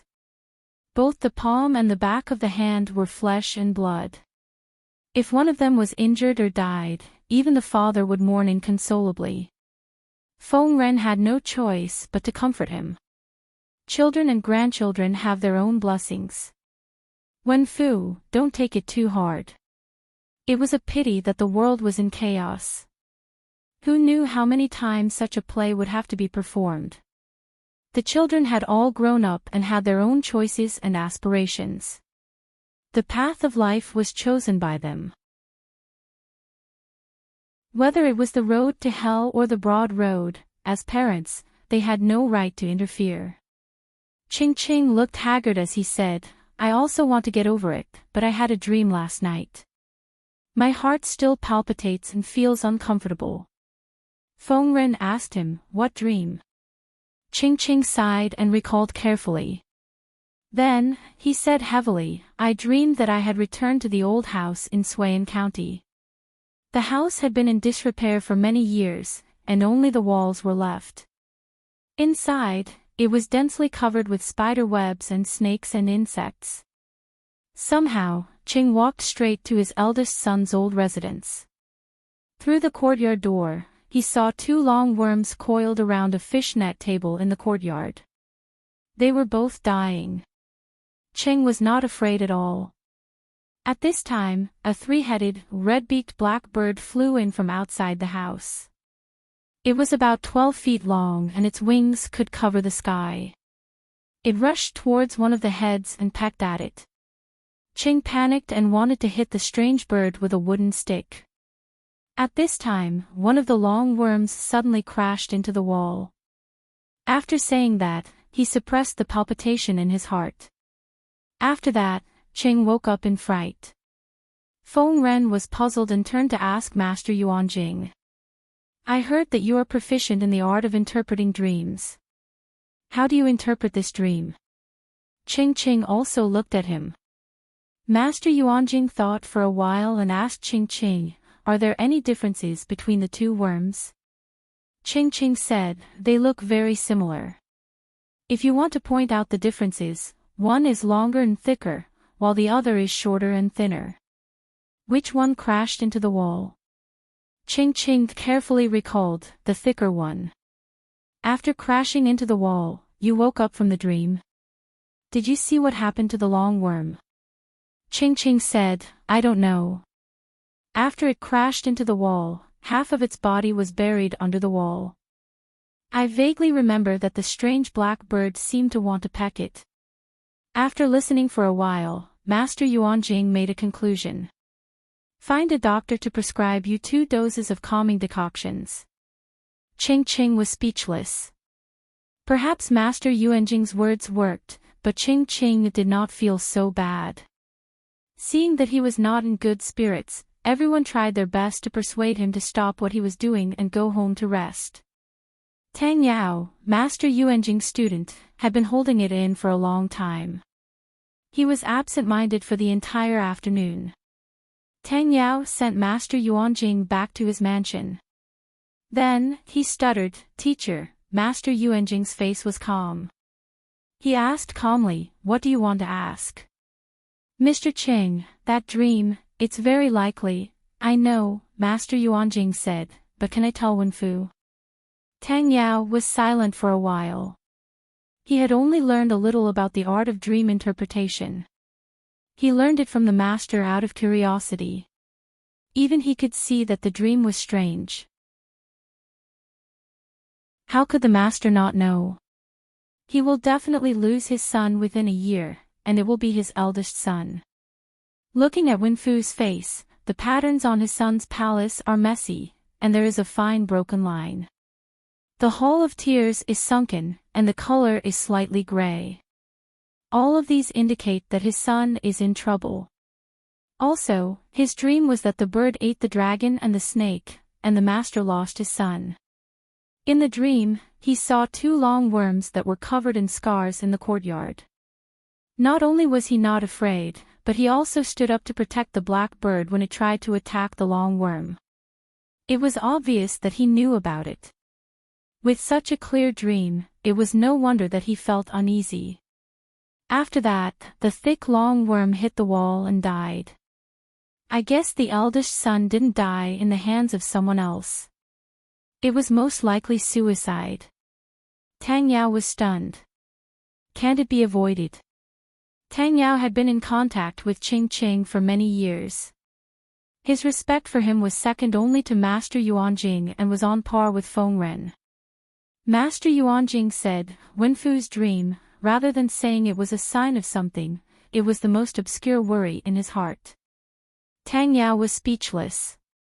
Teacher, you mean, do you really think Wenfu doesn't know anything? Master Yuanjing sighed. It's because he knows the situation that he had this dream. On the one hand, he knows the current situation, but on the other hand, he doesn't want to face reality. It's useless to say it. Do you think it can change? Tang Yao said, things that haven't happened can always be changed, right? Master Yuanjing smiled. However, this smile was very different from his usual kindness. There was a hint of sarcasm in it. The crux of the problem isn't whether it can be changed or not. It's whether the person involved can change, Master Yuanjing said. Cheng Sun's temperament is destined to be different from the Lord. That year, Wenfu wrote a letter to his family hoping that his eldest son would give up his official position and reunite with his family. Did Cheng Sun agree? Do you think the Lord will accommodate Cheng Sun, get close to the aristocrats, alienate and suppress the poor? Or will Cheng Sun change his original ambition and suddenly get close to the poor? Tang Yao felt as if he had fallen into an ice cellar.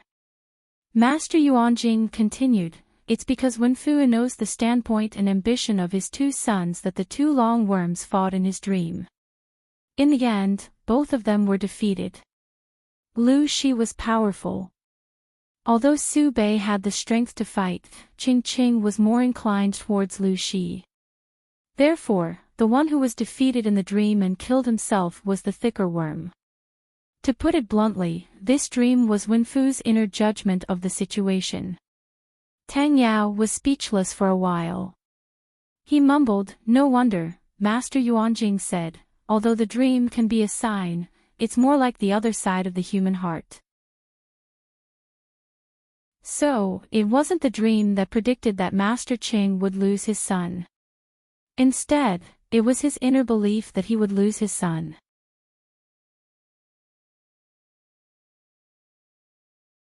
Chapter 11:16. Yang Xi and Qing Yuan, one was a military advisor, the other was a military supervisor. The two of them were both assistants and monitors for Qin Gong. Qin Gong was well aware of this, but it did not hinder his gratitude and fondness for Jiang Pingji. 10,000 soldiers and horses, and 10,000 elites with abundant rations and fodder, would definitely be able to save his old master from danger. When Qin Gong met the two for the first time, they exchanged names and had a first impression of each other. Initial Qilin shape, this kid isn't bad, Yang Xi probed Qin Gong with his words. His expression did not change, but he was secretly praising Su Fei's generosity. How could he bear to part with such a good seedling? Qin Gong was still young, but he had his own unique views and style when it came to arranging troops. There were many aspects that even made Yang Xi's eyes light up. Yang Xi felt that he was not looking at a person, but a piece of unpolished jade, which made people itch to look at it. Apart from that, Qin Gong had something else that was very valuable, loyalty. Which lord wouldn't like a talented and loyal general? Not only did he like it, but he also had more opportunities to render meritorious service than ordinary people. Qing Yuan didn't feel that deeply, but he was also very sure of Qin Gong. He is indeed a good seedling. No wonder the Lord is willing to trust him. A general who had just defected dared to allocate 10,000 soldiers and sufficient provisions. If this wasn't love and trust, what else could it be? After marching for a few days, Qing Yuan liked Qin Gong even more. He was strict with the army but not harsh. He listened to suggestions and had his own opinions. Most importantly, Qin Gong was neither conceited nor arrogant. He would not act smart either. Which army supervisor would not like such a commander? Yang Si was also very worry-free. He had worked together with Dian Yen, this honest and straightforward man, for many years. His patience had been honed, and he was no longer the same as before. Now that it was Qin Gong, he couldn't be happier. Qin Gong sent Jiang Pingji off and set off alone. He could hide from the eyes of Su Pei's scouts by taking a secluded path, but Jiang Pingji had ordered him to deploy 10,000 troops to support Hu County. It would be extremely difficult to conceal the whereabouts of the 10,000 troops. Moreover, ever since Jiang Pingji ended the Tsang Prefecture campaign, Su Bei's nerves had been stretched taut. According to Han Yu's analysis, after Jiang Pingji wiped out Sangzhou, her next target would be either Huang Song or him. Now that Huang Song and Jiang Pingji had peacefully settled their dispute, they probably wouldn't fight in the near future. Without a doubt, Su Bei would most likely become her next opponent. Su Bei maintained a high level of vigilance throughout. Any sign of Jiang Pingji's troop movements would attract his attention.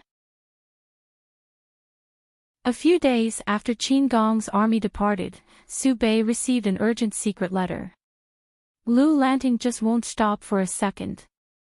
Su Pei muttered in a low voice. From his tone, it was unclear whether he was gritting his teeth or heaving a sigh of relief.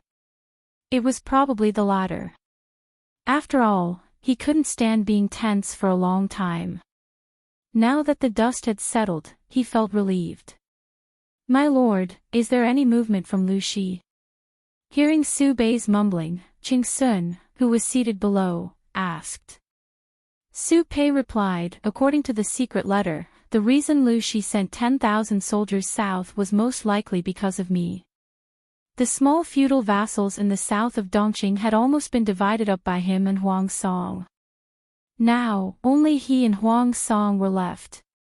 If he wasn't going to hit Huang Song, then he was definitely going to hit him. Ching Sun asked again, "Who is the commander?" Su Bei replied, "The scouts reported that the commander is a very young general." Ching Sun frowned. The names of the generals under Jiang Pingji's banner had been made public. The only young general seemed to be Li Yun, right? Could it be Li Yun? Li Hanmei? Su Bei denied, "No, the commander's flag has the word Qin written on it." Say, when did Lanting have a young general with the surname Qin? Ching Sun replied, "He's probably newly recruited." Since Lu Shi dares to let an unknown young general lead 10,000 men as the vanguard, he can't be underestimated. Due to their trust in Jiang Pingji, the outside world had a higher opinion of Qin Gong. I think so too. Lanting's judgment can be trusted. He thought of his right-hand man. Right, has Wen been returned yet? He had been relying on Han Yu more and more over the years, but because of his pride, he didn't want to place all his chips on Han Yu. In order to keep him in check, Su Bei had promoted many virtuous and respectable scholars who had sought refuge with him.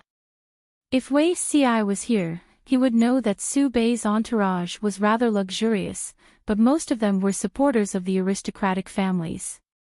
Although the commoners wouldn't be discriminated against or neglected by Su Bei, they weren't very useful. They were basically left on the cold bench. Ching Sun replied, "Military advisor Han is still handling matters in Zhe County. I estimate it will take another half a month or so." Su Bei frowned after hearing this. He was too reliant on Han Yu. No matter what happened, as long as Han Yu analyzed it carefully, he would be able to clearly understand the inner workings of the situation. It was as if he had taken a tranquilizer. Now that Han Yu wasn't by his side, it would be difficult to find someone to discuss with. Fortunately, these 10,000 men were only the vanguard. Most of them were mainly probing. If they were to fight, it would be a feint. Su Bei wasn't worried that they would be stupid enough to use 10,000 men to fight him head-on. Su Bei said, "If that's the case, we'll discuss this matter when Wenbin returns." Su Bei then found an excuse to leave. Ching Sun sent him off respectfully.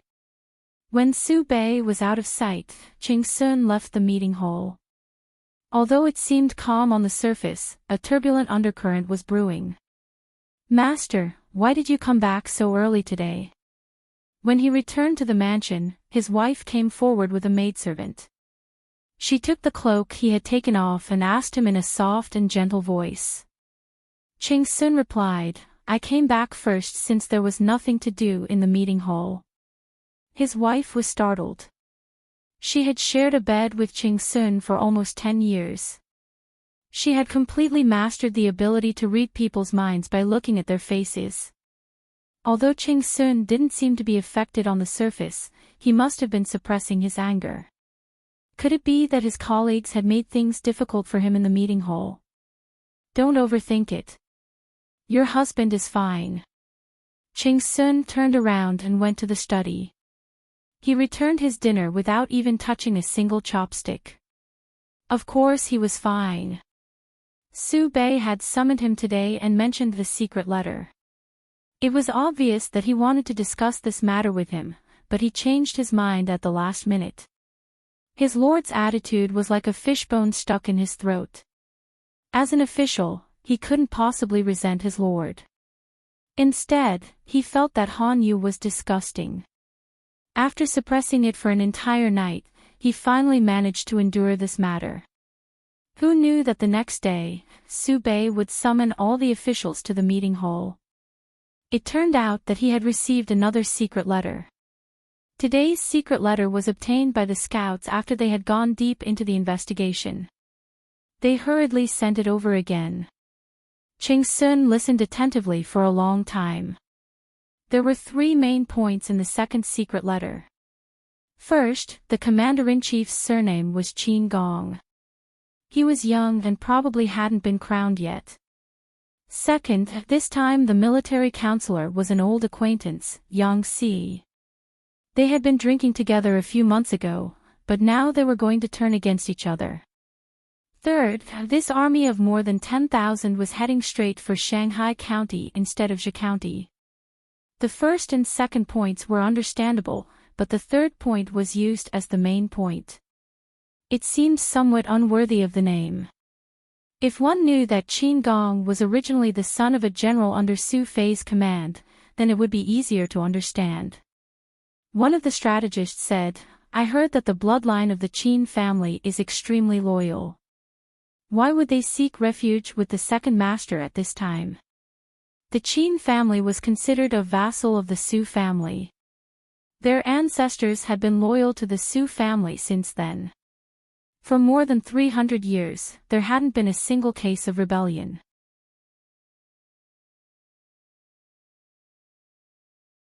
Chapter 11-17. Everyone knew that the Qin family held a special position in the Su family. The Qin family was loyal to a descendant who would be the next head of the family.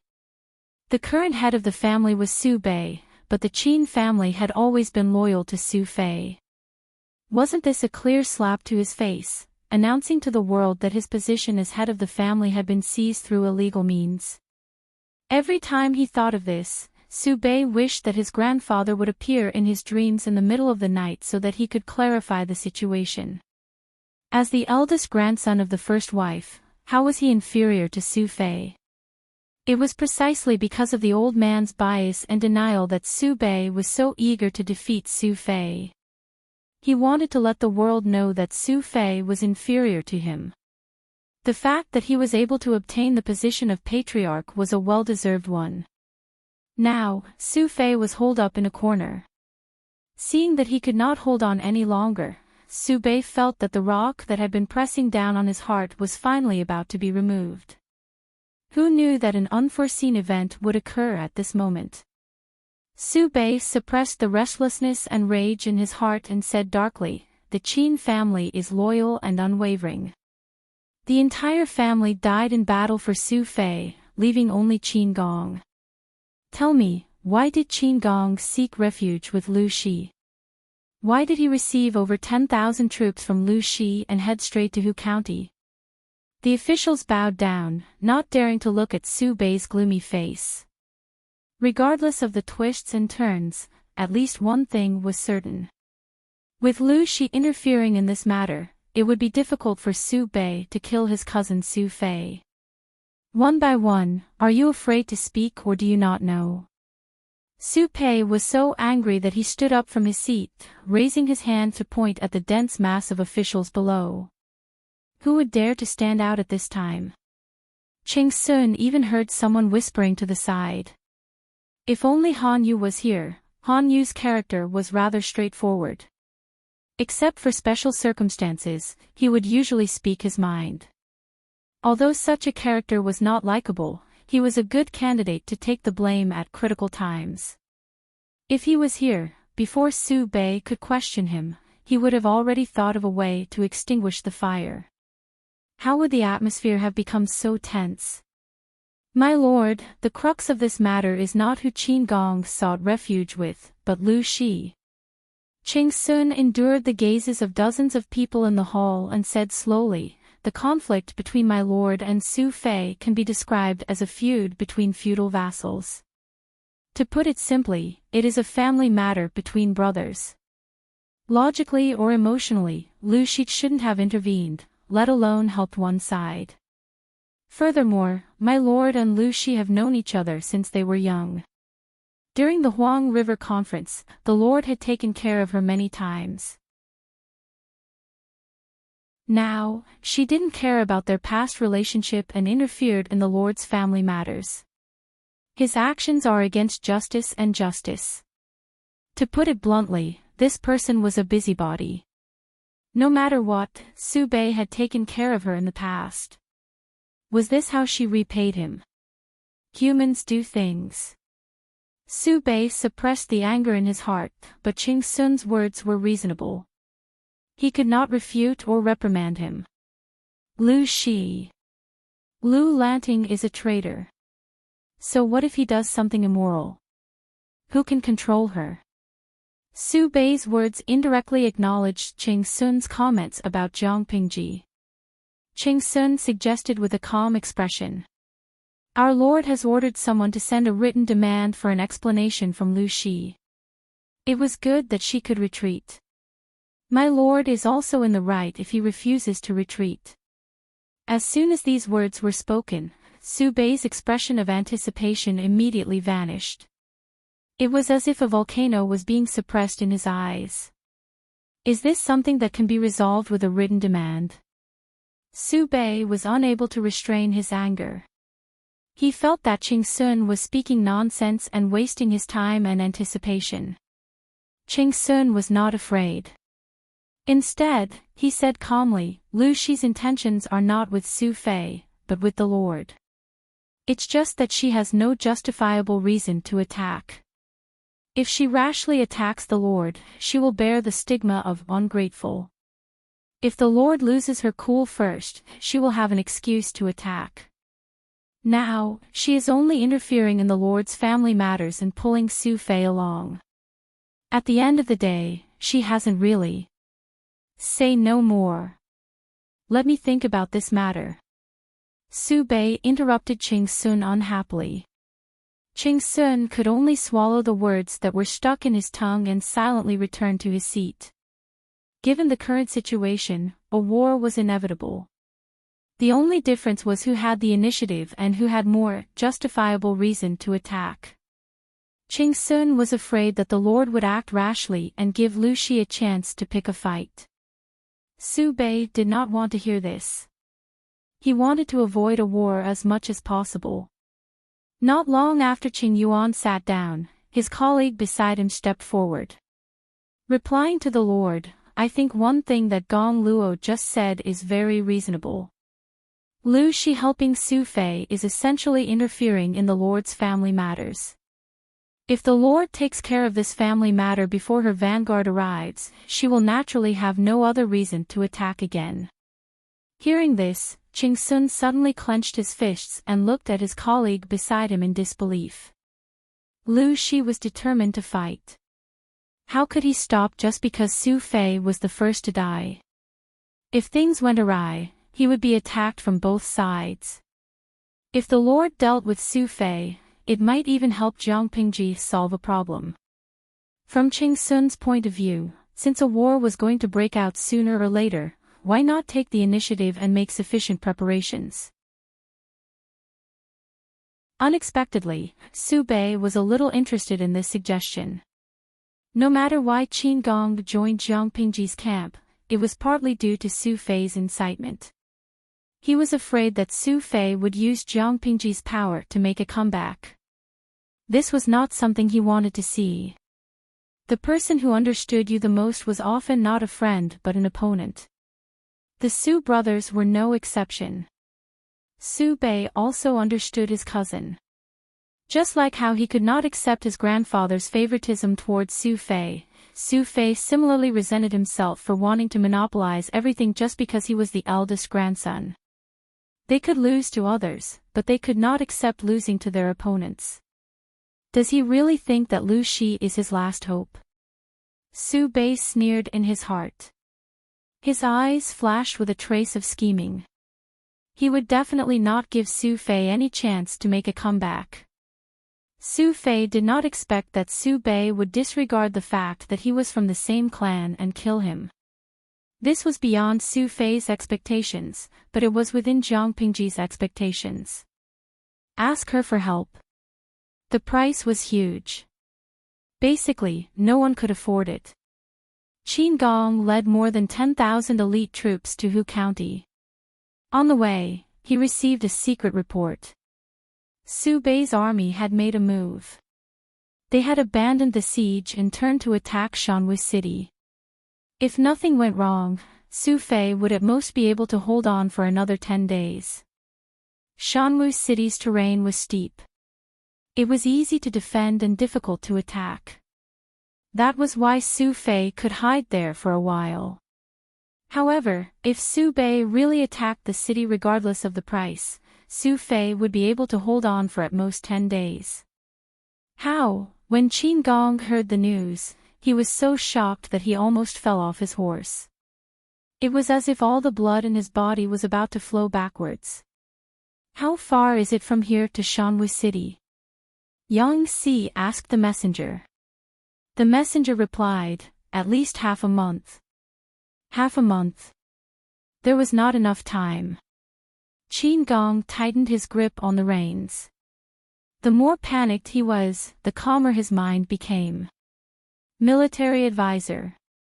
I want to bring a few men to take a shortcut. If everything goes smoothly, we can shorten the journey by at least 6 days. 6 days. Yang Si was shocked. He said bluntly, does Officer Qin think that I do not understand the 2 counties of Zhejiang and Hu? These 2 areas are vast, comparable to 2 ordinary prefectures. Officer Qin wants to shorten the journey by 6 days. That's a distance of a prefecture. Do you intend to only rest for an hour a day? Even if you can endure it, the troops won't be able to. If we force our way there, we'll just be sending 10,000 exhausted troops to the enemy. Yang Si thought that Qin Gong was a calm and good seedling. Now that he saw it, he was even more reckless than Dian Yen. Dian Yen was slow-witted, but at least he was obedient. He would not go west if he was told to.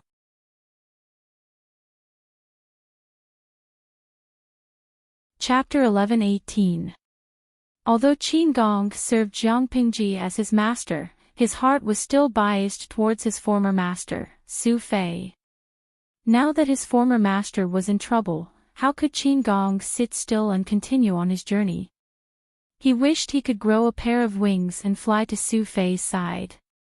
Yang Si furrowed his brows and asked him, Commandant Qin, are you determined to cast aside this 10,000-strong army and fight alone? Qin Gong was silent for a moment, not knowing how to answer. Even if he rushed to Shanwu City, his body would be close to its limit. What other purpose was there besides sending the enemy's head?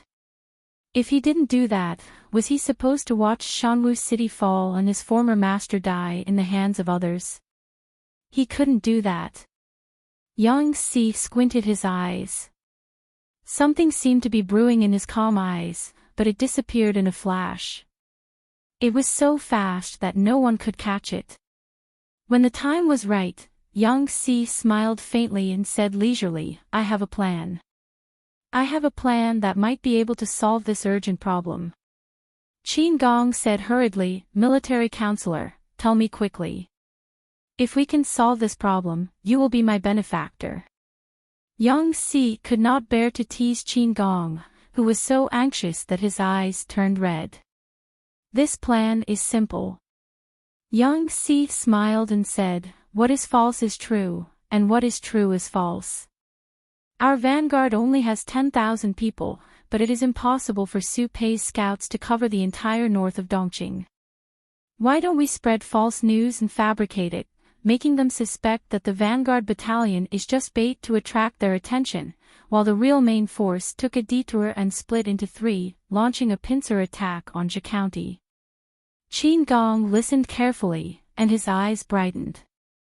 "Military counselor, do you mean to let them transfer the frontline troops back to defend and reduce the pressure on Shanwu City? The resources in Shanwu City are still sufficient.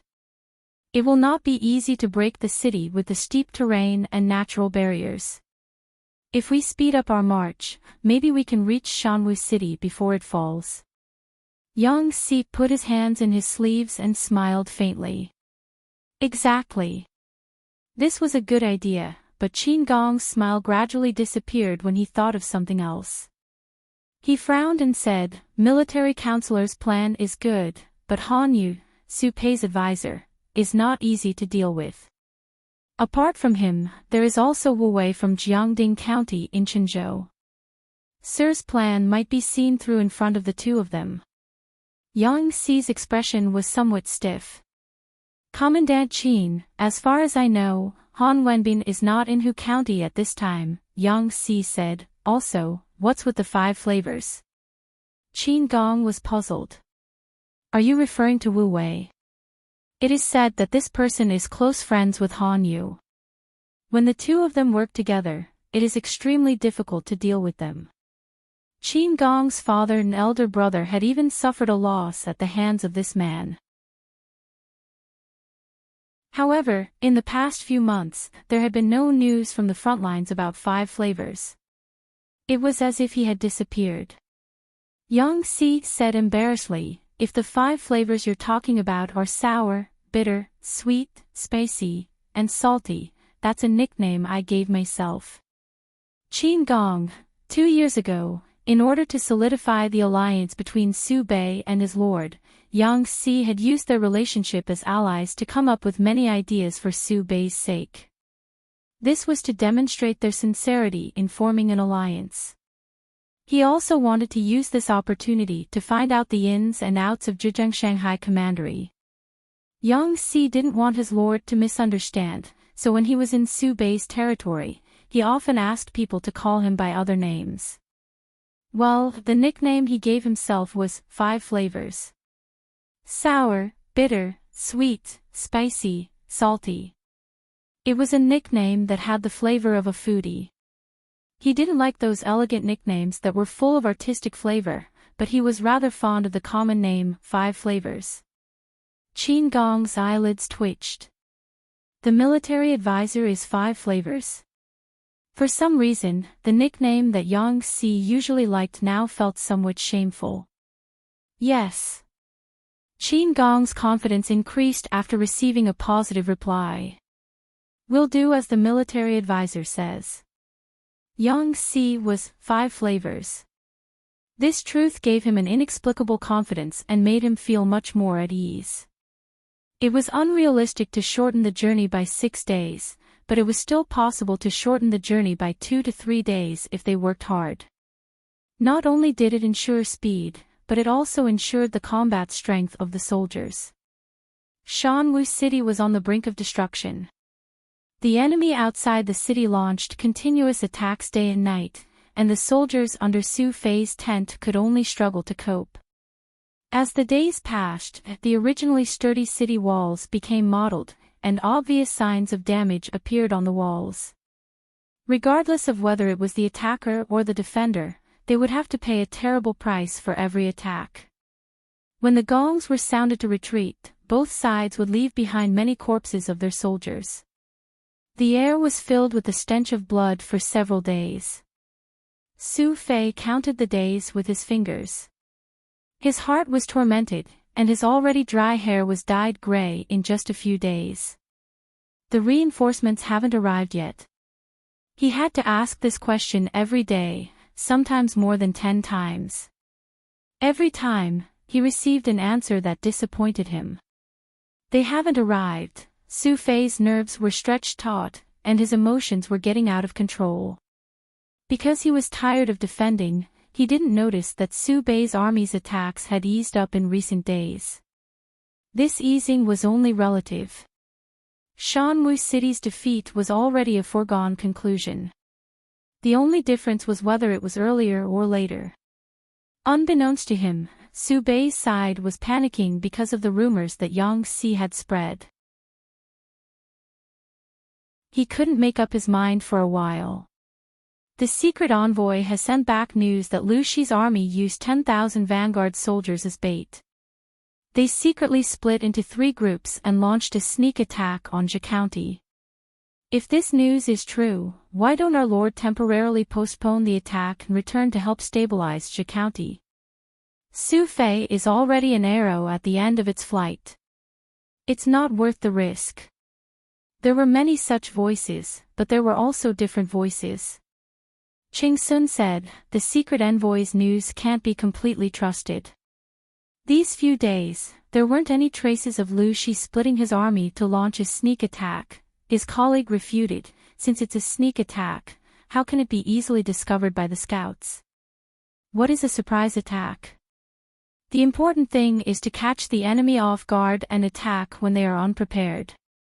Ching Sun frowned, his eyes filled with disgust.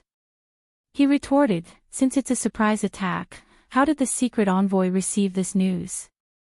If the secret envoy could receive this news, there was no reason that the scouts at the front would not have discovered traces of the army. His colleague choked on his words. Compared to Ching Sun's radicalism, the others in the tent were more conservative. They didn't seek to be meritorious, but to avoid mistakes. There was nothing wrong with being more cautious. The scouts' movements were more obvious. They were a big target and it was easy for the enemy to avoid them. The secret envoy would disguise himself as a commoner and blend into various places. It would be difficult for the enemy to detect him. The 2 sources of information were different, but they couldn't deny that the enemy did not split their army. After arguing for what was right, Ching Sun and his colleagues could only take a step back and choose a more conservative plan. Mobilize some of the troops to reinforce Shanwu City and continue attacking. All of this fell into Yang Xi's calculations. Until Han Yu finished his work in Jia County and hurriedly rushed to the front line in Shanghai County. Halfway there, he realized that his own army had retreated and turned pale with fright. Su Bei's army crushed Su Fei. How could he be attacked? Han Yu was so angry that his hair was about to stand on end. Who asked Su Bei to attack Su Fei? He really wanted to attack Su Fei. Not only did he work so hard for Lu Shi, he even helped Lu Shi get rid of a hidden danger. So be it.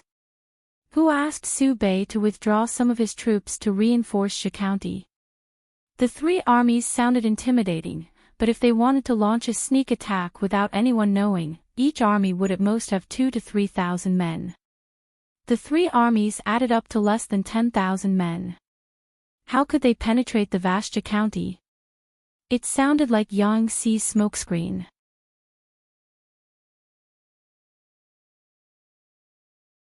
Chapter 11:19. The reinforcements haven't arrived yet. Su Fei's eyes were bloodshot. Due to the lack of sleep for a long time, his eyes were dark and swollen. He looked especially haggard. When he repeated this question, the leader of the guards beside him replied in despair, "They haven't arrived. My lord, please give up." A round trip from Mountain Ern City to Wanzhou will take more than 2 months. Even if Colonel Qin is a fine steed, he won't make it in time. Su Fei's face turned ashen, and a dispirited aura encircled him. You can leave, I want some time alone. Su Fei seemed to have been drained of all his energy. He slumped onto the mat, his eyes staring ahead listlessly. If the enemy wasn't Su Bei, he might not have been able to hold on. The position of the Su family head had always been given to the most capable. Su Bei was only born a few days earlier and was lucky enough to have the title of the eldest legitimate grandson. Apart from that, he was nothing. If Su Bei hadn't used dirty tricks, how could he have become the head of the family? Su Fei had always been brooding over this.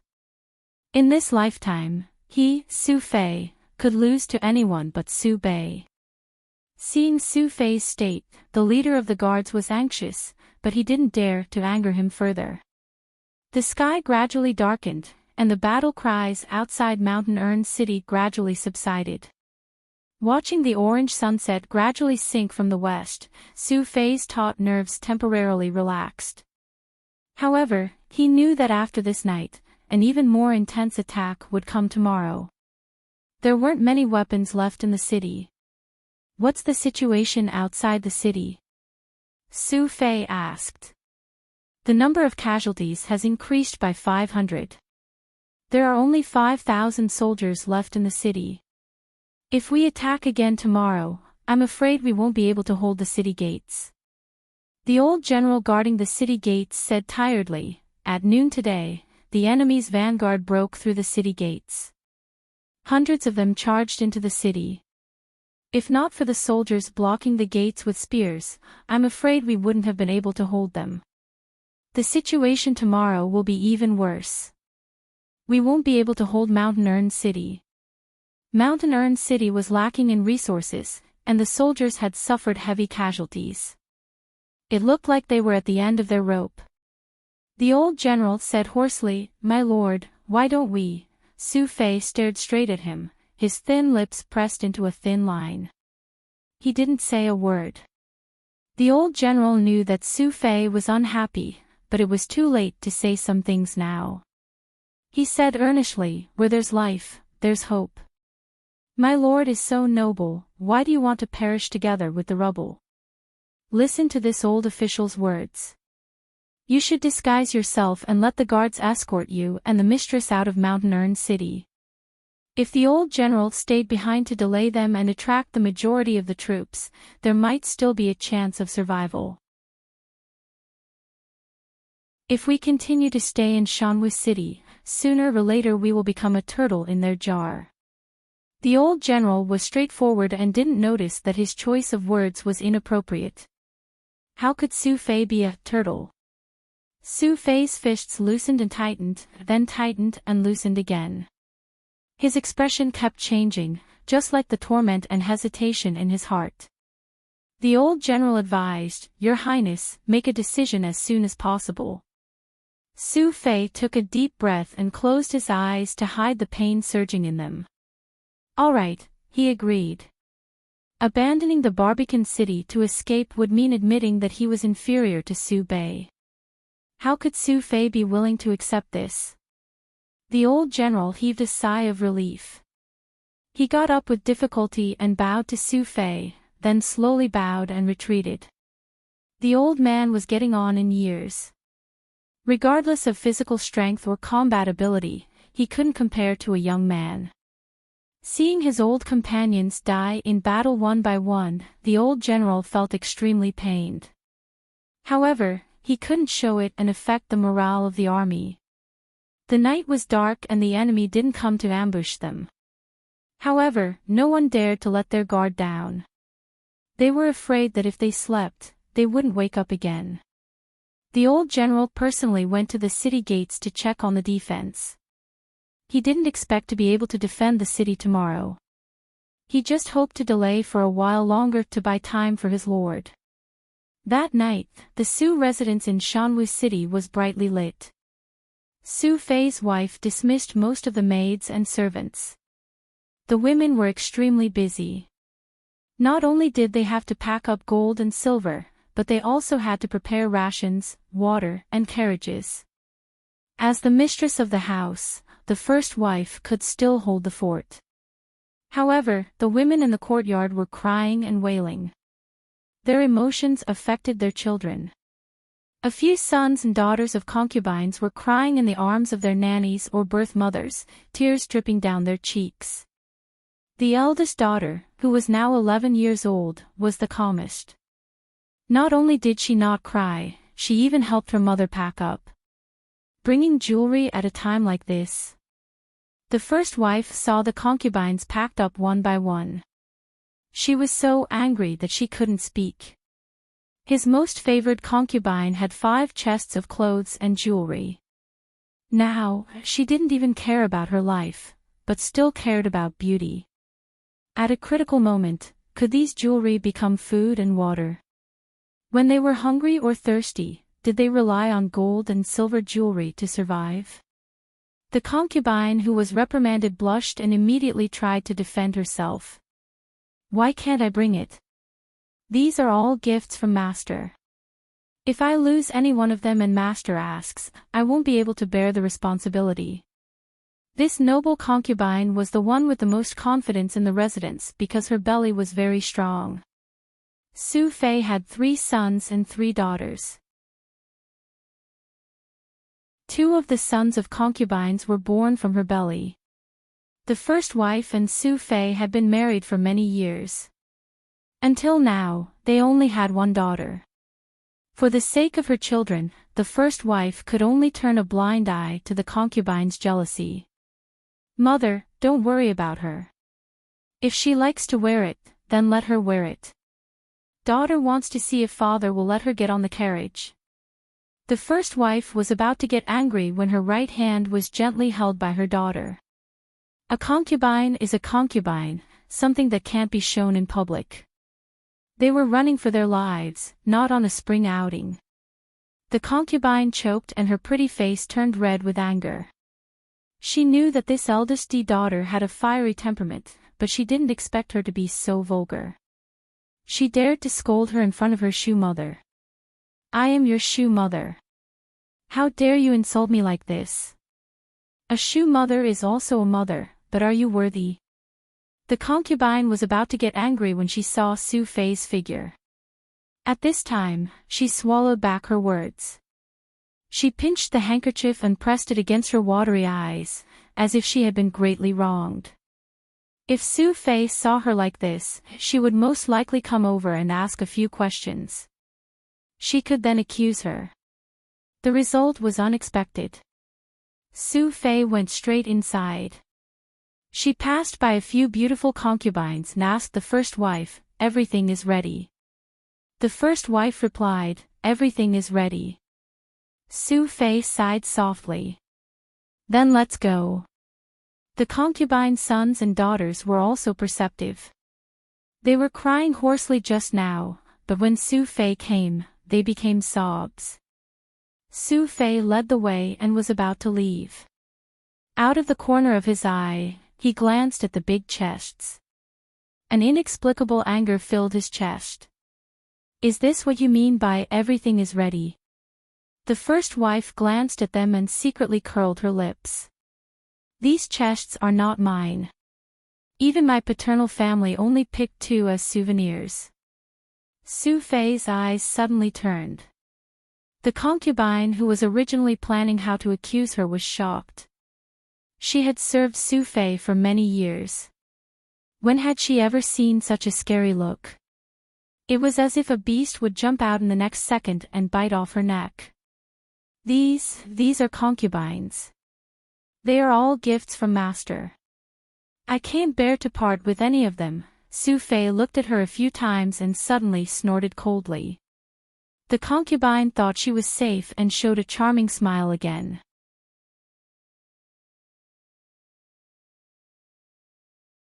Chapter 11:20. She bent over in pain, and the smile on her face froze. Su Fei exerted a little force, and the tip of the sword slid out of her body. Blood stained the ground, splashed on the boxes, stained her dress, and stung the eyes of the onlookers. Su Fei said coldly, "Let's go." A woman who did not understand the situation would only be a burden. Since she could not bear to part with these things, then let her bring them to the Yellow Springs. Su Fei was not a broad-minded person. He did not plan to take this concubine away, but she would be humiliated in the city, and sooner or later she would die. It was better to die now, and leave everything clean. Whoever is reluctant to part with her can also stay behind to accompany her. Once he said this, how would those women dare to court death? Witnessing their mother being killed, the two bastards cried out in fear, and one by one asked for their mother. They cried with all their might, and the ear-piercing sound pierced everyone's eardrums. Usually, Su Fei would have comforted them, but now he looked at them coldly, and his brows furrowed impatiently. To prevent Su Fei from losing control of his emotions and doing something shocking, the main wife spoke up in time. "Master, it's getting late." After Su Fei heard this, he walked out of the hall with a gloomy face. There were 5 plain carriages outside the residence. 4 were used to carry people, and 1 was used to carry rice, dry food, and luggage. Su Fei did not have many wives and concubines, but they were not few either. Just the children alone could take up a carriage. When everything was ready, the sky was still dark, like the ink in the inkstone that could not be melted. Everyone squeezed into the narrow carriage, and everyone's expression was not good. Before he could sit down, he heard the sound of hurried footsteps coming from outside, followed by a breathless report. "Report, the enemy has launched a sneak attack, one of the city gates has been captured, please leave quickly, my lord." Su Fei's face turned pale, and the women panicked, tears welling up in their eyes. The children cried loudly, and their cries made people's heads hurt. Su Fei's eldest daughter nestled in her mother's arms, stubbornly pursing her lips, and her bright eyes were filled with panic. The main wife felt her daughter trembling, and comforted her gently. "Don't worry, mother is here." Although she said that, her palms were sweating and her heart was beating like a drum. In a sense, women in troubled times were inferior to livestock. The first wife didn't dare to think about it. If it was necessary, would Su Fei abandon them? Probably, right? She thought blankly. The wheels of the car rolled forward. The sky outside was still pitch black, just like everyone's situation at the moment. There was no hope at all. The battle cries were left behind by the carriage. Only the sound of rolling wheels and clashing armor could be heard. Su Fei's eldest daughter plucked up her courage and lifted the curtain. She saw that the horizon behind the carriage was dotted with orange dots, as if the sun was rising from the east. Taking a closer look, it wasn't the sun at all. It was clearly a fiery light that soared into the sky. Tongues of fire were wreaking havoc in Mountain Urn City, turning the familiar scenery into ashes. Mother, her mouth and tongue were dry, and her beating heart seemed to be out of her control, making her feel an inexplicable fear and panic. Under the protection of the guards, the caravan safely left the city. Su Fei didn't feel lucky because danger was everywhere. The enemy could catch up at any time. The soldier who was searching for Su Fei's whereabouts reported, "My lord, we've searched everywhere. He's not here." Su Fei asked, "He escaped?" At this moment, someone under the tent said, "My lord, I don't think he's gone far. If we go after him now, we can still catch up." Su Fei's heart wavered. Regarding this decision, he was against it. It was true that he wanted to defeat Su Fei, but he didn't hate him to the point where he had to take his life. If he were to catch him now, how to deal with him would become a problem. No matter how fiercely he and Su Fei fought, they were still cousins. Rounding it up, they were blood brothers. An elder brother killing a younger brother, how could it be heard? Without waiting for Su Fei to finish hesitating, someone added, My lord, letting a tiger return to the mountains will cause endless trouble in the future. Please reconsider. Letting a tiger return to the mountains? That's right. If he let Su Fei go, the other party wouldn't appreciate it. Su Pei became hot-headed and ordered, "Send people to chase after him. If he's alive, I want to see him. If he's dead, I want to see his corpse." By the time he realized what he had said, it was already too late to retract his words. It wasn't that the officials wanted Su Fei dead, but they thought themselves clever and thought that this was Su Pei's true intentions. The Barbican city was destroyed, and the commoners in the city were in a state of panic. They packed their belongings and prepared to flee the chaos of war with their families. In an instant, the situation became even more chaotic. The water was murky, and naturally, there were many people who tried to fish in troubled waters. How did these people fish in troubled waters? The more despicable ones would steal money and hide it. The more despicable ones would kidnap women to be used as reserve soldiers in the brothel. They might even drag people to a deserted place and rape them. The most despicable ones would directly slaughter innocent commoners and use their heads as military contributions. Of course, the ones who did these things might not necessarily be real soldiers. Soldiers were also divided into different ranks. Most of the people who did these things were water soldiers. However, they were tarnishing the reputation of the entire military camp. During war, the various feudal vassals loved to brag about their military strength and brainlessly add water. Between a 400,000-strong army and a 1,000,000-strong army, of course the latter sounded more impressive. Let's take a chestnut. If a feudal vassal had a 1,000,000-strong army, excluding the amount of bragging, there would only be 400,000 survivors. This didn't mean that the military strength of the feudal vassal's camp was really 400,000. There might only be 100,000 soldiers who could really be considered as soldiers in the feudal vassal's camp. These people had military status, enjoyed military benefits, and were promoted and had their salaries raised when they performed military functions. The military expenses of the feudal vassal were all used on them. Weapons and armor were also provided to them first. Excluding these 100,000 people, what were the remaining 300,000? The rest were water soldiers. This was the same principle as pouring water into pork. The water that was poured into the pork could not be eaten as meat, but it could increase the overall weight of the pork. These water soldiers were randomly recruited to act as human heads. There were many of them, but they didn't have much combat power. There were all sorts of people from all walks of life. Many of them couldn't live any longer and sneaked in to eat. If the wind was favorable, they would charge forward. If the wind was against them, they would turn around and flee. For these people, the military camp's discipline couldn't restrain them at all. Under the influence of war, their hostility was also the heaviest. It was extremely easy for them to do evil in an atmosphere of indulgence. In the chaos of war, they did some bad things to fill their pockets. Who would tell on them? What's more, they ran away after making a profit. Who would go to war to catch them? Because of the existence of these people, the people of Shanwu City were anxious and wanted to escape. Not escape. Stay where they were and wait for death.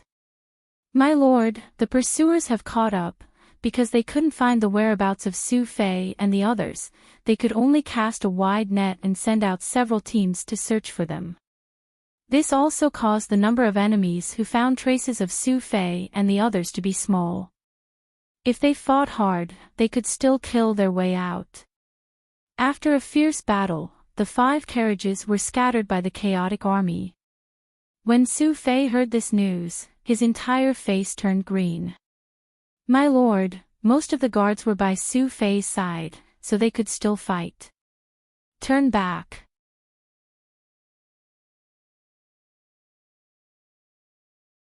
Chapter 11:21. My lord, please think of the bigger picture. the guard was loyal to Su Fei. Of course, he prioritized Su Fei's interests and safety. In many people's eyes, it was fine if their wives and children died. After all, they could still remarry and have more children. This was what it meant when there was life, there was hope. The guard did not want to give up on the mistress and young master, but they could not let Su Fei take the risk. What bigger picture? Su Fei's breathing was heavy. His eyes were bloodshot, as if they were about to burst out of his eye sockets. The road ahead is bleak, and there are pursuers behind us. This is a situation where we will definitely die. Death is not scary. I cannot let Su Bei see me as a joke. Su Fei's ambition was not as great as the outside world thought. On the contrary, his ambition was rather simple. He could be the head of the Su family and enjoy life without having to do anything. The most important point was, Su Bei had to be more destitute than him. When the two of them competed in power, he had already lost. This was enough to make him feel aggrieved. He could not allow his wife and children to fall into Su Bei's hands. That would make him laugh at himself. Laugh at what? For a man to abandon his wife and children in order to live, wasn't that embarrassing? After all, Su Fei was born into a landowning household. It was true that he cherished his life, but he also cherished his reputation. He was not a shameless person. The guard could not dissuade Su Fei. He sighed and could only regroup before turning around to search. However, they were all separated. How could it be easy to find them? Before Su Fei could find them, the next wave of pursuers met him head-on. When enemies met, their eyes turned red. They did not waste words, but fought. To the pursuers, Su Fei was not only the enemy's lord, but he was also a mobile warrior. The price of his head was very high. Su Fei fought and retreated. It was not easy for him to break out of the encirclement and shake off this wave of pursuers. During this period of delay, the pursuers caught up one after another. He had no time to find them. He could not even figure out the direction and could only run for his life. In the end, he was forced into a desolate village with only 10 families. The guards by his side were also reduced to 2. The 3 of them could only hide in the courtyard of a farmer's house. This farmer's house was considered wealthy in the village. The courtyard was built with stone walls and covered with yellow mud, unlike the other farmers who only had fences. When the villagers heard that there was a war, they fled early. Su Fei's injuries were the lightest. He had only been cut twice.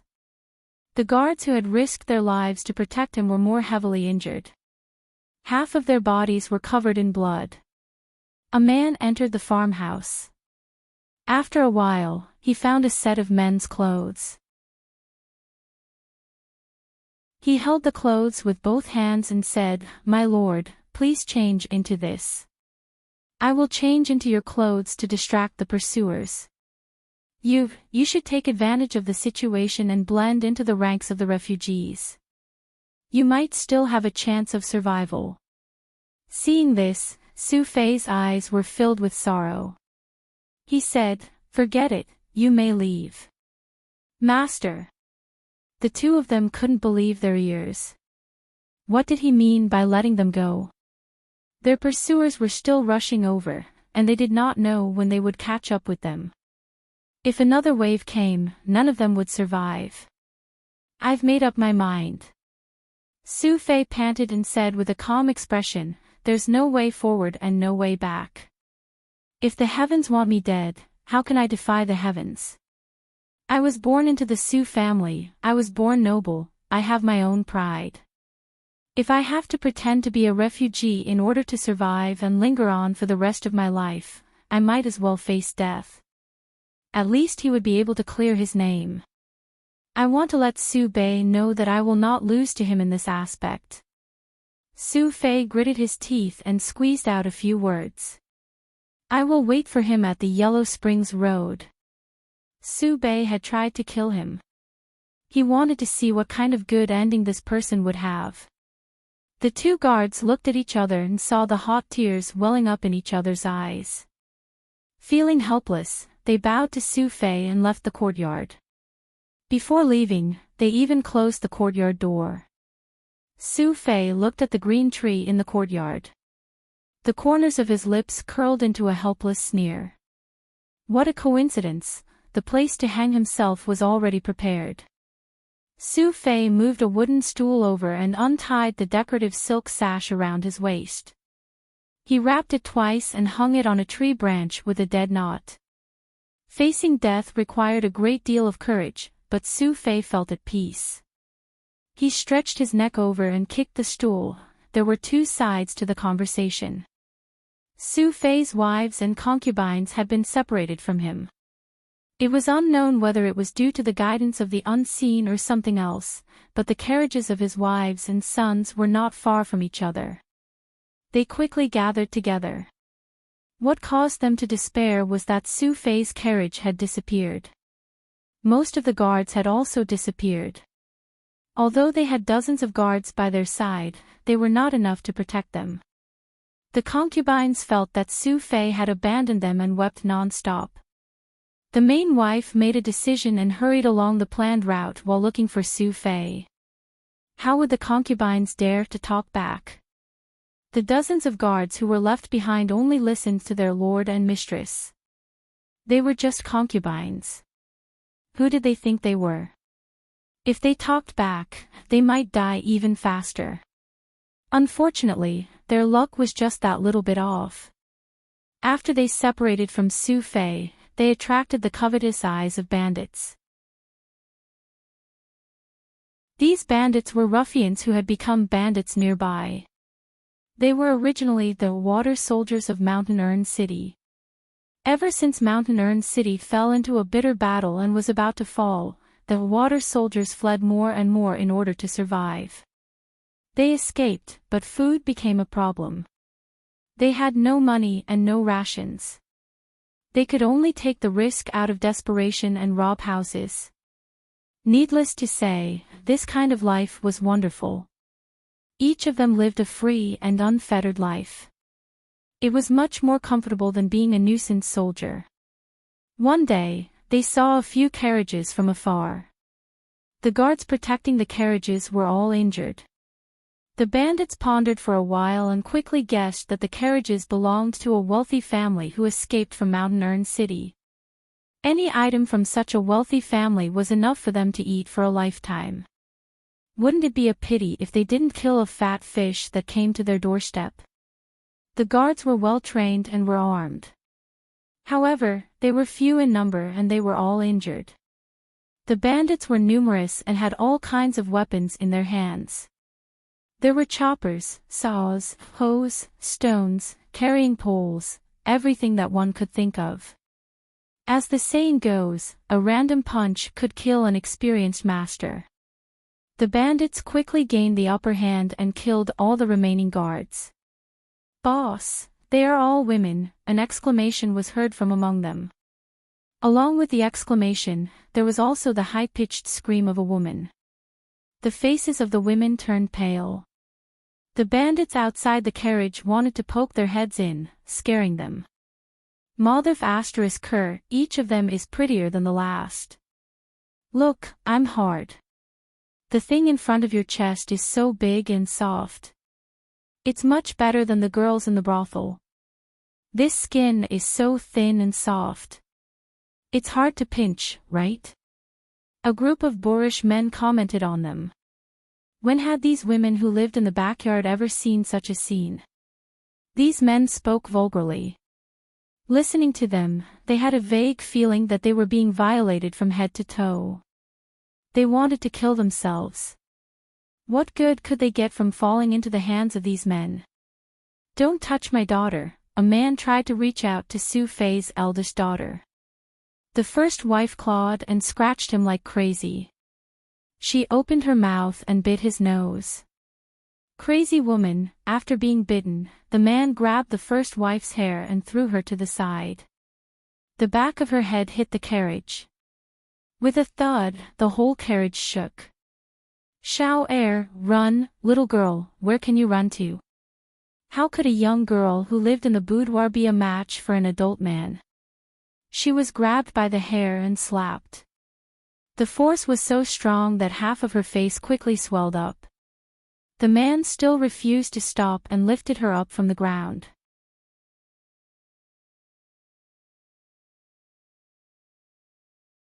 Chapter 11:22. Looking at the carriages filled with beautiful women, the thugs were drooling. They couldn't wait to do it out in the open. They didn't even have a basic sense of shame. Normally, they didn't need to go to the toilet. They just needed to loosen their belts and take out something to pee.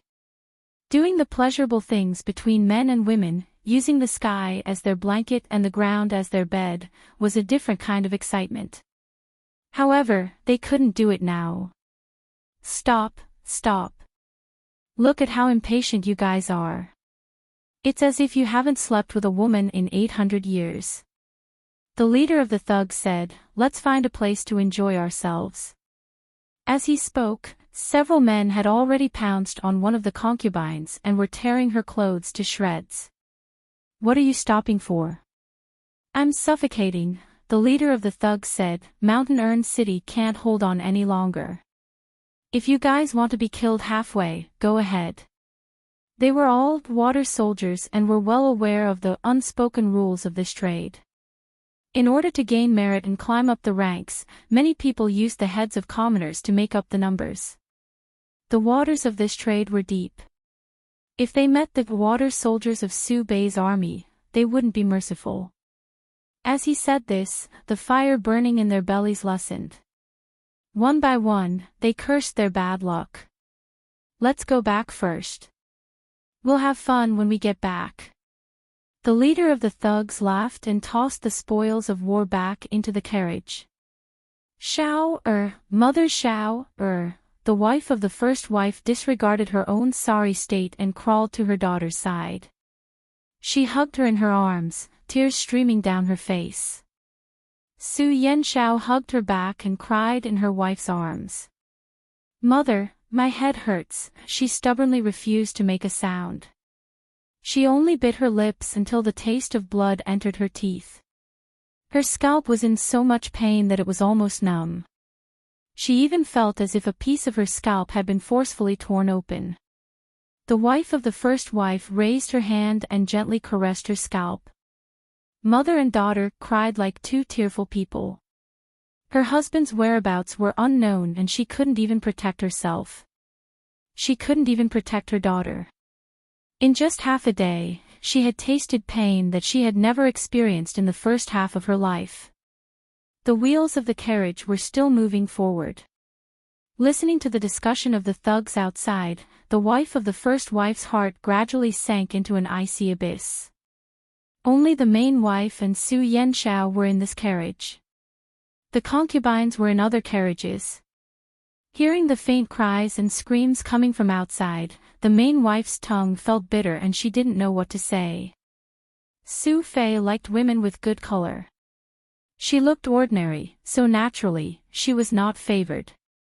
It was only because of her good family background that she could become his legal wife. Concubines were different. After all, they were playthings that men used to enjoy.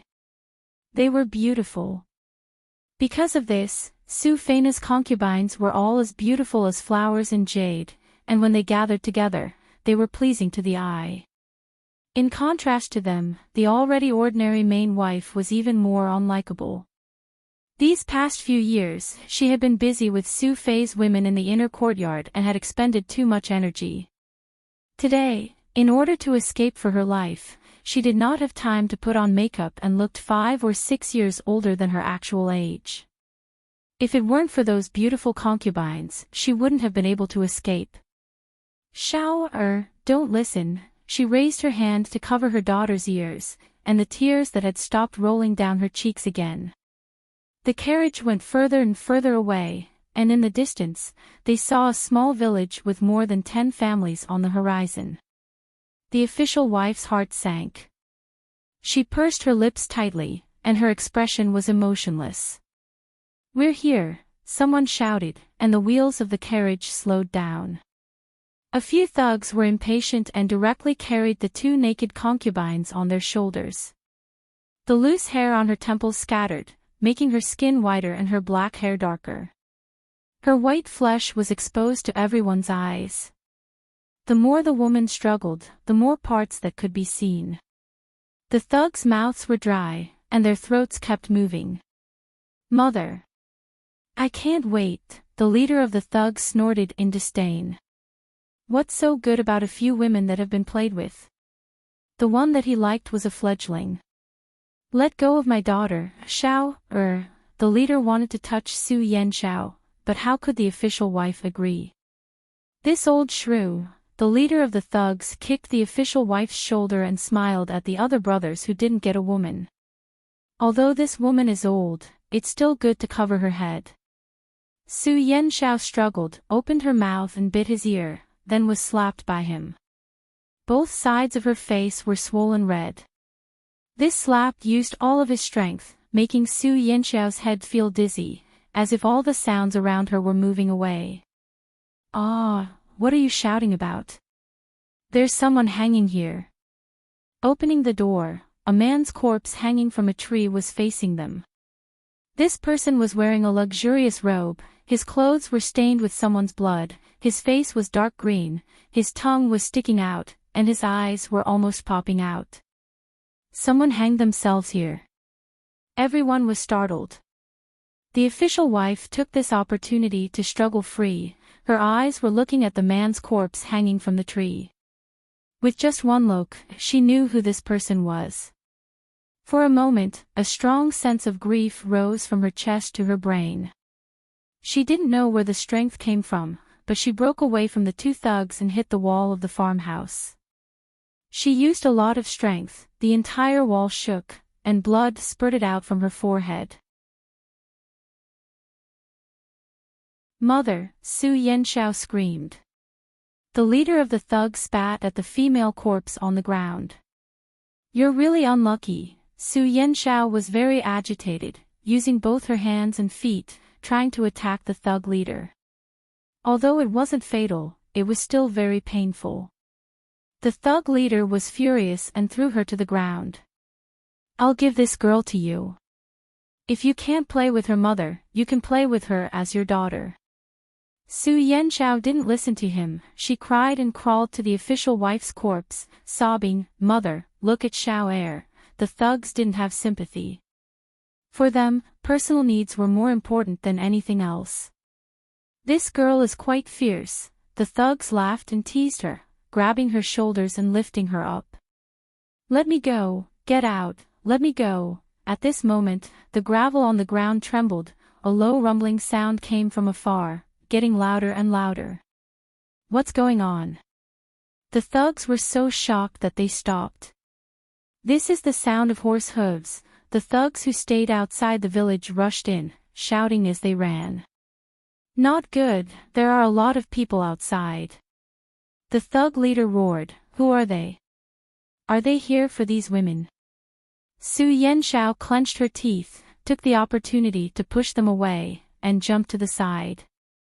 She crawled to her mother's corpse with her hands and feet, hugging the body that was still warm. "Run!" The thug leader looked at the women around him, unwilling to give up. Women were good, but they needed to be alive to enjoy it. Then these women, there were always people who liked to think with their lower body. "If you want to stay, then stay. Don't get in my way."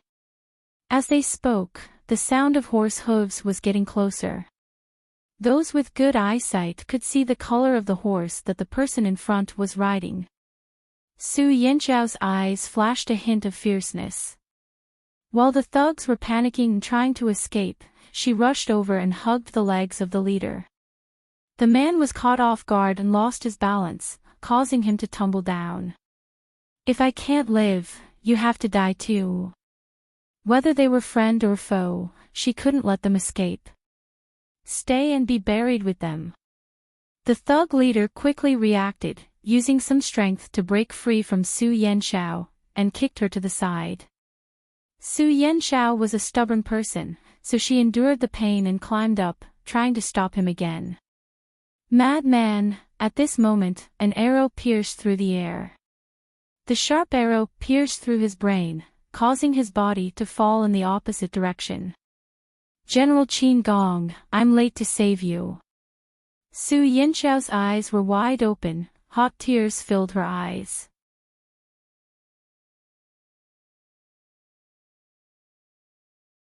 Chapter 11:23.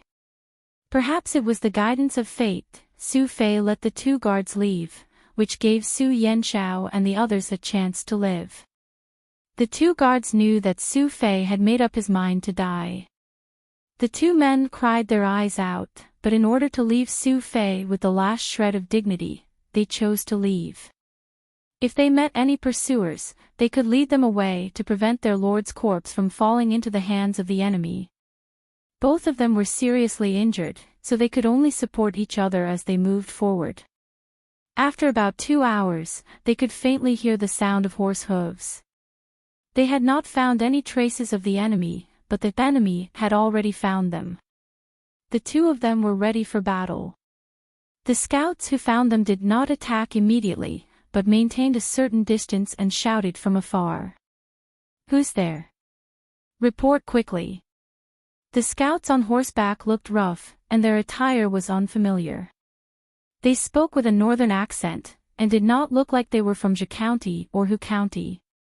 The guards were bewildered, and asked hesitantly, "Who are you?"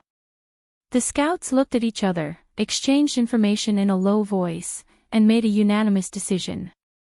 While the two of them were unprepared, they threw out the noose. The two of them were seriously injured, and the weapons in their hands were chipped. One look and it was obvious that they had experienced a fierce battle not long ago. Apart from that, they were also wearing finely made armor, which was even more suspicious. A full set of armor, other than the real elite battalion, could only be worn by soldiers above the centurion level. Those below the centurion level could at most wear a breastplate or a piece of leather to protect their vital parts. The water soldiers were even more casual. They wore their own coarse hemp clothes and held sharpened wooden sticks. That was it. As Su Fei's personal guards, the two of them were naturally treated well, and could afford to wear a full set of armor. After being tied up and brought back by the scouts, the two guards were ready to curse, and were shocked to find that there was a familiar face here. Qin, young General Qin. Wasn't this armored, helmet-wearing youth frowning on a horse Qin Gong? Qin Gong also noticed the style of their armor, and quickly got off the horse. He said to the scout, "Quickly let them go." The scout did as he was told, and loosened the noose. The two guards stared blankly at Qin Gong, and then at the large wave of people he had brought with him, a sour feeling spreading through them. It was too late. If it had been half a day earlier, no, if it had been 4 hours earlier, the Lord wouldn't have been driven into a corner and had no choice but to hang herself. Yang Si led the gentle purplish-red horse forward and asked Qin Gong, breaking the strange atmosphere between the three of them. "Lieutenant Qin, these two are..." Qin Gong came back to his senses and briefly said, "These two are the guards of your father." Su Fei's name was Ling Wen, which meant that he was talented in writing. With Qin Gong's current position, he could not address Su Fei as his lord, so he could only change to another form of respect. The two guards noticed that the way Qin Gong addressed Su Fei had changed, but they did not dare to mention it in this situation.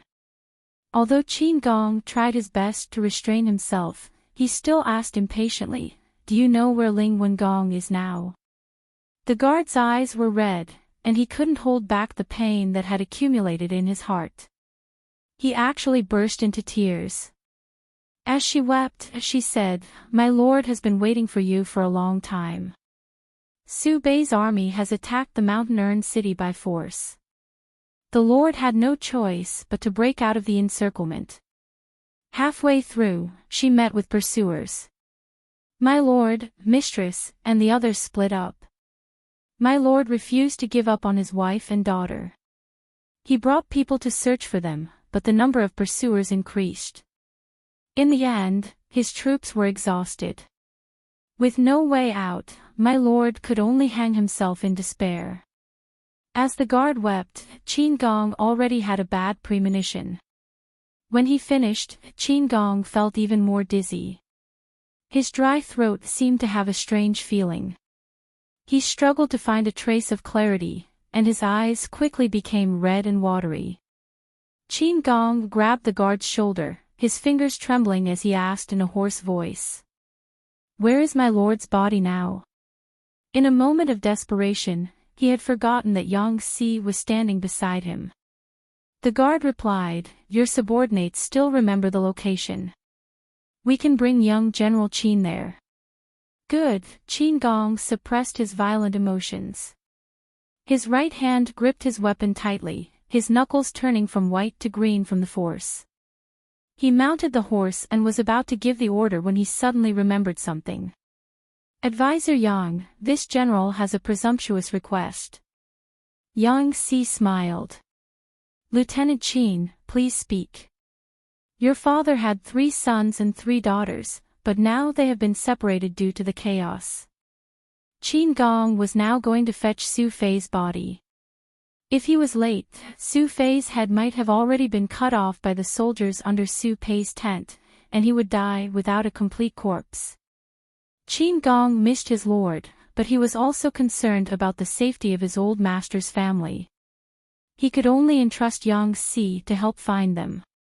He knew that his request would arouse Yang Si's disgust, and even make his new master wary and suspicious of him, but he couldn't care so much. Yang Si said righteously, "Lieutenant Qin, go ahead. I will bring people to find your father's family." Qin Gong nodded heavily and led 2,000 soldiers to find the farmer's village that the guard had mentioned. He didn't dare to stop for even a moment. After galloping for nearly a quarter of an hour, he finally saw the village. From afar, he discovered that this village wasn't uninhabited like the guard had said. There were people who looked like they were on the lookout outside the village. Of course, he didn't doubt the guard's words. He was just worried that these people would harm Su Fei's body. When he got closer, he could faintly see more than 20 thugs. With his excellent eyesight, he even saw the figures of a few women. After thinking for a bit, Qin Gong guessed that these thugs were beasts who took advantage of the chaos to bully and humiliate the people. Those thugs also discovered traces of Qin Gong and the others. They seemed to be making use of this time to escape. Qin Gong snorted coldly. He knocked his bow and shot an arrow, aiming at the head of the thug who was entangled by the young girl. One arrow was shot, and it killed in one shot. In a short period of time, the horse galloped for a distance. It was enough for Qin Gong to clearly see the face of the young girl who dared to fight against the thugs. Both sides of her face were bruised and swollen. Her hair had long been disheveled and scattered over her shoulders. However, her facial features, Qin Gong was shocked. It was as if someone had poured a bucket of cold water from head to toe on the coldest day of the year. His brain and limbs were frozen. Without waiting for the horse to stop, he dismounted and knelt on one knee. "I am Qin Gong. I came late to save you." Su Yanxiao shrunk back, then crawled a few steps in a sorry state. She grabbed onto Qin Gong's arms tightly. However, she could only grab onto the ice-cold scales. Just like her current state of mind, it was so cold that she couldn't feel any warmth. "Qin Fengjing. Why? Why did you only come now?" she cried uncontrollably. Her tears flowed down uncontrollably. In an instant, half of her face was wet. "Why did you only come now?" Qin Gong didn't dare to move. He tried to say something, but when he saw Su Yanxiao's appearance, his throat choked and he couldn't say a word. If it was possible, he also wanted to come 4 hours earlier. His lord didn't have to hang herself, and the person in front of him didn't have to suffer such grievances. You're tuning in to the LoveLore Library YouTube channel. We're so grateful for your support, and don't forget to subscribe to join us on this incredible journey through captivating stories. Your generosity through donations truly makes a world of difference, as it's the primary source of revenue that allows me to expand and enhance this channel for you. Thank you from the bottom of my heart for being a part of this adventure.